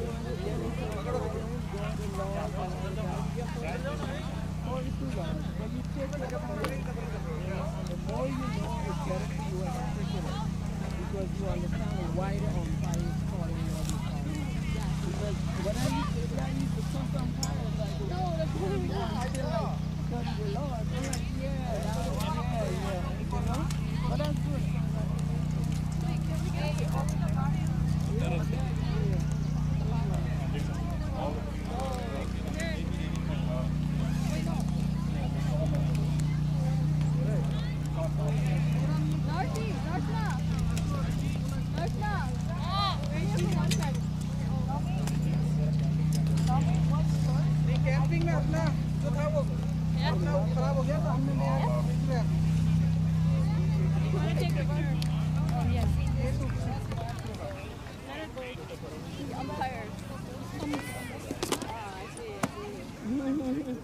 Let's bag the food. You gotta stand on either foot. Last year यहाँ पे Costco से लेकर आए तो पहले दिन ही टूट गया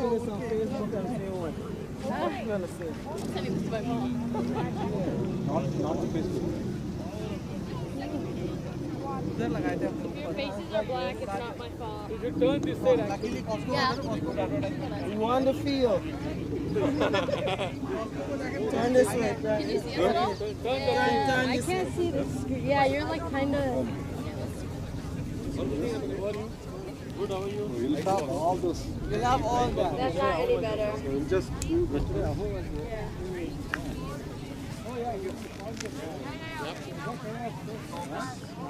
एक काम कर और एक काम है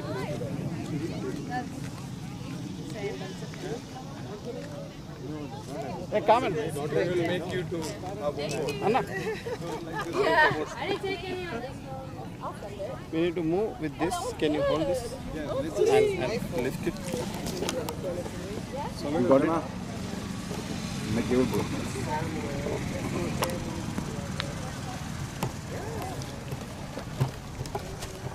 Wait, Dana, wait. Ranjit I've got it. thank you Gana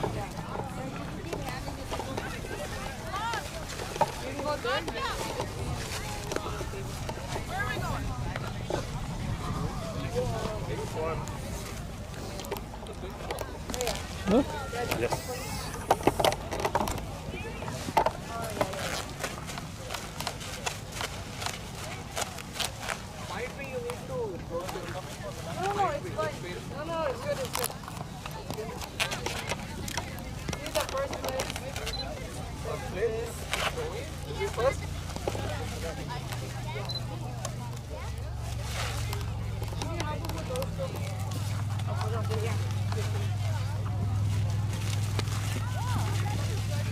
You just have to keep rotating.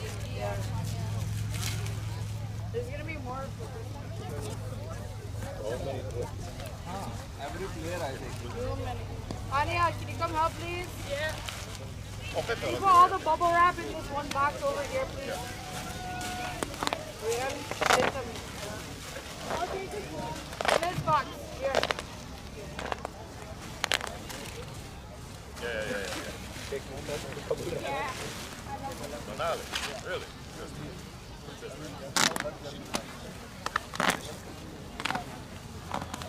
Rajat, we're ready.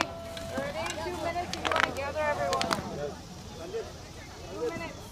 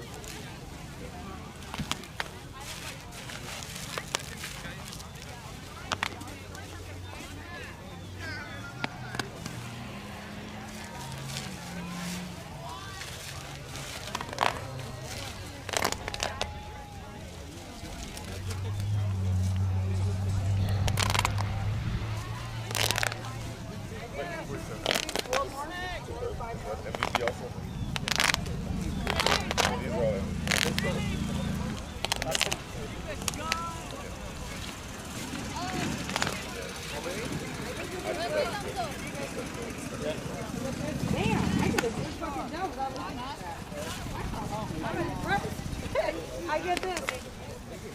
There we go. Yes. Go up, take it.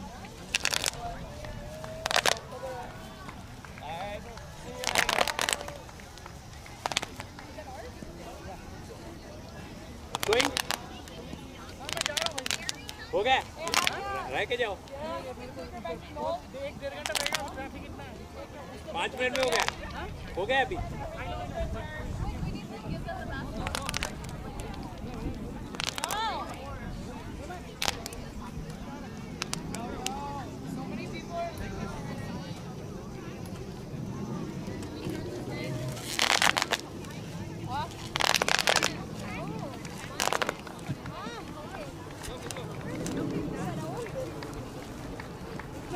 Stay, you are not staying? Huh? For this? I'll come. Oh. Starting now? I think in 10 minutes they are saying. Starting in 5 minutes. 5 minutes. 5 minutes? Yeah. If you want to go to Brand wrap from there too. they're into third position. They are winner, third position.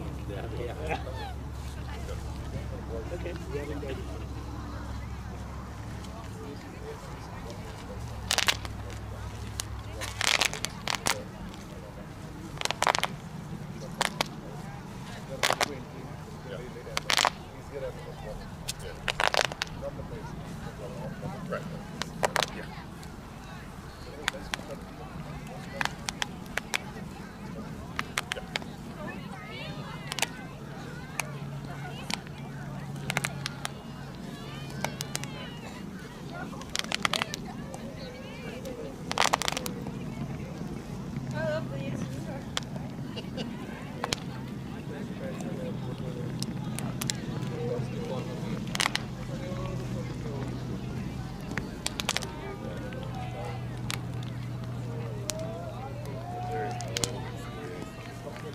Okay, got it.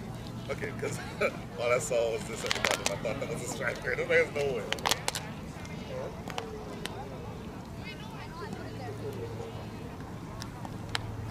टुप्पी खाना खा रही है ना सुनाया?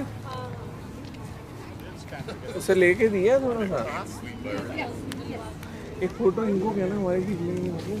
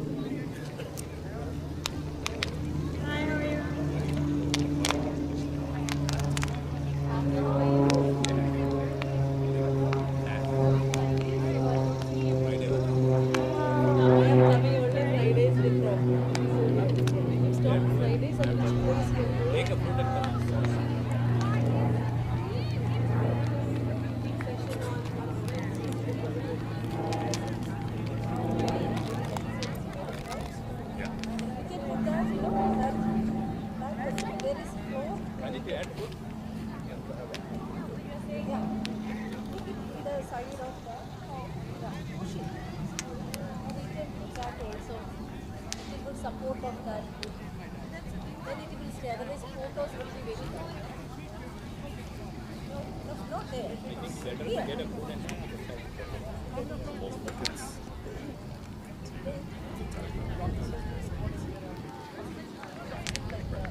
What I'm saying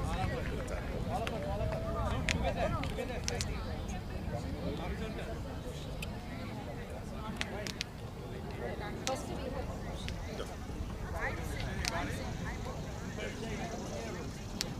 but I really put some weight on the chair. So how it is more? Now it's coming like this.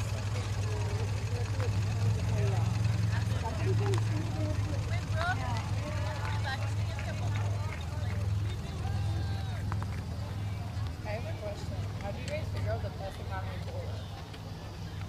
economy. Runs conceded divided by overscore.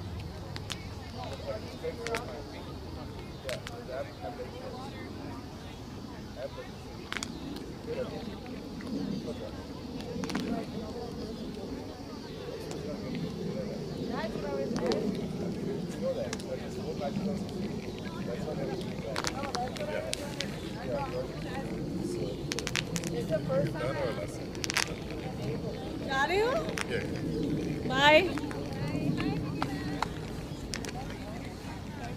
But I think they have, yeah, something there. Are we leaving? Hi, Kanna. How are you? Done, right? Yep. I just see water. I think it is.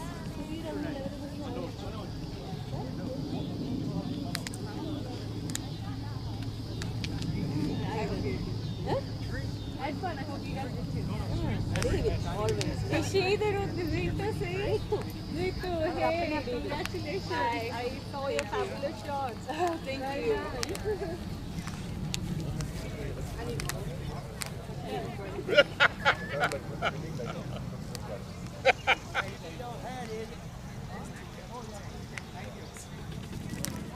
Good ball. It's the same ball, first one, exact same thing but lower. Like knee high. To her left. You need to. That was great. There are only 6 of them here. Yeah.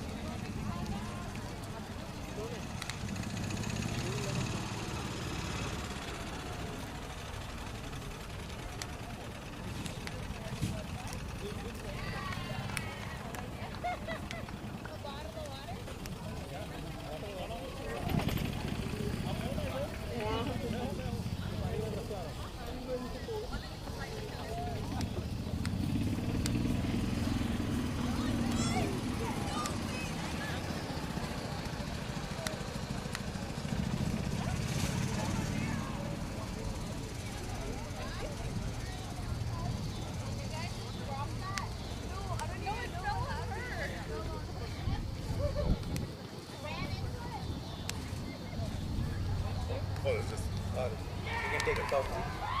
Did you take me in the picture? No, I made I was trying to see. because that is what I was trying to keep the hair also something like that. I post on social media, so I always no one else is keeping the back. No, I don't mind, but I want your picture to be and media to be clear. Become famous, I can. I'm good. Just joking, I'm an influencer, but I have a very low reach as of now. So you are local to Atlanta? Can all managers bring their players here, please? Players, yeah. Nidhi! Nidhi! Bring all the players.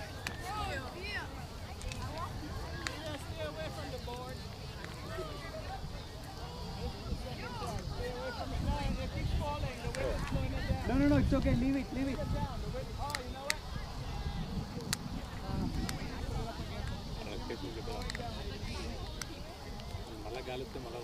CovetIT.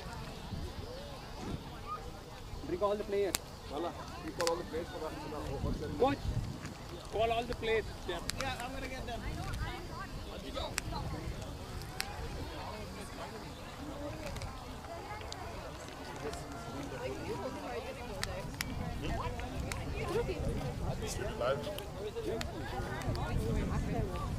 By tomorrow or the day after, I'll be now it's more like chaos.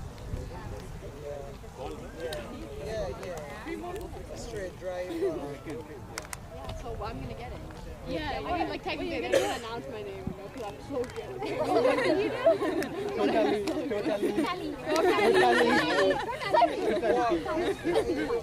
No, why they call it? I say I. Yeah, because you know. Who the better is straight? Oh yeah. Maybe I'll call you and I'll be like. Yeah. दोनों के लिए काम है.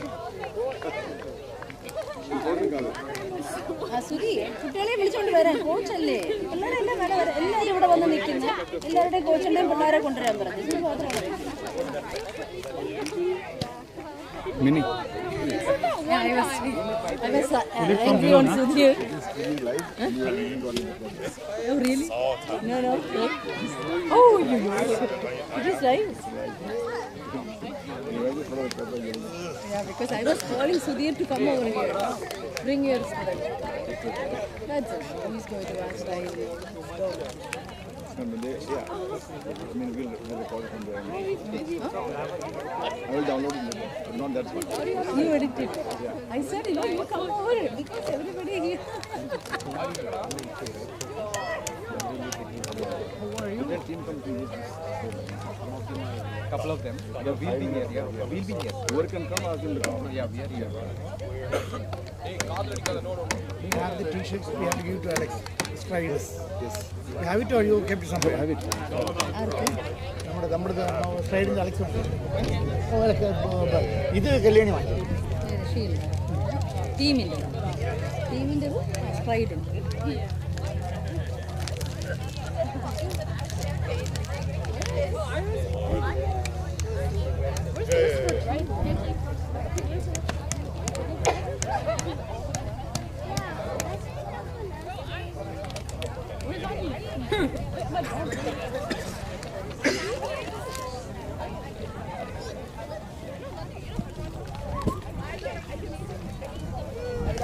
You gotta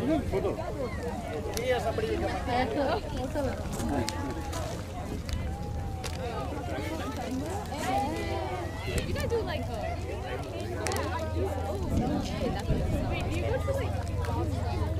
Oh my god.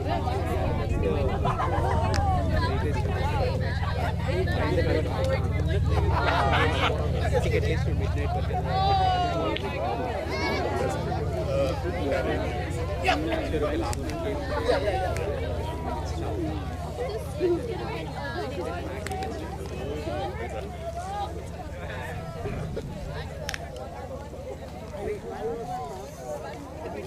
You're all wearing Crocs, bro. Wait, that's why they have so much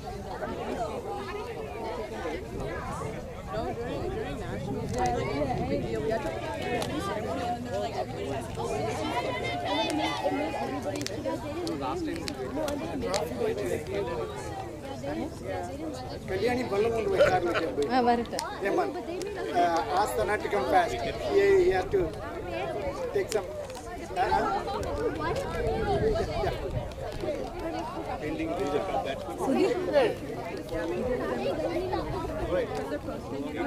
When we have legit.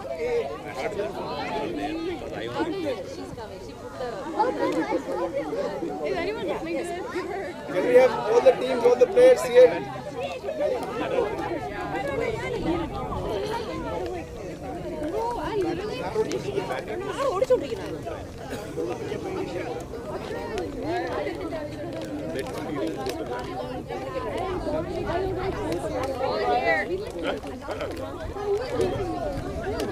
I got it. I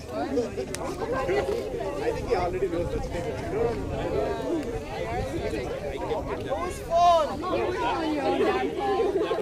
It was over by the common table, so maybe it's Rajat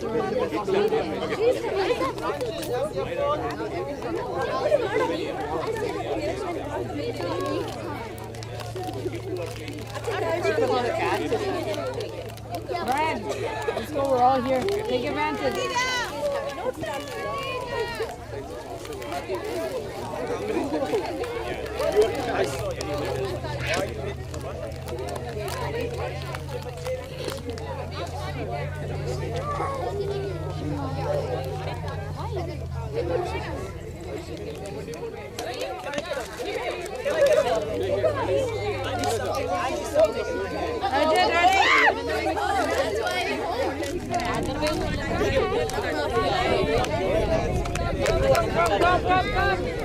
Let's get started with the award ceremony. Ladies! Everybody attention please. I want to thank everybody, all the players, especially all the parents who support this tournament. We traveled from all over the country, and for the first time after many years, we had a tournament where rain was not a factor. With all the games happened, all the works happened. Nice weather.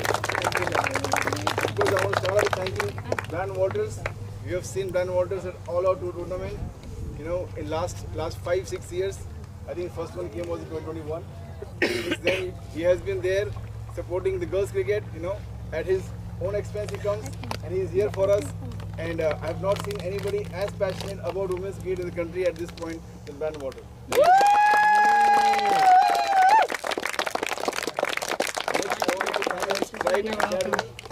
And Sana is here.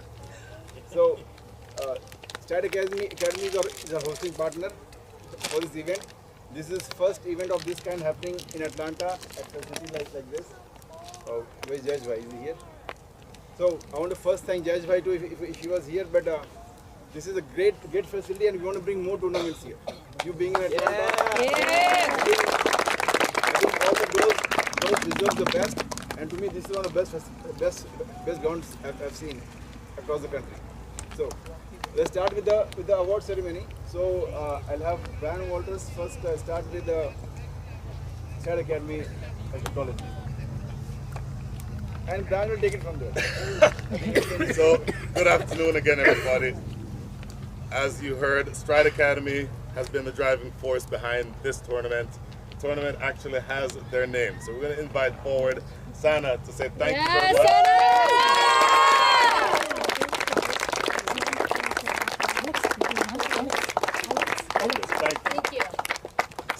you all have done an amazing job putting your resources behind. None of this happens without people and corporate citizens like yourself. So thank you all very much. So I know that everyone wants to go eat and go home at some point, so we'll fly through these as quickly as we can. First, I want to recognize all of the MVPs, the most valuable players for the group stage matches. The very first one, this might take a little bit of time, but in the Atlanta Super Lions versus Skybreakers match, Super Lions winning that, the most valuable player with 61 from 77, Mokshana Mala.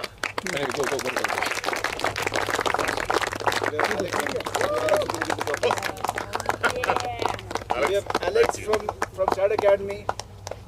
I don't think it's that one. We'll give the awards. She's big. She had the stomach. Oh.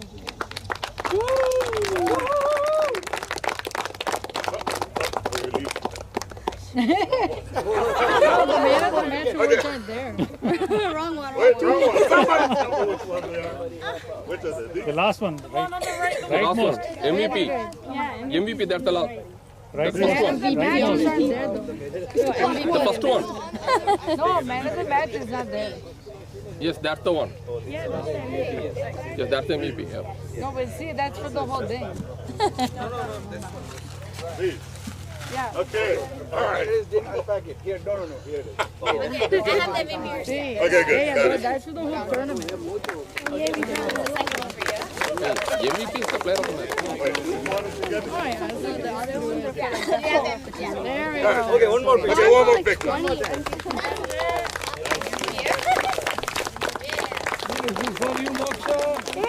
Come on, Moksha. We just needed to play ourselves in. We're ready now.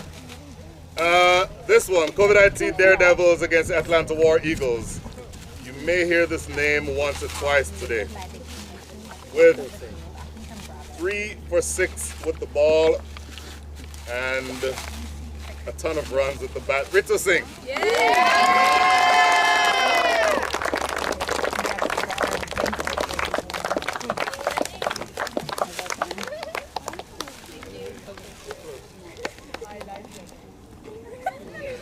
Yeah, Ritu, don't go very far. Okay, so the next one. The BC Titans against COVID Daredevils. Very close game. 4 for 3 with the ball, 11 from 9 with the bat. Ritu Singh.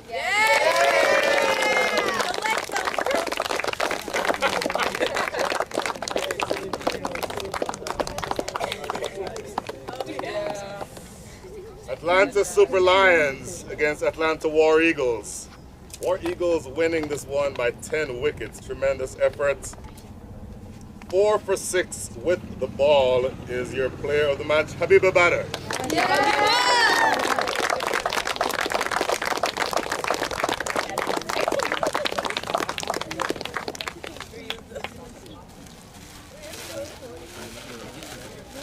CovetIT Daredevils against the Skybreakers. CovetIT Daredevils 193 for 6. Player of the match, 2 for 6 with the ball, 68 from 33 with the bat. Ritu Singh.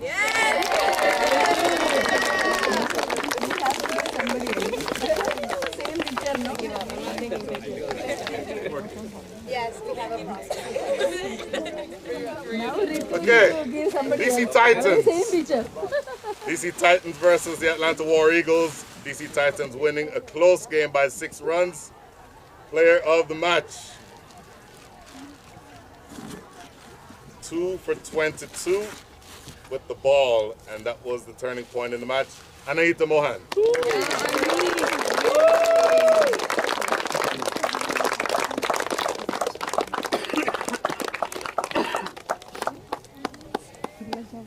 Atlanta War Eagles, Skybreakers. Another close game. Atlanta War Eagles winning this one by 5 runs. 41 from 47 with the bat. Your player of the match is Ananya Anish.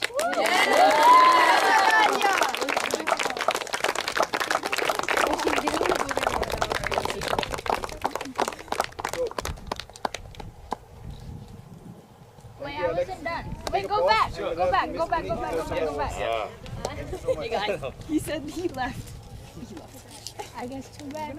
No pictures. So, this one, we have an official player of the match, and then, let's call it, we could not recognize the second player. This match, DC Titans versus Atlanta Super Lions. DC Titans winning it by 19 runs. The official player of the match is Aradhya Kaushal. Where's Aradhya? Okay. Not here. No, we already got it. And- She already got it. Anybody else can. No, she already received it. Okay. She got it. Oh, shit. Okay. She already got it. And we cannot not recognize the history in the history of the NWCL. For the very first time, we had a player with a hat trick. Come on up, Adhika Ganapati.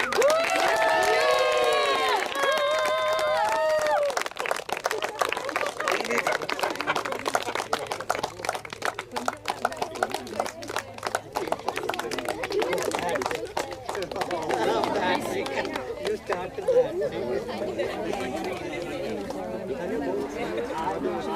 Next one. Atlanta Super Lions against the CovetIT Daredevils. CovetIT Daredevils winning it by 9 wickets. Your player of the match, 3 for 10 with the ball, Lasya Bandaru.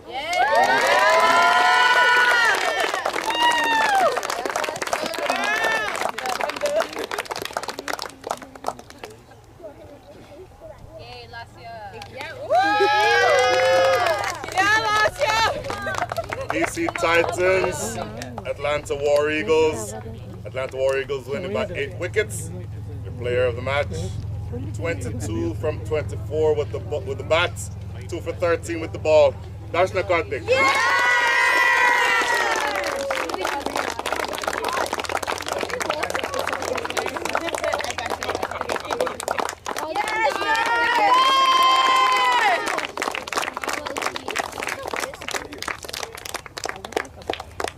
Next one, CovetIT Daredevils, Skybreakers. CovetIT Daredevils squeaking by the margin of 147 runs.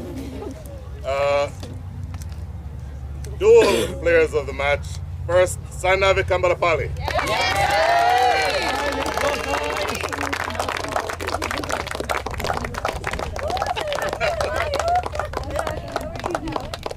This is a good side, guys. By the way, I never did say what you did. Sainavi, 57 from 29. Congratulations. And the second player of the match in this match, 4 for 21 at the ball, Samanvi Muriki.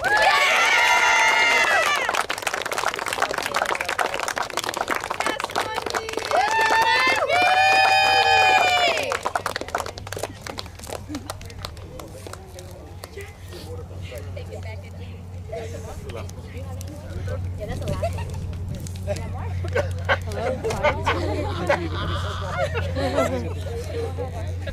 Okay. Atlanta Super Lions versus DC Titans. DC Titans winning it by 5 wickets. The player of the match, 2 for 2 with the ball. Tremendous effort, Nidhi Choka. Yeah, Nidhi. Yes, Nidhi.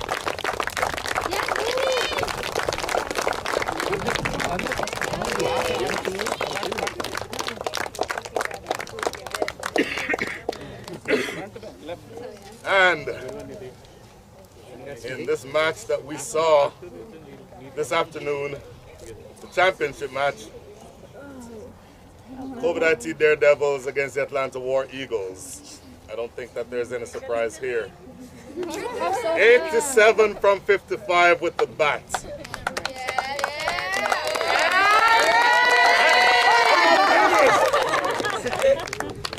Two of the best catches that you will ever see at slip. Ritu Singh.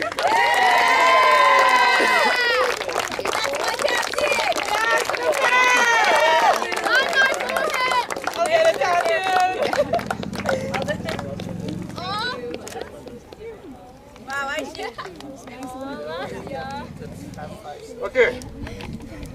You will forgive me if you hear this name more than once today. We're in the individual awards. Best batter, highest number of runs, 259 runs. Ritu Singh.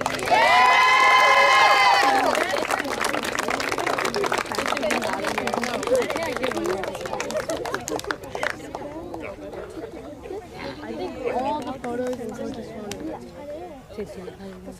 Yeah, he told me. Yeah. Next one. This award is for the best batter in terms of strike rate. 187 strike rate, insane. Ritu Singh.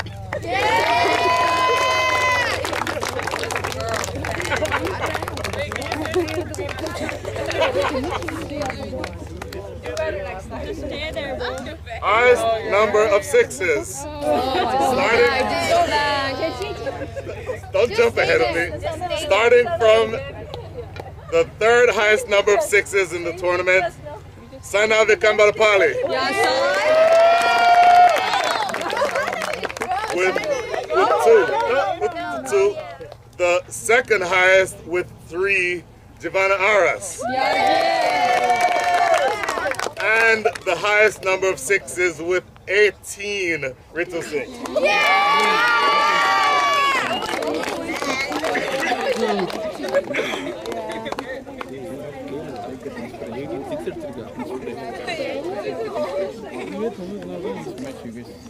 It feels like we may have to rename this tournament the Ritu Singh Invitational. Now we're into the bowlers. Third most number of wickets from the Skybreakers, Aroni Panchwag. Second highest number of wickets with 8, Lasya Bandaru. The highest number of wickets with 9, Ritu Singh.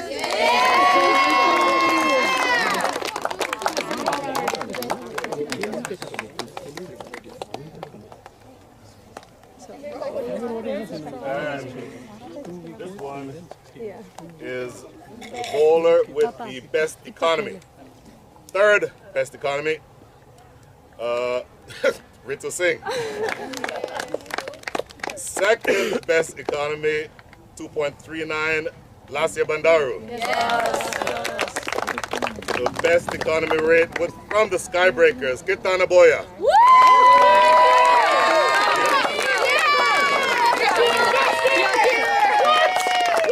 Why are we not in uniform? Yeah, Kiddo! Wow, she's so nonchalant. She really lost. Like, you didn't even know you were getting.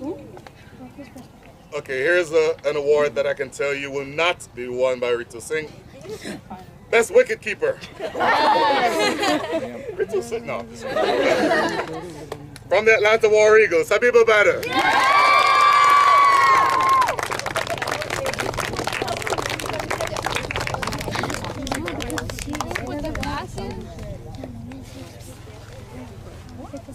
And finally, the most valuable player of the tournament from 5 to 1. The 5th ranked player, Darshna Karthik.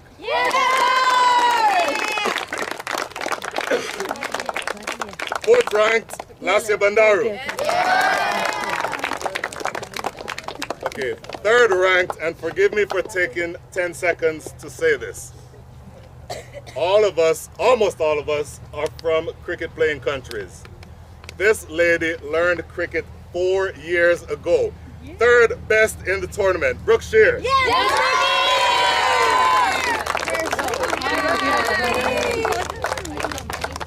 Second best, Sainavi Kambalapali. And the most valuable player of the tournament,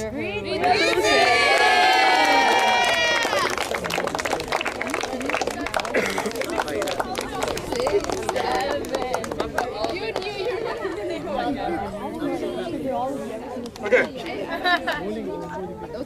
Now, ladies and gentlemen, allow me to recognize first the runner-up of the finals. I'm going to invite forward the captain of the Atlanta War Eagles, Habiba Bader. Habiba. So first this and then a quick word of review.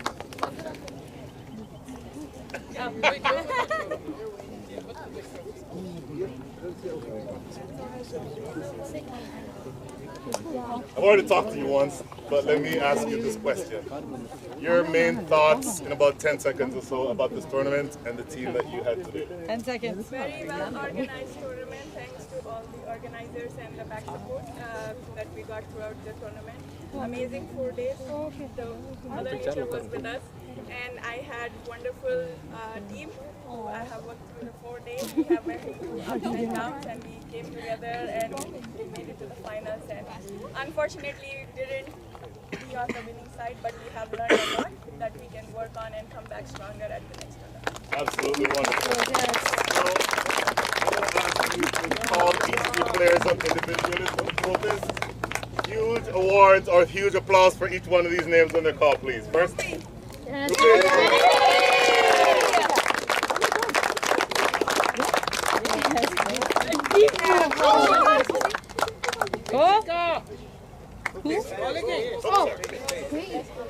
Go. Oh. Yes,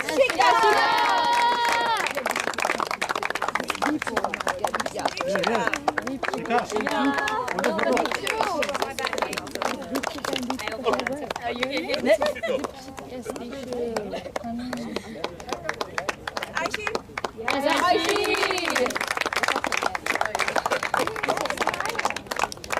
Hi, Makla. Hi, how are you? I like your dupatta. Very cute.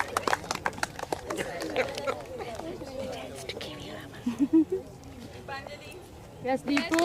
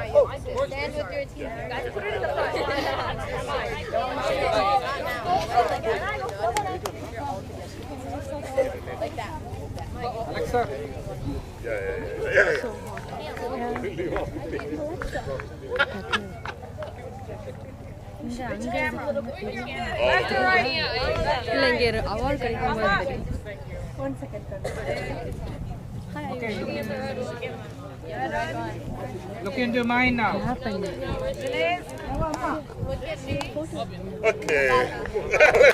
get this show on the road. Yeah, Ashi. Okay, so guys, the last thing before we recognize the team that was the best team on the day, I want to thank particularly the 2 umpires who worked the final today. So, I want to first thank all the umpires for last 4 days. You know, this game cannot happen in a smooth fashion without good and quality umpires. We had great umpiring. Last 4 days, we had very little issues here and there. Today, the 2 umpires could not make it. 2 of our female players, who are a little bit senior, stepped up to do umpiring. Come on, Hania and Rishika.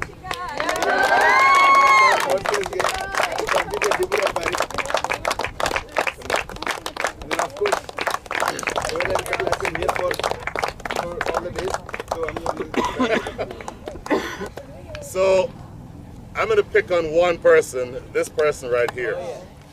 For those of you who are not aware, this lady is not only a Hall of Famer, literally, but she has done the ring and everything to prove it. But the work that she has done in this space for women's cricket, not just in Georgia, but throughout the country, is absolutely phenomenal. Let's also have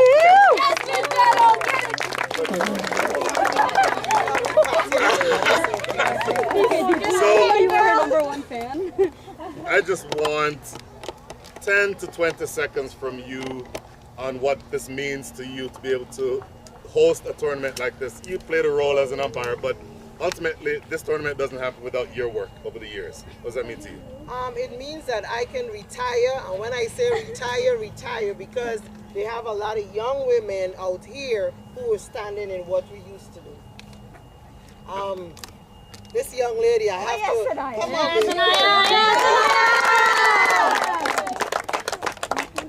This is our future. Y'all are already here, but this young lady represents our future, and I mean USA cricket future. If you do not help young ladies like this, give them the opportunity. She was bringing water to her team, not sluggishly, but running out enthusiastically every time she had to bring water. So ladies like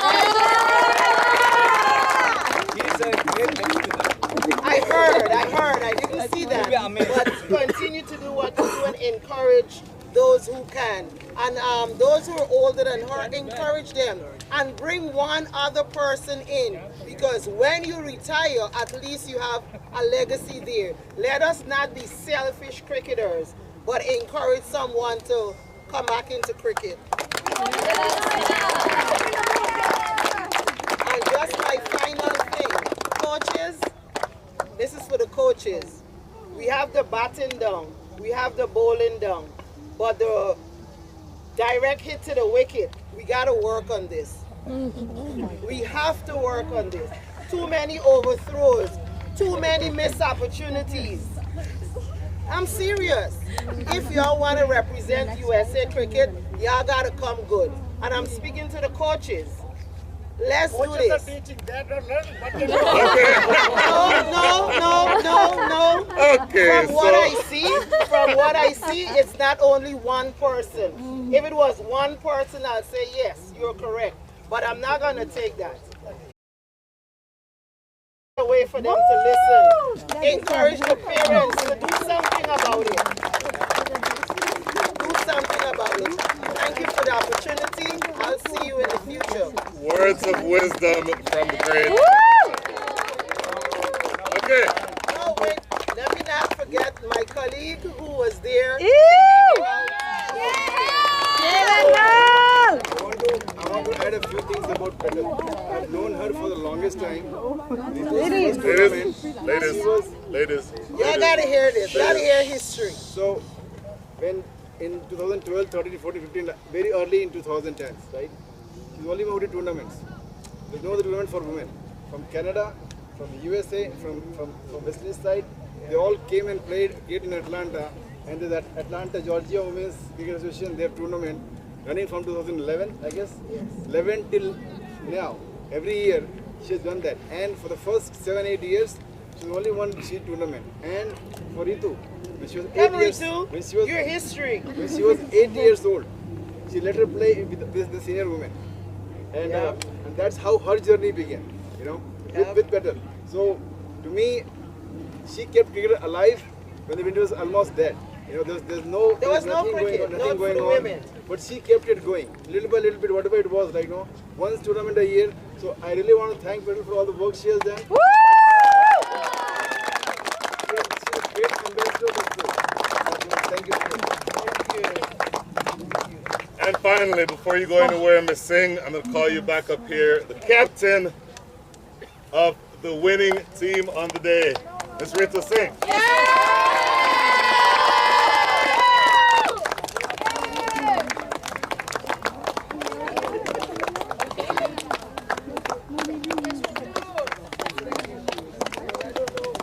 So Ritu, one question for you.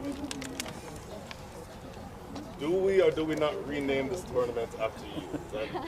We're doing that? I see a lot of potential, especially in my team. Like, I've nurtured these girls, and like Sanvi, I want to mention you, because she's our opening bowler, and she was the only one confident enough to say, I want to slip first, and then that became like a trend-setting thing. So thank you, Sanvi. And then with like GB and some of our other senior players, I'm sure there's a lot of future. Absolutely brilliant. So I'm going to ask you to do the same thing. Call each of your players up individually. Yeah.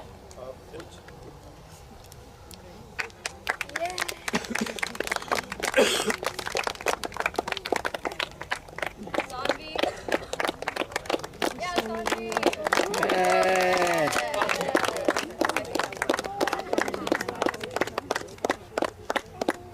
Aishi. Yeah, Aishi.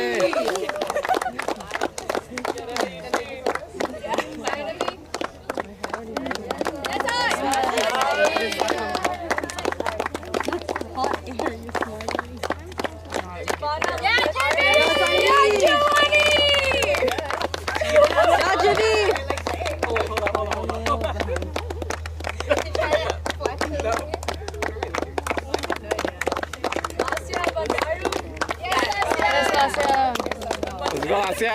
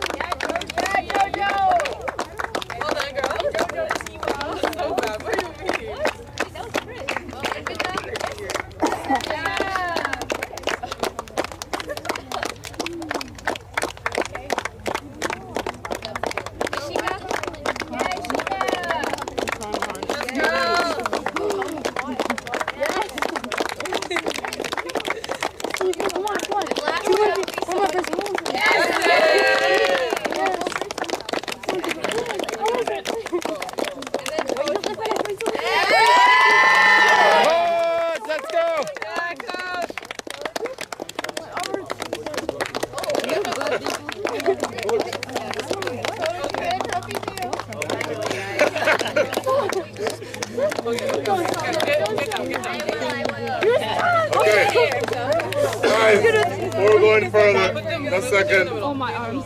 Hang on. I'm going to pull rank and pick on somebody.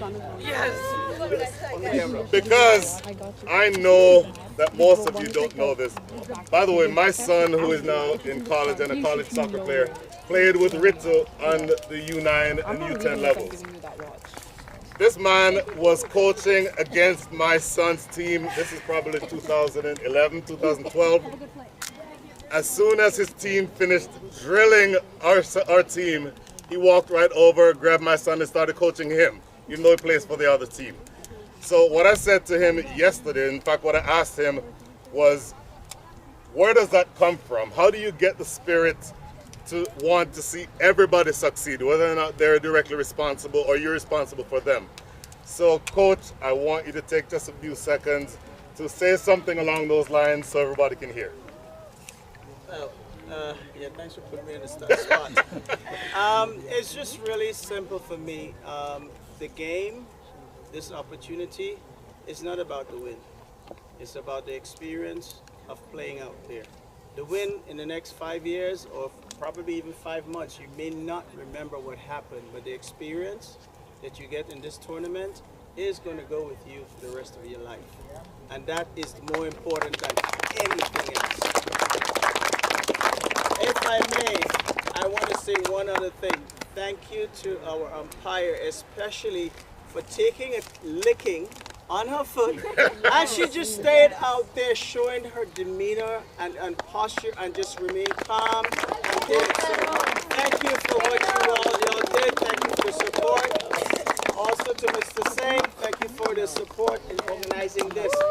Not to forget those gentlemen on the carts. Yeah. Look at the thank you for the gentlemen that supported these young ladies and creating this opportunity. So the only thing that I'm going to request is that we take these fields and move them to California, please.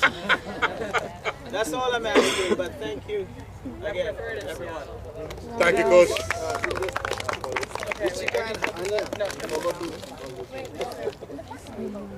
Michigan Hani, they needed umpiring for the for today's game. Please come forward. They both did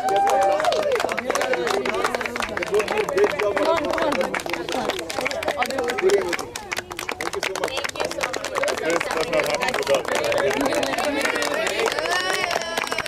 So then, once again, let us recognize the champions for 2025.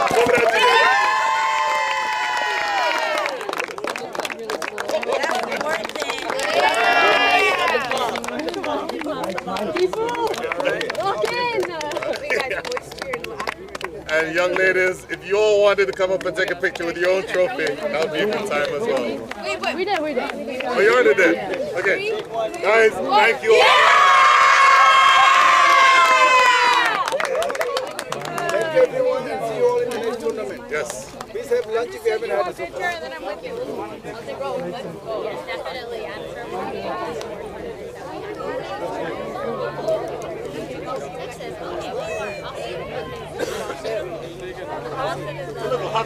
Oh, yeah, I bet.